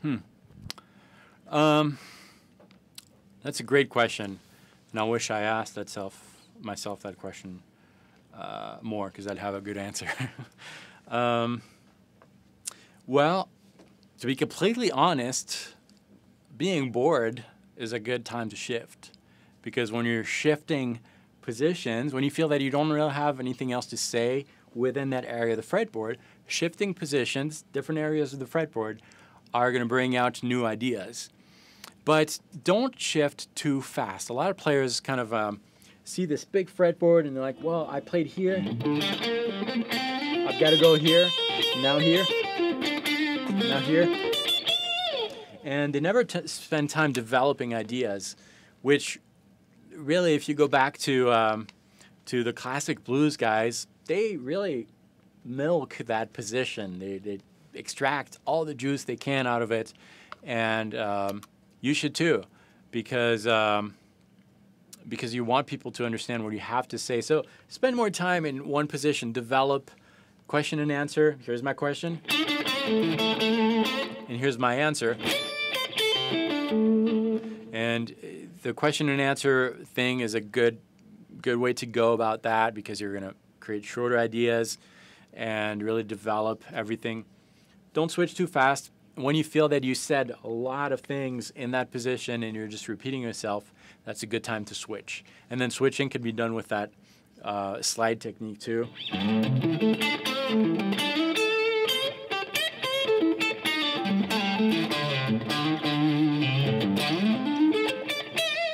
Like that experimentation really. There's no one rule, because if there was one rule, we'd kind of all sound the same. But exploration is key, I think. And I will end with this one thing. We extracted 5 positions. If you bring it back to your full fretboard now, you've got your fretboard with all the notes of the minor pentatonic scale, just circle some of the notes and make your own paths. That's a great exercise, and stick to that path. That's how you can discover new ways, shortcuts, and new ideas by tying in together these new shortcuts. Hope that helped. Okay, we do have a question that came in. Right now, Chris Liepe is setting up for his, but in the meantime, if you wouldn't mind answering some of the leftover questions that we haven't gotten to. Yeah. We'll first get to the one from Richard Chisholm. He asks, is there one specific epiphany that made a huge difference in your playing skills? I'm sure there are. That's such a good question. I think, and I can't remember a specific event, but I often go back to that. Growing up, so I started when I was 15, and I would listen to all these guitar heroes that I loved, Satriani, Vai, and Eric Johnson, and then I got into more fusion-y stuff. And I always kind of thought, man, I'm never going to be able to sound like that, ever. And I saw that as a flaw. And today, I still think I'm never going to sound like that, and I'm happy about it, because I kind of came to the realization that for me, music is a very personal thing. I would be content just being in my room, writing music and playing guitar, never, ever being heard. I'd be totally okay with that. It's almost a spiritual thing. And I think realizing that music was really a way to express myself, get things out, and being content with that, being content with the fact that you're never going to sound like Steve Vai, but Steve Vai is never going to sound like you, because he's not you. And that's really something that you should take to heart, I think. Sure, there are some techniques and things that you can work on, absolutely, and I'm saying that to myself all the time, but don't short sell yourself. The ideas that are inside of you are God-given to you, and just be happy with what you have to say musically, I think. Okay, we've got a couple others. These were somewhat directed towards the panel, but we didn't get to them, so kind of, we'll see where they go. The first one here is from Fox Upper Carrot. Nice. I like that name. He said, hey guys, do you have any advice on how to deal with stage fright? I've been barely able to keep things together when performing. Yeah. You're not alone. I think to an extent we've all struggled with it. I think really knowing the sections of the songs or whatever that cause you problem, overworking on those things is going to help you. Don't focus too much on the simple stuff. Really go where you know that section you're going to mess it up. Just work on that. And my advice is probably very unique. If you're just not comfortable playing in front of people, don't play in front of people. That's what I did, and that's why I just do videos on YouTube all the time. No, but don't fret, don't stress it too much. Yeah, pushing yourself a little bit is great, and there's some safe places to do it. Go with a friend and do it gently, but don't throw yourself off a cliff if you don't want to throw yourself off a cliff. Yeah, I don't know. Good luck. I struggle with it too. And that, my friends, is it for the David Wallimann Power Hour. Great. Up next, Chris Liepe is going to play his soulful, heart-rending edition of the National Anthem, of the United States National Anthem. I realize there's a lot of you here who are not from our country. And well, he's going to teach it too. He's going to teach it as well as he can in about 30-ish to 40 minutes. Hey, yeah, and then afterwards we're going to have some more fun. So while Chris is getting his position and his guitar and everything set up, we are going to give away 3 more monthly gift cards. What? 3 monthly gift cards? It can't be. Say it isn't so. It is so. I'm basically as generous as Bill Gates. All right. So, well, he gave $80 billion away. We're giving away 3 gift cards. Don't worry about it. All right, guys. So the rules are the same as always. When I say go, you need to type the following out. What was your favorite part of the lesson that David Wallimann just did? So what did you get out of that lesson or any of his questions and answers? Go ahead and type that out starting now. We will give you about 2 minutes to get your answers in, and then Jason will select 3 people to win a monthly JamPlay gift card. If you do have a membership, you are okay to give that gift card out to a friend or family member. Or keep it. You can keep it, but come on. We're being in the spirit of generosity, we're going to pay it forward. So, a reminder, starting now, type in what you liked the most about the lesson and accompanying question and answer session from David Wallimann. And 2 minutes, the timer's up, and we're dropping the mic until it's time to pick the winner. Oh, only one entry. Got to remind you guys, 1 entry per person.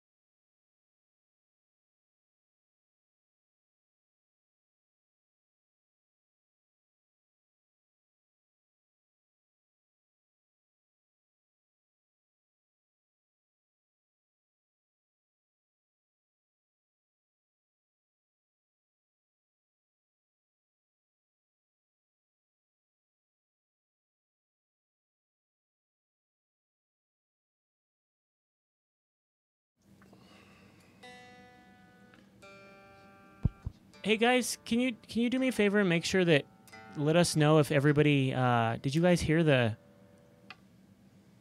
winners announced? Okay, we're gonna announce them real quick one more time. Can you just bring up the list of those other two, and then we'll pick a third one again. All right, sorry guys. The first winner is Southern Cash. The second winner was Mike Anderson.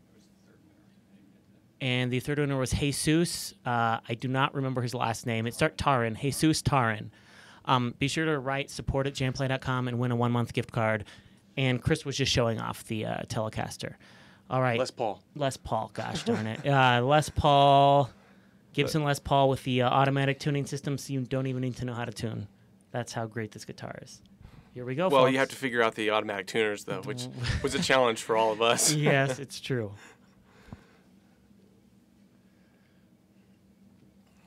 All right, well, so I'm here to perform and teach a version of the National Anthem that I came up with a few weeks ago. I'm really excited about this. I'm excited about it for a couple reasons. The first reason is that this is the first live thing that I've been able to teach that you guys have had your hands or your eyes over the material before I present it. So if you go to the main event page, you can hear the MP3 of it, and you can download a tab in Guitar Pro or PDF form. So hopefully you guys have had a chance to listen to it already. Hopefully you guys maybe have looked over the tab. Now I will say this, the transcriber that did it transcribed it while the notes are all the same. Some of the positions that he used to transcribe it are a little bit different than I'm going to be playing. I'm going to play it and teach it the way I figured it out, but there are some things that are cool about the positioning that he did in the tab, which we can certainly cover too. So, without further ado, here it is.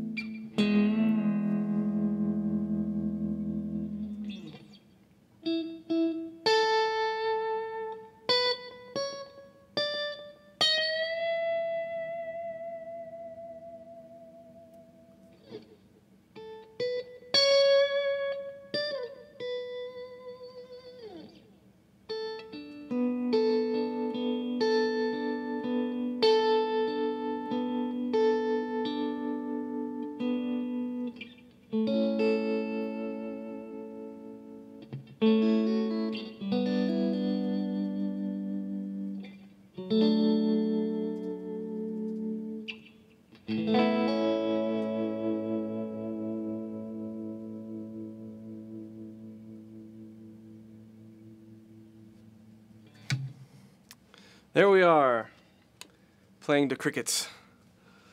You're getting a very enthusiastic response. Woo! All right, cool. So, we're going to go through this, and like I said, you have the tabs, you have a way to play it, you have the MP3, so you already have the supplemental content. You too can play this, and you can learn it tonight so that you can play it tomorrow. So, and I'm looking at the feed here too, so that's kind of cool. Well, thank you very much. All right, so let's get into teaching this piece by piece. Before I do, are there any questions right off the bat after hearing it? We'll take a couple. Okay, right off the bat, there was a question about amp, pedals, gear setup. Obviously, we're using an 11 rack here. We don't have an actual amp or pedals. It's all digitally done. But yeah. Go ahead and talk about what you would do if you just had an amp to get the sound that you're doing right now. I'll talk about the whole, that's a good place to start. I'll talk about the whole signal chain. So I'm on a standard configuration Strat single coil. I am on the one back from the neck position. So that gives me a nice, you know, ringy, there would be neck, there would be bridge. I'm in the middle. Very,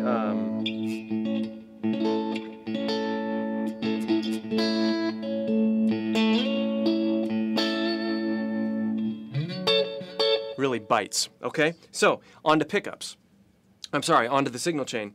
I'm going into an 11 rack, which is on a Vox AC30 with a top boost amp. And then I've got pretty much everything right up the middle in terms of EQ. You know, I'm not using any cut. So for those of you who are familiar with that sort of amp, I have all the mid-range coming through. EQ is pretty much flat. And then I've got the tremolo set on it. You can hear it just a little bit. I've got a tremolo set to 120 beats per minute, eighth notes. While I didn't play that actually at 120. I mean, parts of it are, you know, the tempo kind of went in and out. But that tremolo setting is on the amp. I'm using just a hint of delay that's not timed. It's a stereo delay. And if our feed's in stereo, you can hear it go back and forth. And then a little bit of reverb. And that's it. Oh, and a little bit of compression going in. So you get that, especially at the end there. Even though there's not a lot of gain, it rings out quite a bit. So I've got a little compression on it. The compressor is the first thing I go to. So compressor, amp with the tremolo, and then effects loop, which has the delay, and then ultimately the reverb. And then the last part of that is it standard tune, and does it stay in the same key the entire song? Standard tuned A major, predominantly A major. And what's kind of cool about this arrangement is that, and this is a perfect segue, is that we have this wonderful A pedal tone that we can call on when we're doing things. So, and it's structured sort of horizontally along the neck. If you know, and we talked earlier about the caged stuff, if you know your A positions up and down the neck, it's really going to be handy for you to start getting into this arrangement. So, obviously A. We also use this A. Okay, so that would be a form of this A bar chord, but then we're only playing these 4 strings. And then a lot of times we'll leave this open. We're also using this form, also again with the A pedal tone. So we go from 5th, 4th, 3rd. And on the same strings, we just change inversions. So this is, if you don't include the pedal tone, got the 3rd in the bass. And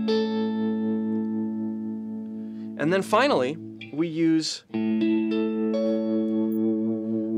that form of the A, all the way up the neck. So we've got A, A, A, A. And you can already hear it. There's a passage that I play in there where I walk down those, you know.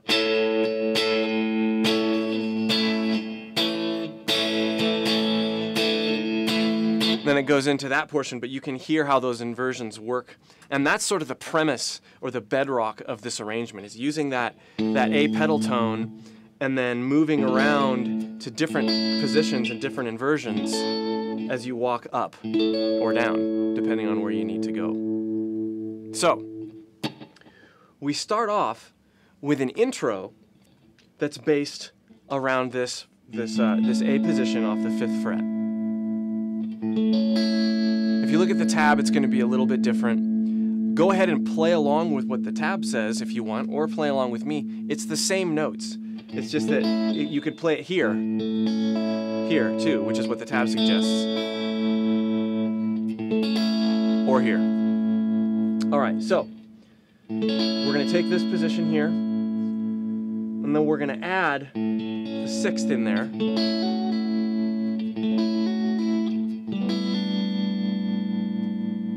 Let it ring long as you want to. And then we're going to go to a version of a D chord. So it's like a D, except for I've got my F sharp. And then to A. And I'm taking the A2 and then hammering on like that. So, and the other thing I want to stress about this arrangement, and you saw me do it when I performed it. I performed it at the beginning. I'm going to perform it probably in the whole thing a few more times during this session. You'll notice every time I play it a little bit differently. That's because I'm thinking of the melody, I'm thinking of the chord positions, and after that, like timing, certain articulations, the certain way things are played, don't get too rigid with it. Like, keep in mind that you're playing the National Anthem, and then let it flow. So every time I play it, it's going to be a little bit different. That's okay. In fact, that's actually better than playing it the same every time. So, intro.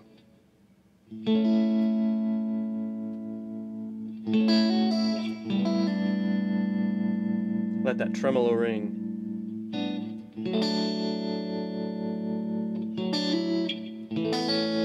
And then you pretty much just repeat that another time, maybe varying some of the articulation a little bit.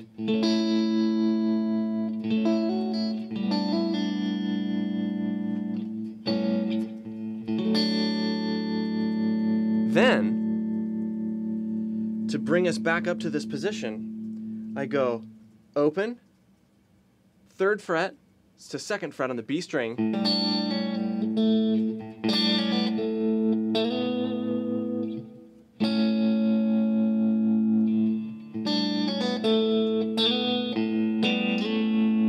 And that brings me back up.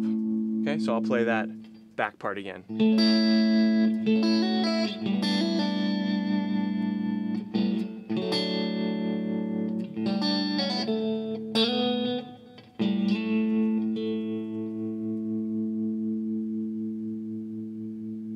Okay, now I'm going to stop with the left hand stuff, or the fretting hand stuff, and I'm going to talk a little bit about the right hand. There is tons of hybrid picking going on. You're probably noticing that.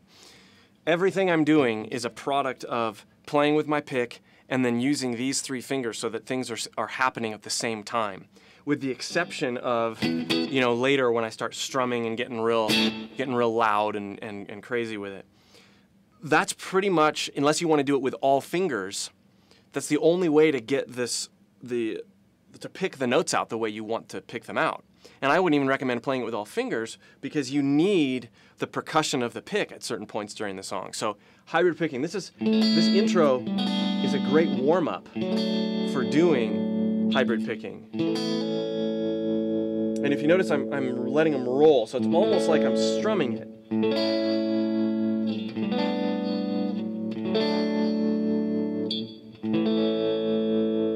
But I'm using my hands, I'm using my fingers instead.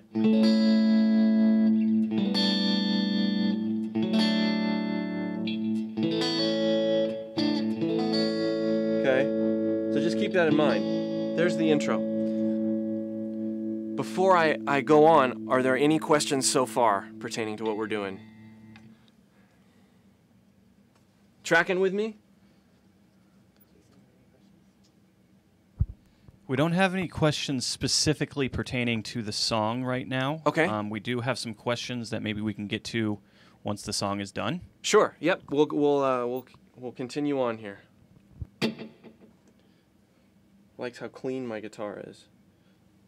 I guess it was recently polished. Okay, so then we begin with the melody. Here's the very first part.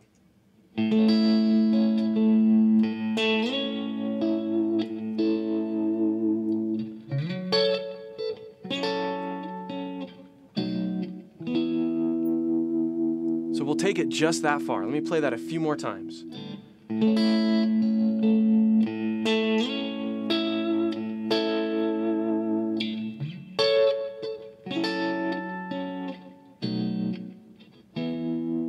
You can tell how important the hybrid picking is.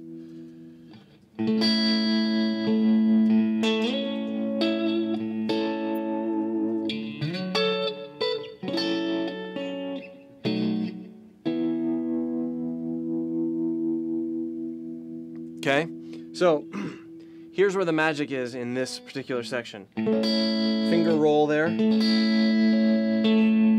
Now I could suppose just do this, but it has a different sound to it. And you can get away with doing just a pick.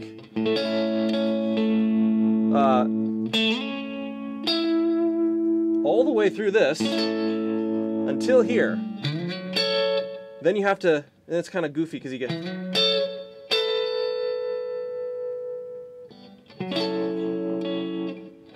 So you can do it, but you have to be awfully particular about where your pick is moving. So if you're not great at hybrid picking, this passage could be done with just the pick. But we go from here, finger roll, and then I really like to yank on the D string there. You know, be a little softer here. Another roll. Then we do this. It's this position here. 14th fret times 3, 14, 14, 14, second, third, and fourth. And then we claw the high strings. So.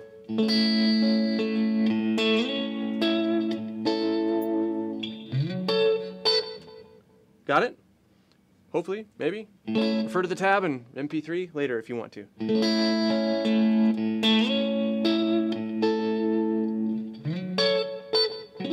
Then we go to a minor 7th chord. So that's just an F sharp minor 7.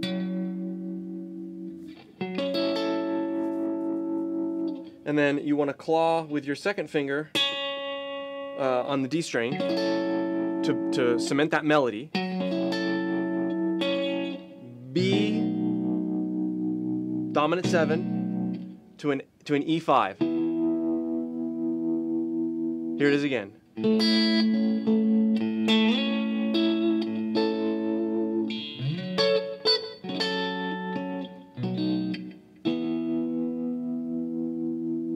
And you can hear how that tremolo set at 120 beats per minute sort of drives the tempo, even though I play around back and forth with that constant tempo. Okay? So I'm going to play the end of the intro into that.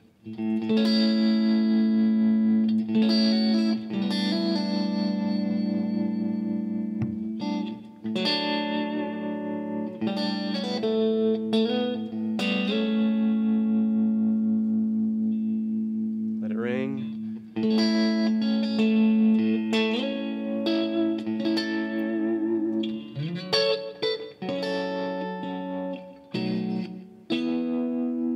We're solidly in National Anthemville at this point. So one more time, beginning of the melody.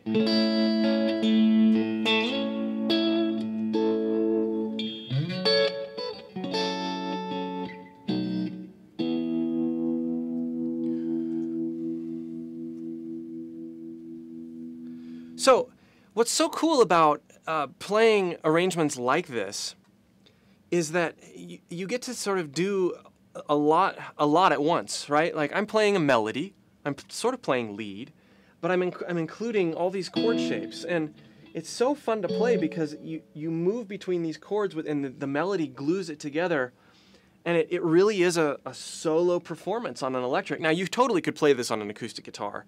It wouldn't have quite the sustain, but there'd be some things, I'm sure, finger picking. Man, if Jim was here, I'm sure he could just kill it. Anyway, fun. Let's move on to the second part, unless there's room for any breaks. Yeah, we've got one that came up that pertains here. Uh-huh.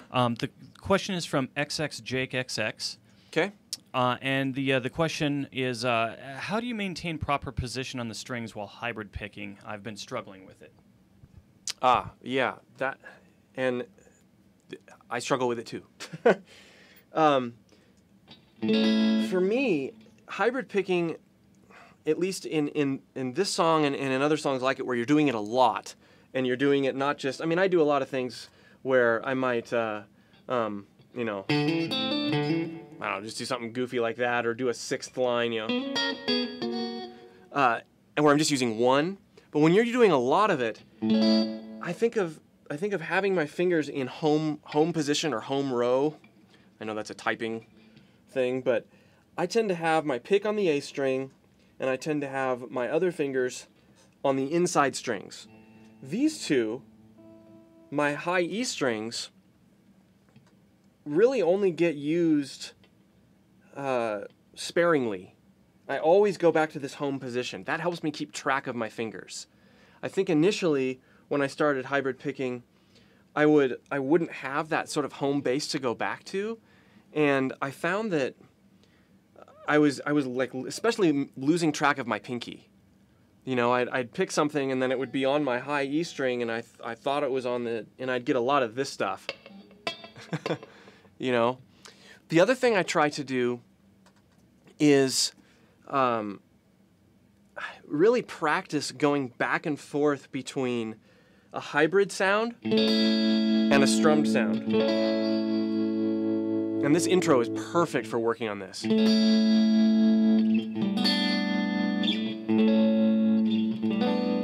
Go back and forth and try to get as close to the same sound as you can.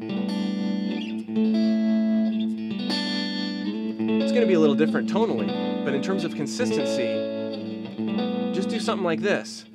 Practice feeling where your hands are, feeling where that home position is, and then go back to the pick. That's totally where I would start. And then the other thing I would start with is, you know, and there's a line like this in this song too.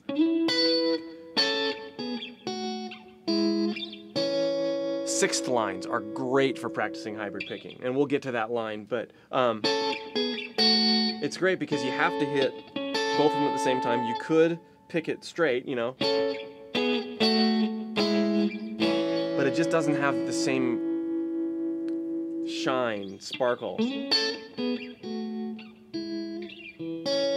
just love the way that sounds. The other thing that I've done a lot recently, and if you check out my lesson on JamPlay, the Frozen theme song, I use a lot of hybrid picking in that too, is I'll intentionally, even if it's only a single pick line, like at the end of this one, I'm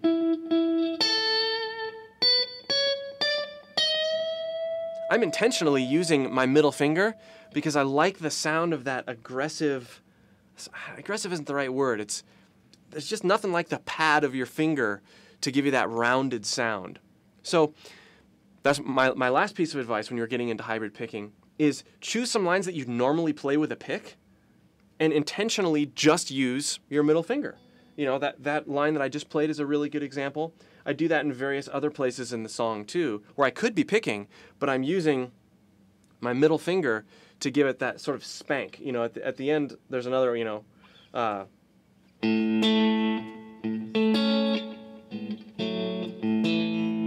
doing stuff like that.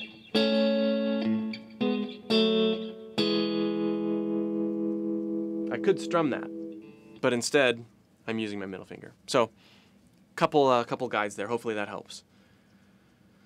Yeah, it's definitely a mellower attack, for sure. Any other questions before we move on? Move on. Okay. So, we've come this far. Okay.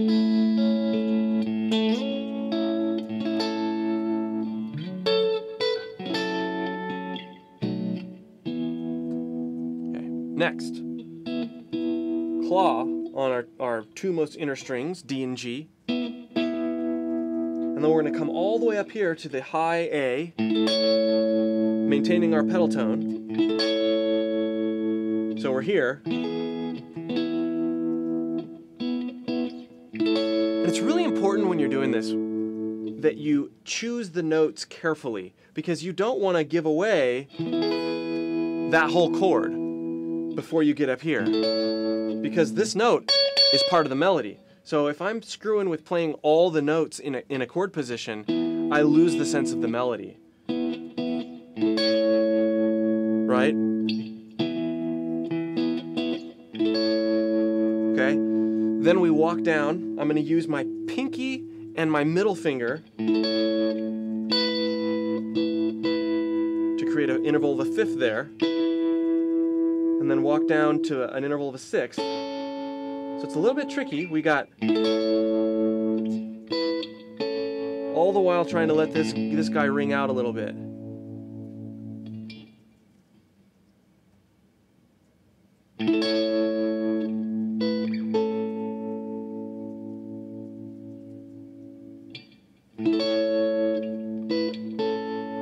Okay? So we come from here. Then back to the E, and in this time it's important that we have this high note in there. Before we didn't want to include it because it wasn't in part of the melody. So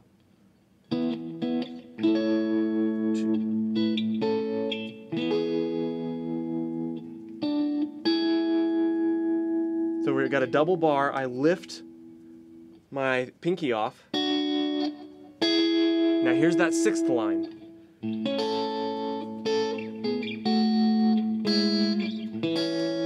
Now, I'm using, in keeping with my home row sort of method here, I am not switching my fingers around intentionally so that I don't lose track of them. And I'm using my pick on my A string, I'm using my second finger on my D string, and I'm using my fourth finger on my B string. And I'm intentionally muting with this finger and with this hand my G string. So that passage, just that line down,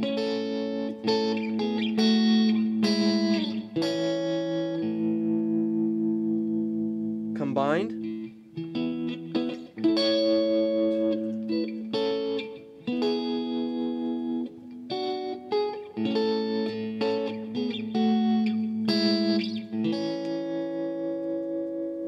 okay, again, we're going to do it again, and then I'm going to combine everything so far, minus the intro. We'll start with the melody.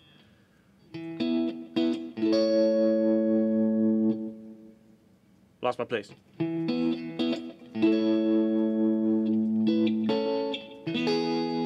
That high note.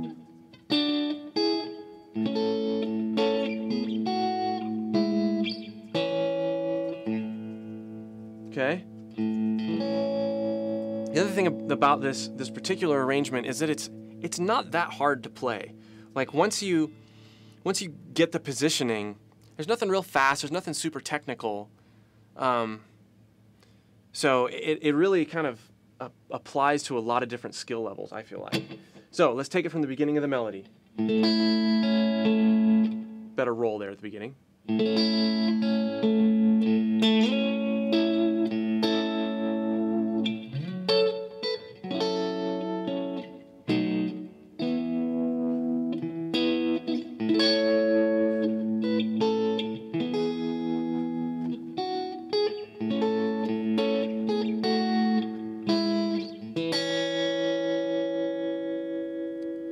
Once in a while here, I found it kind of cool to unmute my G string and land with that A7. It's kind of cool. Listen.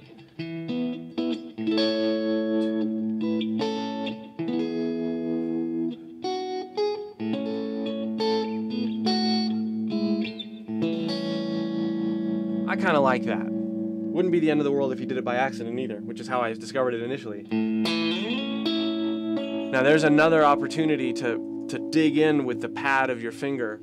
So I'm down here on this A or A7. So we're transitioning to the next part. I slide from my second fret and I just crank on the D string and the G string with my second and third right fingers.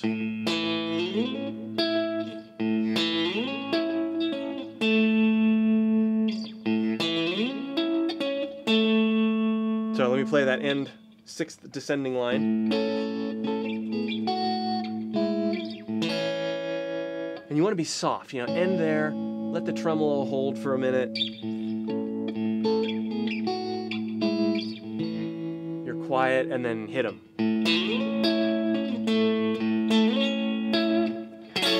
Full strum. Quiet. Now this part, we went for some mild chord substitutions. We changed up the harmony a little bit because it's fundamentally the same melody the second time around. But if you can do some things, to, you know, the second time people hear it, throw some unexpected things in, you're going to be in good shape. So we're down here, spank those strings,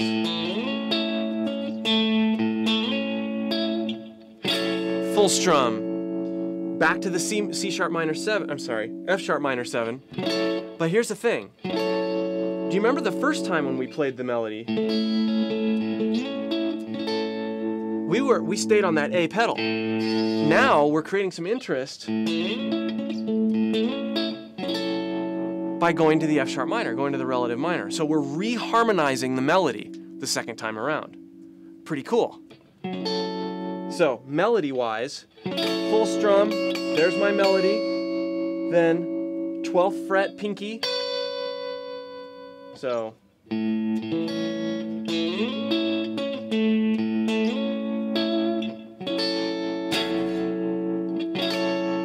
now here, we would have traditionally gone, we're going to a D major 7 sound here. Before, we went,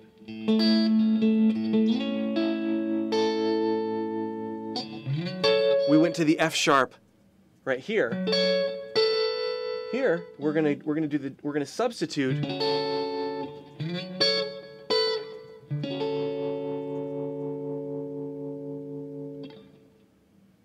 Let me back up just a little bit here.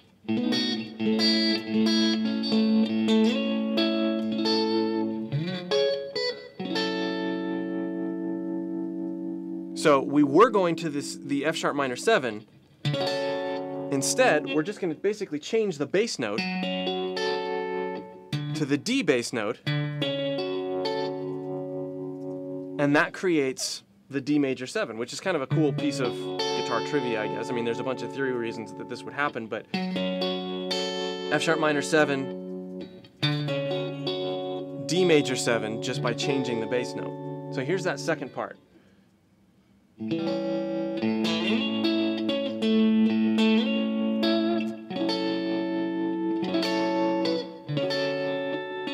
Now we have another substitution. Traditionally we went to the B major or B dominant 7. Now we're going to go to an E major 7. So instead of a B dominant 7, we're going to do an E major 7. Then we're going to Hendrix it up a little bit here. Not National Anthem Hendrix, but you know. So that's our E instead of this. All right? So let me play the whole passage.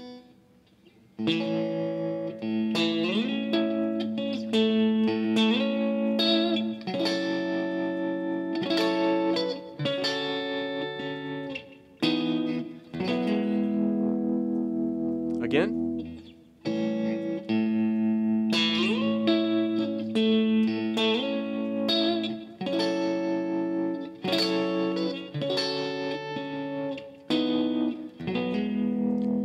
Let's contrast that with the first time around in that melody.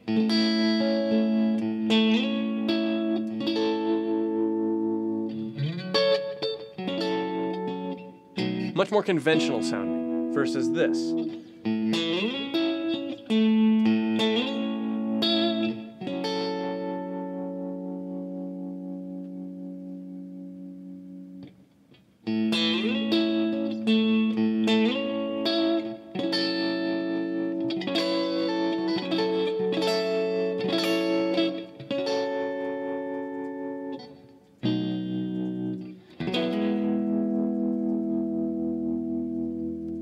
All right, so we've come that far.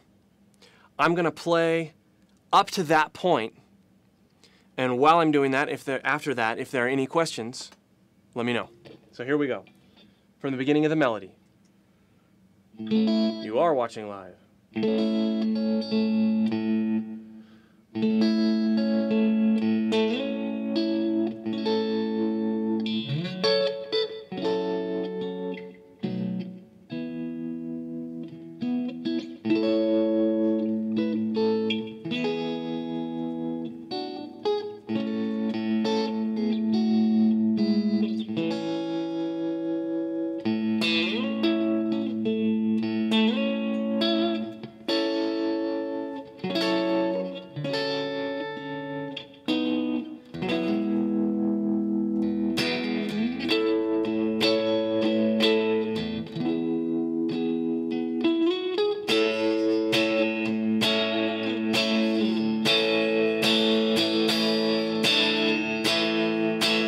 Get into that in a minute. Okay, we do have a couple questions. A couple people have asked about this, and it's not directly related to the actual anthem, but Jeff Mackey, he asks, Chris, I've always wanted to ask you about your Strat. What have you done with it? What mods and changes have you made? Since it kind of affects the sound that you're getting right now. It sure does. All right. So, the history of the Strat.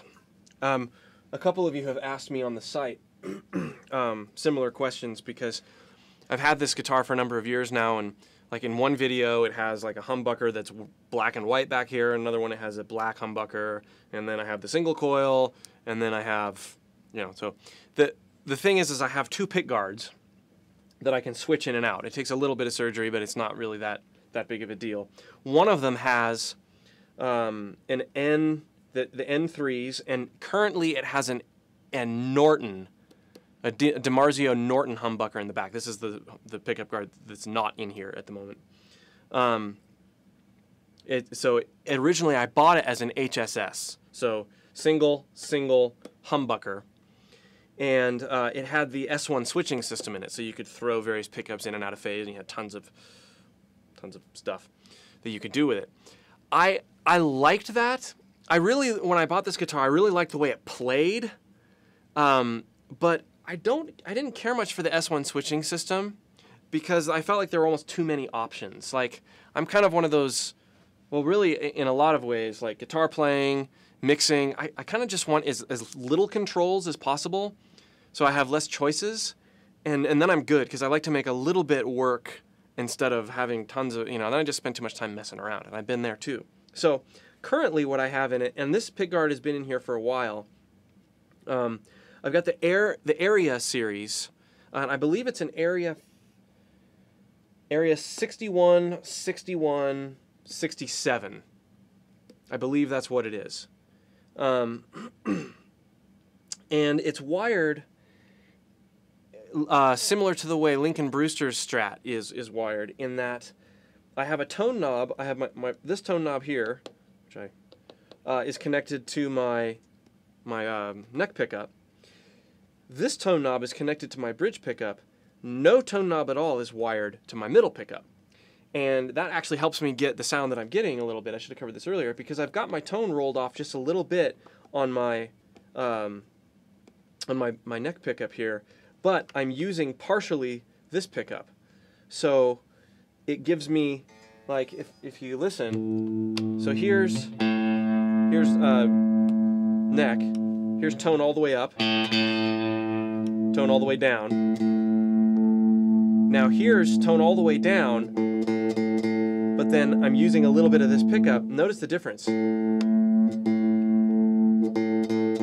You still hear that shimmer, even though the tone's all the way down. So when you add this back in, it's a pretty unique sound, but it's simple, right? Like, if I ever want full tone, straight through, this middle pickup is all the way straight through. And then, so like I said, I bought this stock as an HSS and then converted it to this. And I like these pickups. I think I may consider putting a darker, and I mess with pickups so much, like, I went through 3 humbuckers on my old pickguard before I decided to do this one, do this whole new pickguard. I might put like a Satriani single coil thing back here. Like they do a single coil Norton. I might do that because it's more, the output is more matched to the other single coils. That was always my beef with the HSS, is that I do a lot of this when I'm soloing normally, and I could never get really the volume balance right between these 2 pickups when I had the humbucker back here. So that's it. It's a pretty standard setup other than that tone knob wiring thing. And then it's got the other reason I really like it is I for many years I played Floyd Rose Ibanez guitars, and I still play them once in a while, but they're always, you know, once you got them set up, they were great, but tuning on the fly and stuff is a pain. So this is a nice compromise for me because I like the use of the floating bridge, but it's got the roller nut up here and then locking tuner, so it still stays in tune if I'm using this quite a bit. So that's the skinny on the guitar.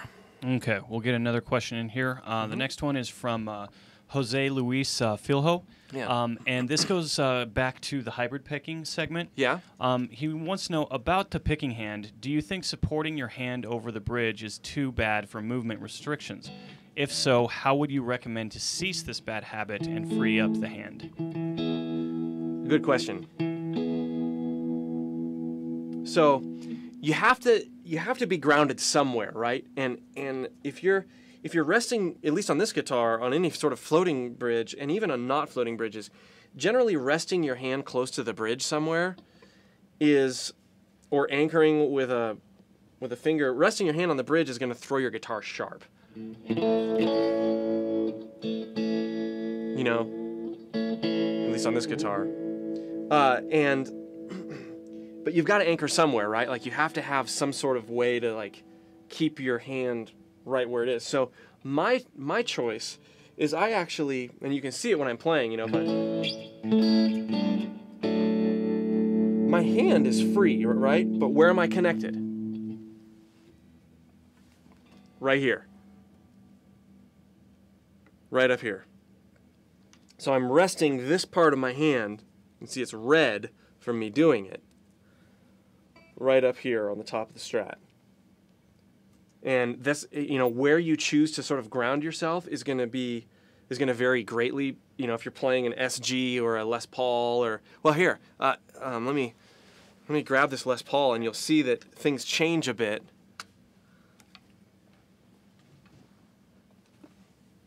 Thank you. If it's not, we'll use the auto tuners. So look at how, I mean, my entire, I do have a tendency to want to rest here now because this is a shorter scale guitar.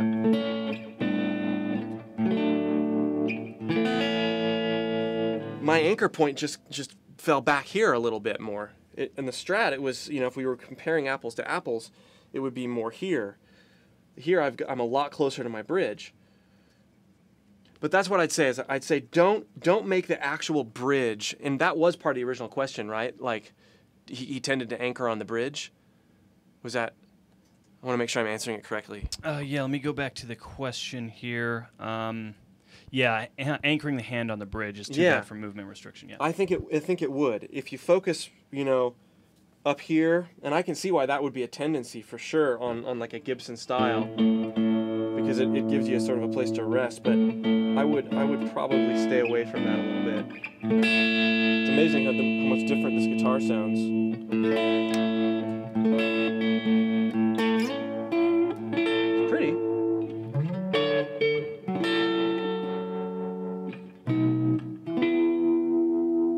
Yeah, it's cool. Some lucky guy's gonna get this pretty soon. Any other questions before we move on? Yeah, we've got a couple more, but let's just do one more, and then you can kind of get back to the lesson here. The next question is from John DeVore. He says, Chris, are you ever afraid that people might not like you messing too much with the anthem? Roseanne Barr, in parentheses. Might they compare your version to Jimi Hendrix or others? I did think about that, actually, when I was doing this rendition, and I actually ran into... And the reason I was sensitive to that is because I did a version of the hymn "It Is Well" a few years ago for a church, and I thought it was a cool arrangement, and a lot of people thought it was a cool arrangement, but I did get a couple comments that it was, the lyrics were this somber sort of, you know, if you know the history behind that song, I mean, it's a pretty sad story. The guy lost everything, and he's saying, you know, I'm okay, you know, even though I've lost everything, I'm okay. And anyway, a couple people thought it was maybe a little bit too upbeat, too happy, which I thought that, you know, I thought it was like there is an element of happiness to the lyrics in there. Anyway, the bottom line is there were a few people that thought I was being insensitive to the original intent of the writing. And certainly Hendrix's version is, I've read a couple things about it, his version is really designed, some would say, to be disrespectful. You know, there was the Vietnam War going on. There was, you know, all sorts of things. The whole movement of people who just were very dissatisfied and disenchanted with the United States during that time period. And that version is a reflection of that. You know, I mean, he starts with the melody sort of, and then it just all falls apart. And there's a lot of symbolism there, you know, some people would say. And so his was designed with that intent. When I was writing this one, or arranging it, really I wanted to come up with something that, I mean, if we're being honest, like, I started out with the intent of maybe doing, you know, I'll come up with a backing track, and I'll play this single lead sort of thing, and work in some cool chops here and there, and the more I let the song and the melody sit with me, the more I thought, I just want to do something that's sort of meditative. And I went back and I read through the lyrics of the original tune, and I just thought it would be cool to have this sort of, as if I was alone in a room watching, you know, the fireworks from afar, playing my guitar, and almost a sense of relief, you know, that you know, we're good now, you know. That's sort of the mentality that I had when doing this, and it was written with the utmost respect for the original, I would say. But I did think about that for sure. Okay, we'll get to a couple more questions in a bit here, and we'll have Chris kind of wrap up his teaching here. Giveaways in 15 minutes. You can do it afterwards if you're not done. Sure. Okay. Finish afterwards, I mean.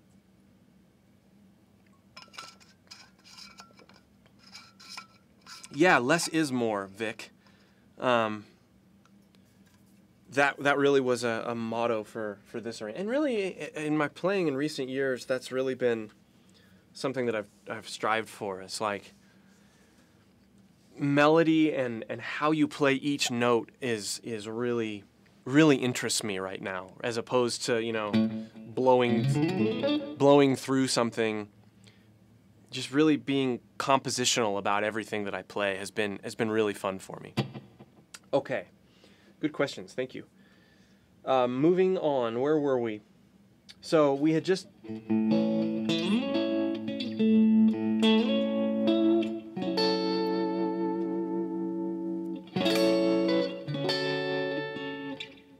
major 7. We landed there. Now here, and this is why you need a pick. This is why you need to hybrid pick it instead of finger pick it, because here we transition mostly to the pick. So we're here.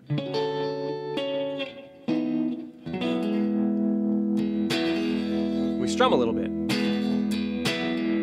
Hammer on, pull off sort of thing going on there. And then we come up here to this high A again. The trick is getting the low E out of the way when you make that transition.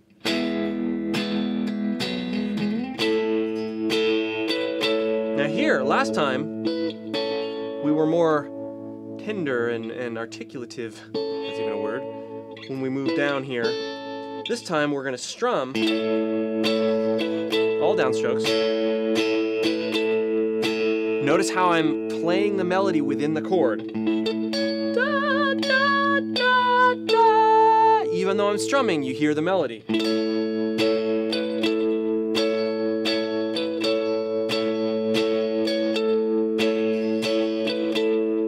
Choose which ones you pick. You have to be attentive about which notes you're picking so that melody comes out. So, and that one's tough because you want this note, but you also want that articulation, right?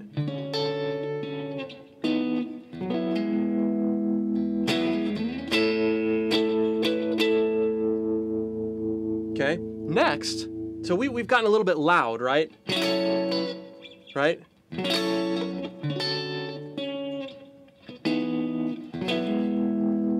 Still loud. And then I quiet down. Standard issue E form bar chord, E chord actually. Strum the first, or well, the lowest 4 strings. And then we do this little melody.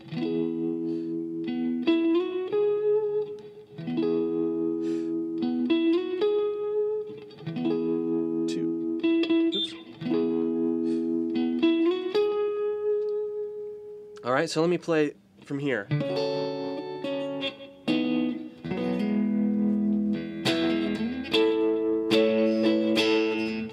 Quiet.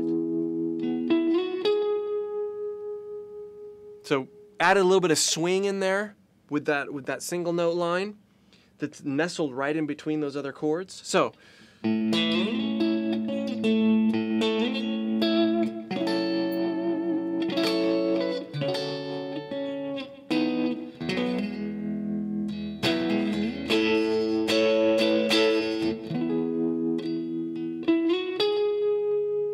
go back to this chord. All right, so I'm gonna play up to there. The rest of this starts to turn into a little bit more, and again, this is where it follows the lyrics, you know, where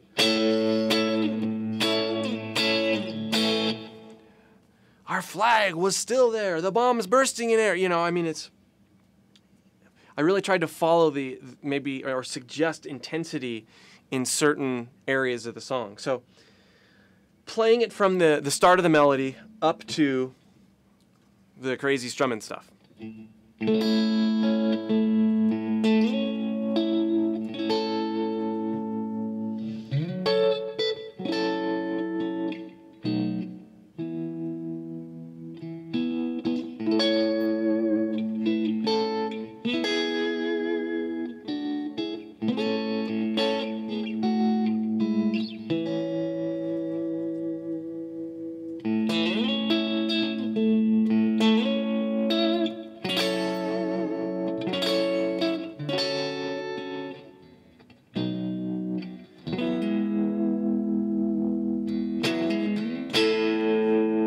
I substituted one chord in there. I didn't do that one. I went to the B. But again, like, let your emotion guide you. Sometimes you might feel like going to that one again. Who cares? You know, as long as you get the melody right. Okay, so we're at this part. Actually, we shouldn't be playing that high note there. We're here. So we just came from we're here, we're going to start playing loud. So it's important that we don't play that high note. Where's the melody in this? You got to hear the melody. Da da da da da is what we're going for. Da da. So you want to be on these 3 strings. Da. I'm not hybrid picking, I'm strumming it because I want to be aggressive, but listen to how it follows down. Da da da da. Make sure that's coming out.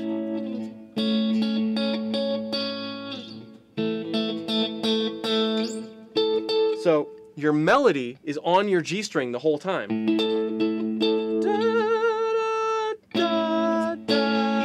The challenge is you got to do that while you're strumming.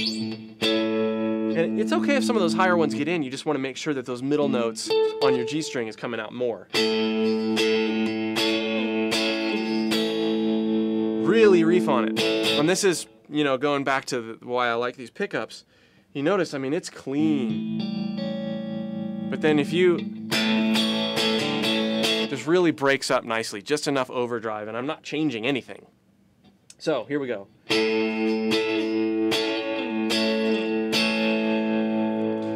Then we come down here and we play like The Who. And I'm keeping a pretty consistent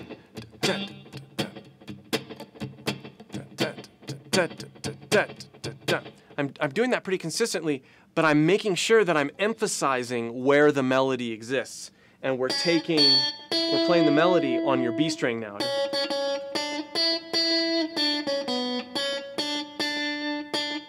And then we, of course, transition. So here we go.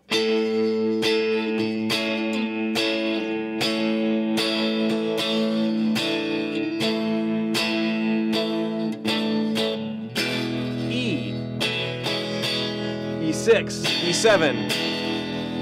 So that melody's being carried on this B string, but we're playing these fundamental chords there. So I'll play that again.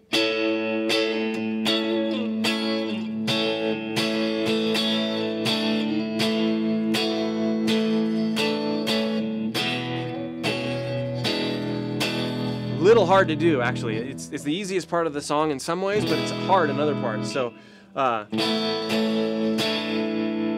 sus.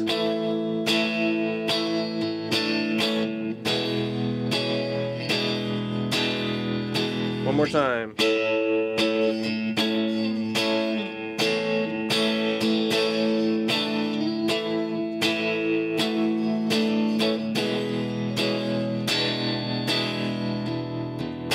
Now here we retreat, right?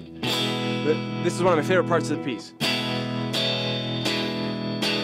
2, 3.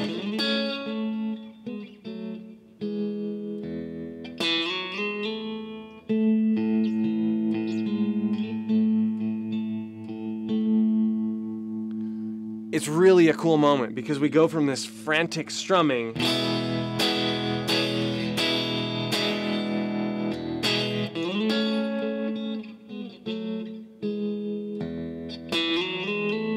again, really reefing on those strings to bring certain notes out and add some texture and coolness to that.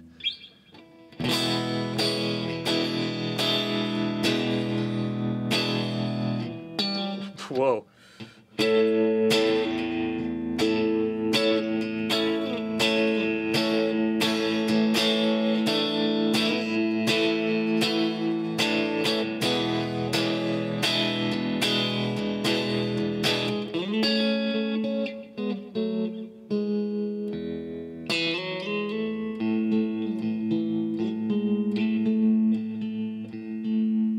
Take a little breath there. It's a good place to take another question. Okay, we don't have anything really specific to the learning, but we do have a couple questions. Okay. Go ahead. Okay, we're going to do one question, and then we're going to do the guitar giveaway. So let's see here. This question is from G. Fisher, and it's, I noticed you're holding the guitar classical style. Yes. Does it make hybrid picking easier over your right leg? Yes. Is it just as easy? It makes it a lot easier. I find that there's less... I rarely ever play the guitar like this anymore, unless I have to for some reason. But, I mean, the anchor... You know, we were talking about anchoring your... You know, having your hand position. I can't do that as well. Like, it tires my shoulder out. It cranks my body weird, and it makes it less free to sort of, I mean, it's a sharper area of this guitar anyway. So yeah, I mean, I can still do it, but it's not as comfortable at all. There's so many things I like about this better.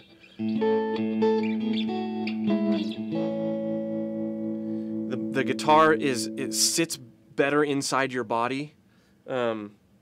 Whereas here it's sort of out.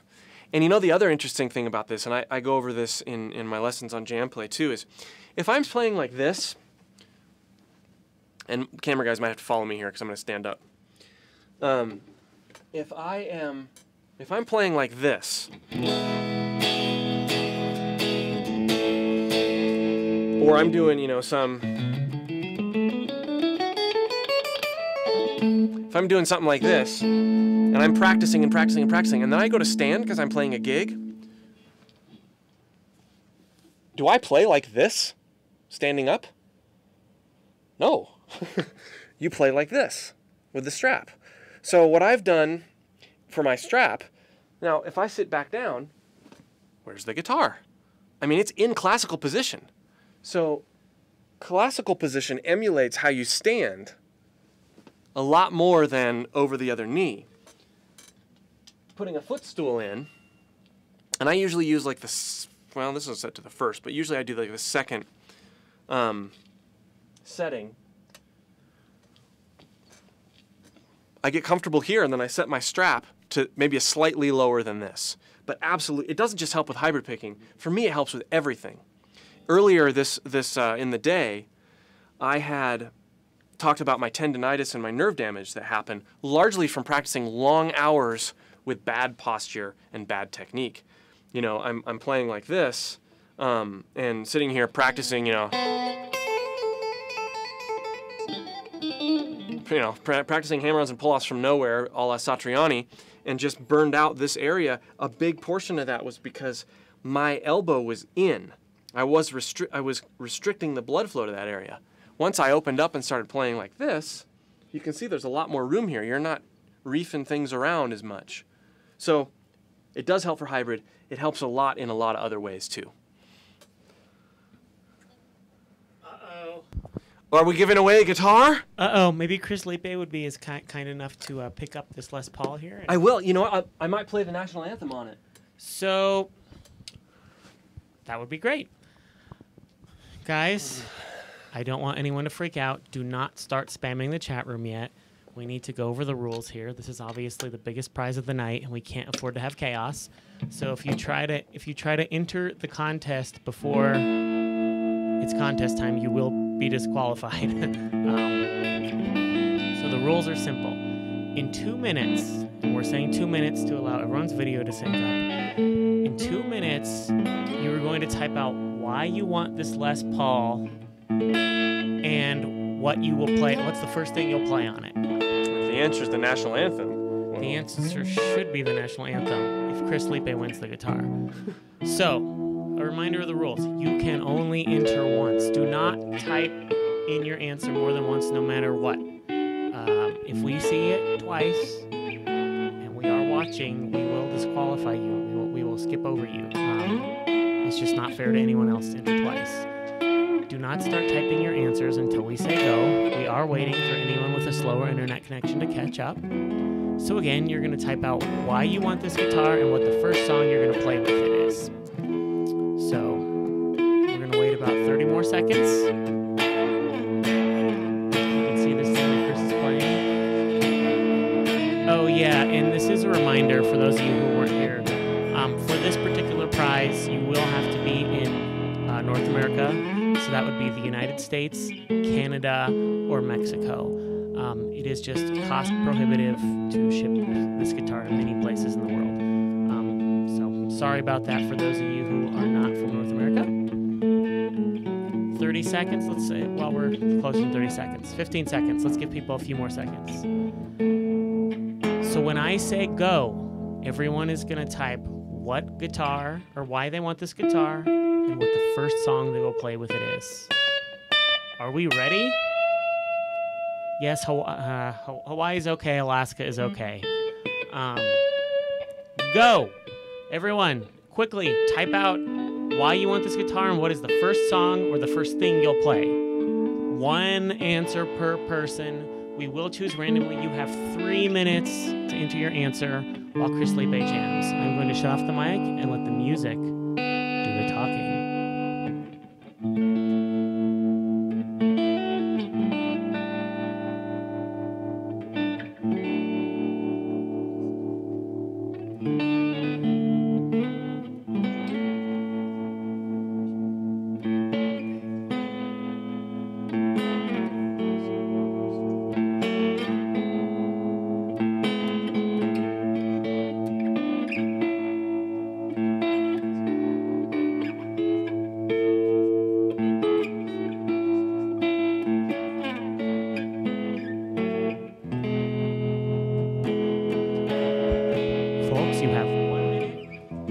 30 seconds to enter. We're giving you just a little bit longer. 1 minute and 30 seconds, and we are picking the winner. This is just a reminder, United States, including Hawaii and Alaska, Canada, and Mexico.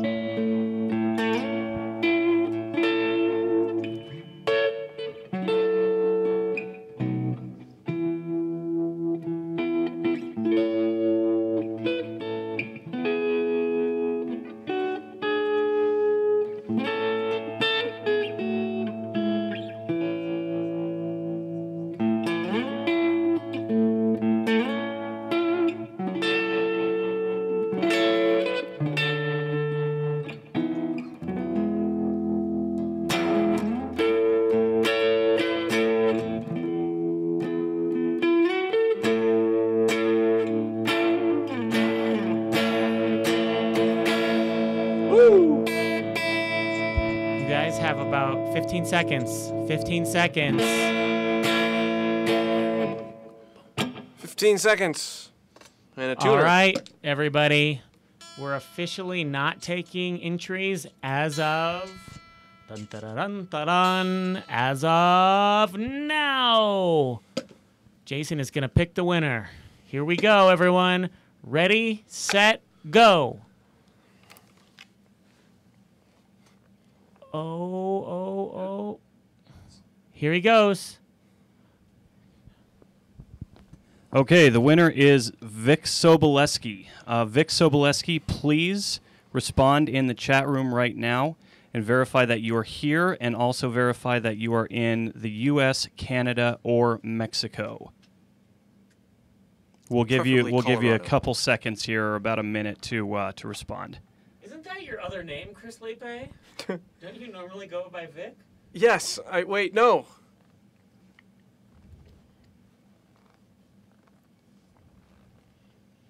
Come on, Vic. Yep, still waiting on you, Vic Soboleski. We'll give you two minutes if you got 2 minutes to let us know you're still here.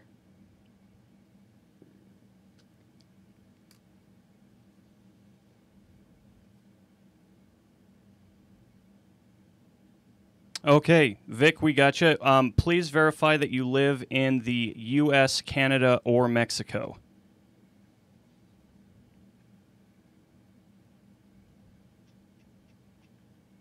Excellent, we got you. Vic, go ahead and send an email to us at support@jamplay.com with your name, your email address, as well as your shipping address, and we will get this lovely Les Paul out to you. Congratulations.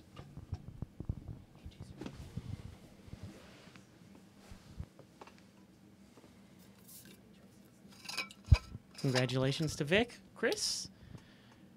I think the plan for the night is, since we're running a little long, Chris will finish up. We'll take some questions and and then jam out a little we'll bit. be done. Yeah, okay. All right. Back to Liepe. Got to plug the old guy back in.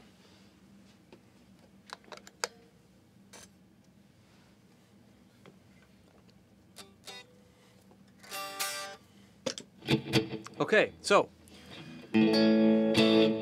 we were we're almost done, really.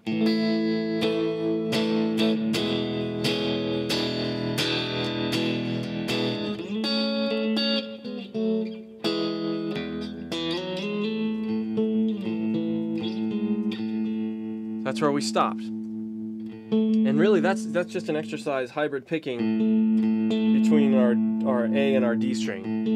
And I intentionally kept these very linear and horizontal so you hear the slides. Then we palm mute a little bit here.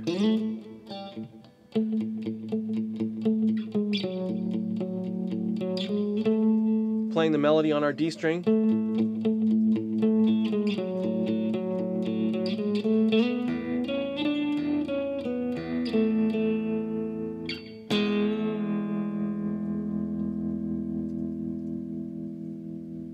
Okay.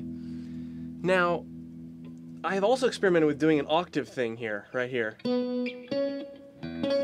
Oops.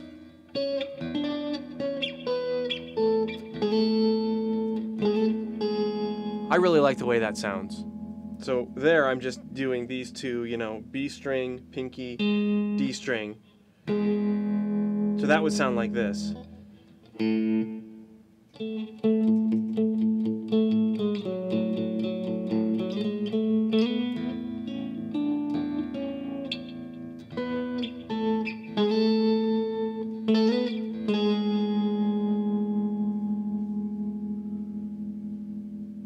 So that part's really pretty straightforward.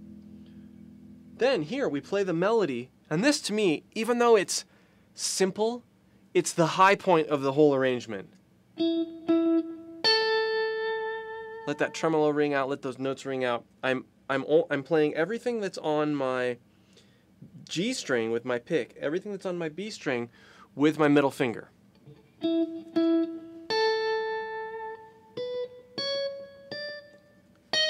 Half step bend, let it hold. Grab the bar if you have one.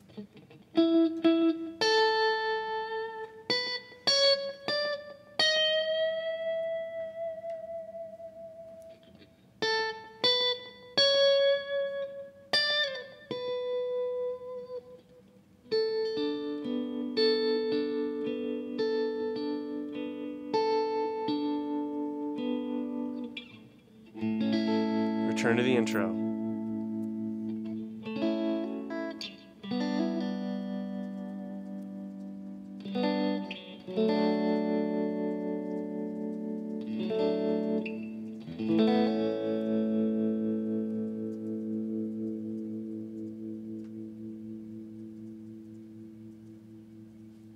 There we go.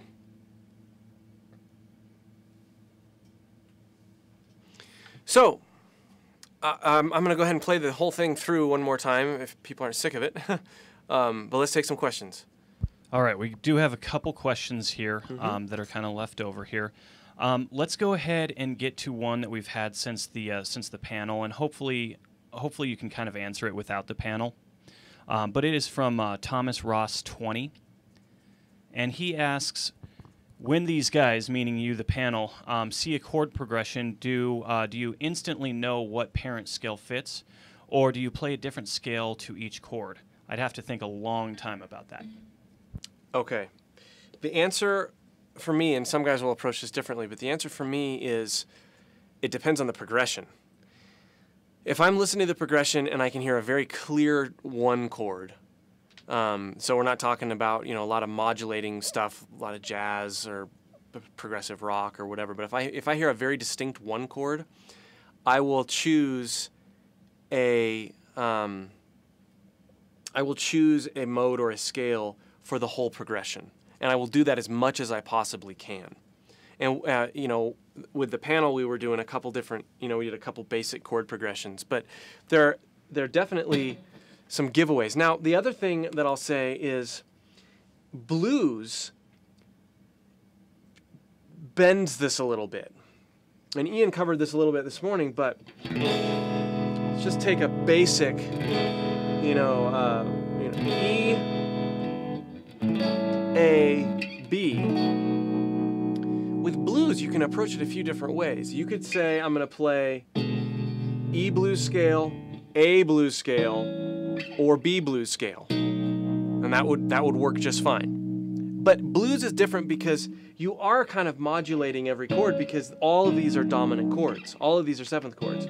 Whereas if you've got something like, you know,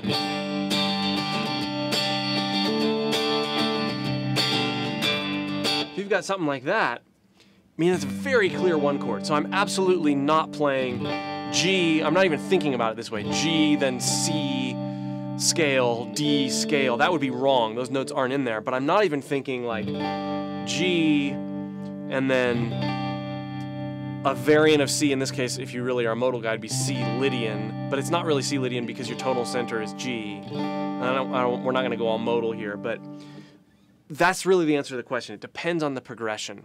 Most of the time, most pop stuff, you can listen to the chord progression. It's 3 or 4 chords, 5, 6 chords, whatever, and you can choose a scale to solo or to play in. But really, even beyond that, and this is something that I've tried to do for years now, I definitely think of scales, but I think of melody even before that. try to play a melody. What is your brain hearing over those chords? And then after that, extract the scale from the melody. I feel like that works way better because, I mean, I used to do this too, but a lot of guitar players, they'll sit down and they'll just be like, all right, well, I'm here in A minor, so we'll just do, you know.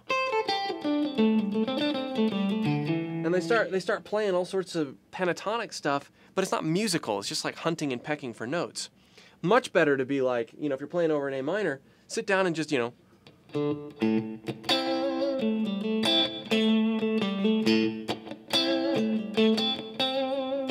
And come up with a riff, come up with a melody that works over the chord or the progression, and then figure out the scales later.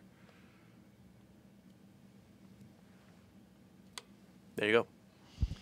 Okay, I think we have time for one final question here. Okay. It's from Dizzy Viewers, and she asks, Chris, what is your ideal guitar style? Are you a rock guy, alternative? What do you like?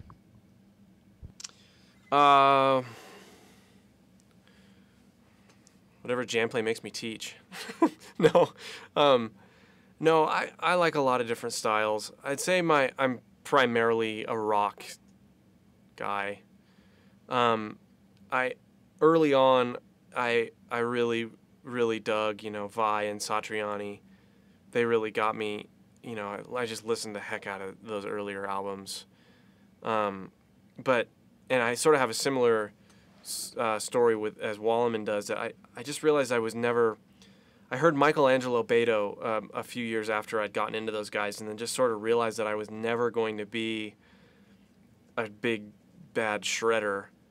And then I got a job at a recording studio and started being a session player, and got to play all sorts of different. I mean, it was just whatever came in. You know, I had to. And jingle writing, I do a lot of jingle writing, helped with that too. It's just whatever I need to play, I just sort of need to figure out what you know, what's authentic to that genre, and then play it.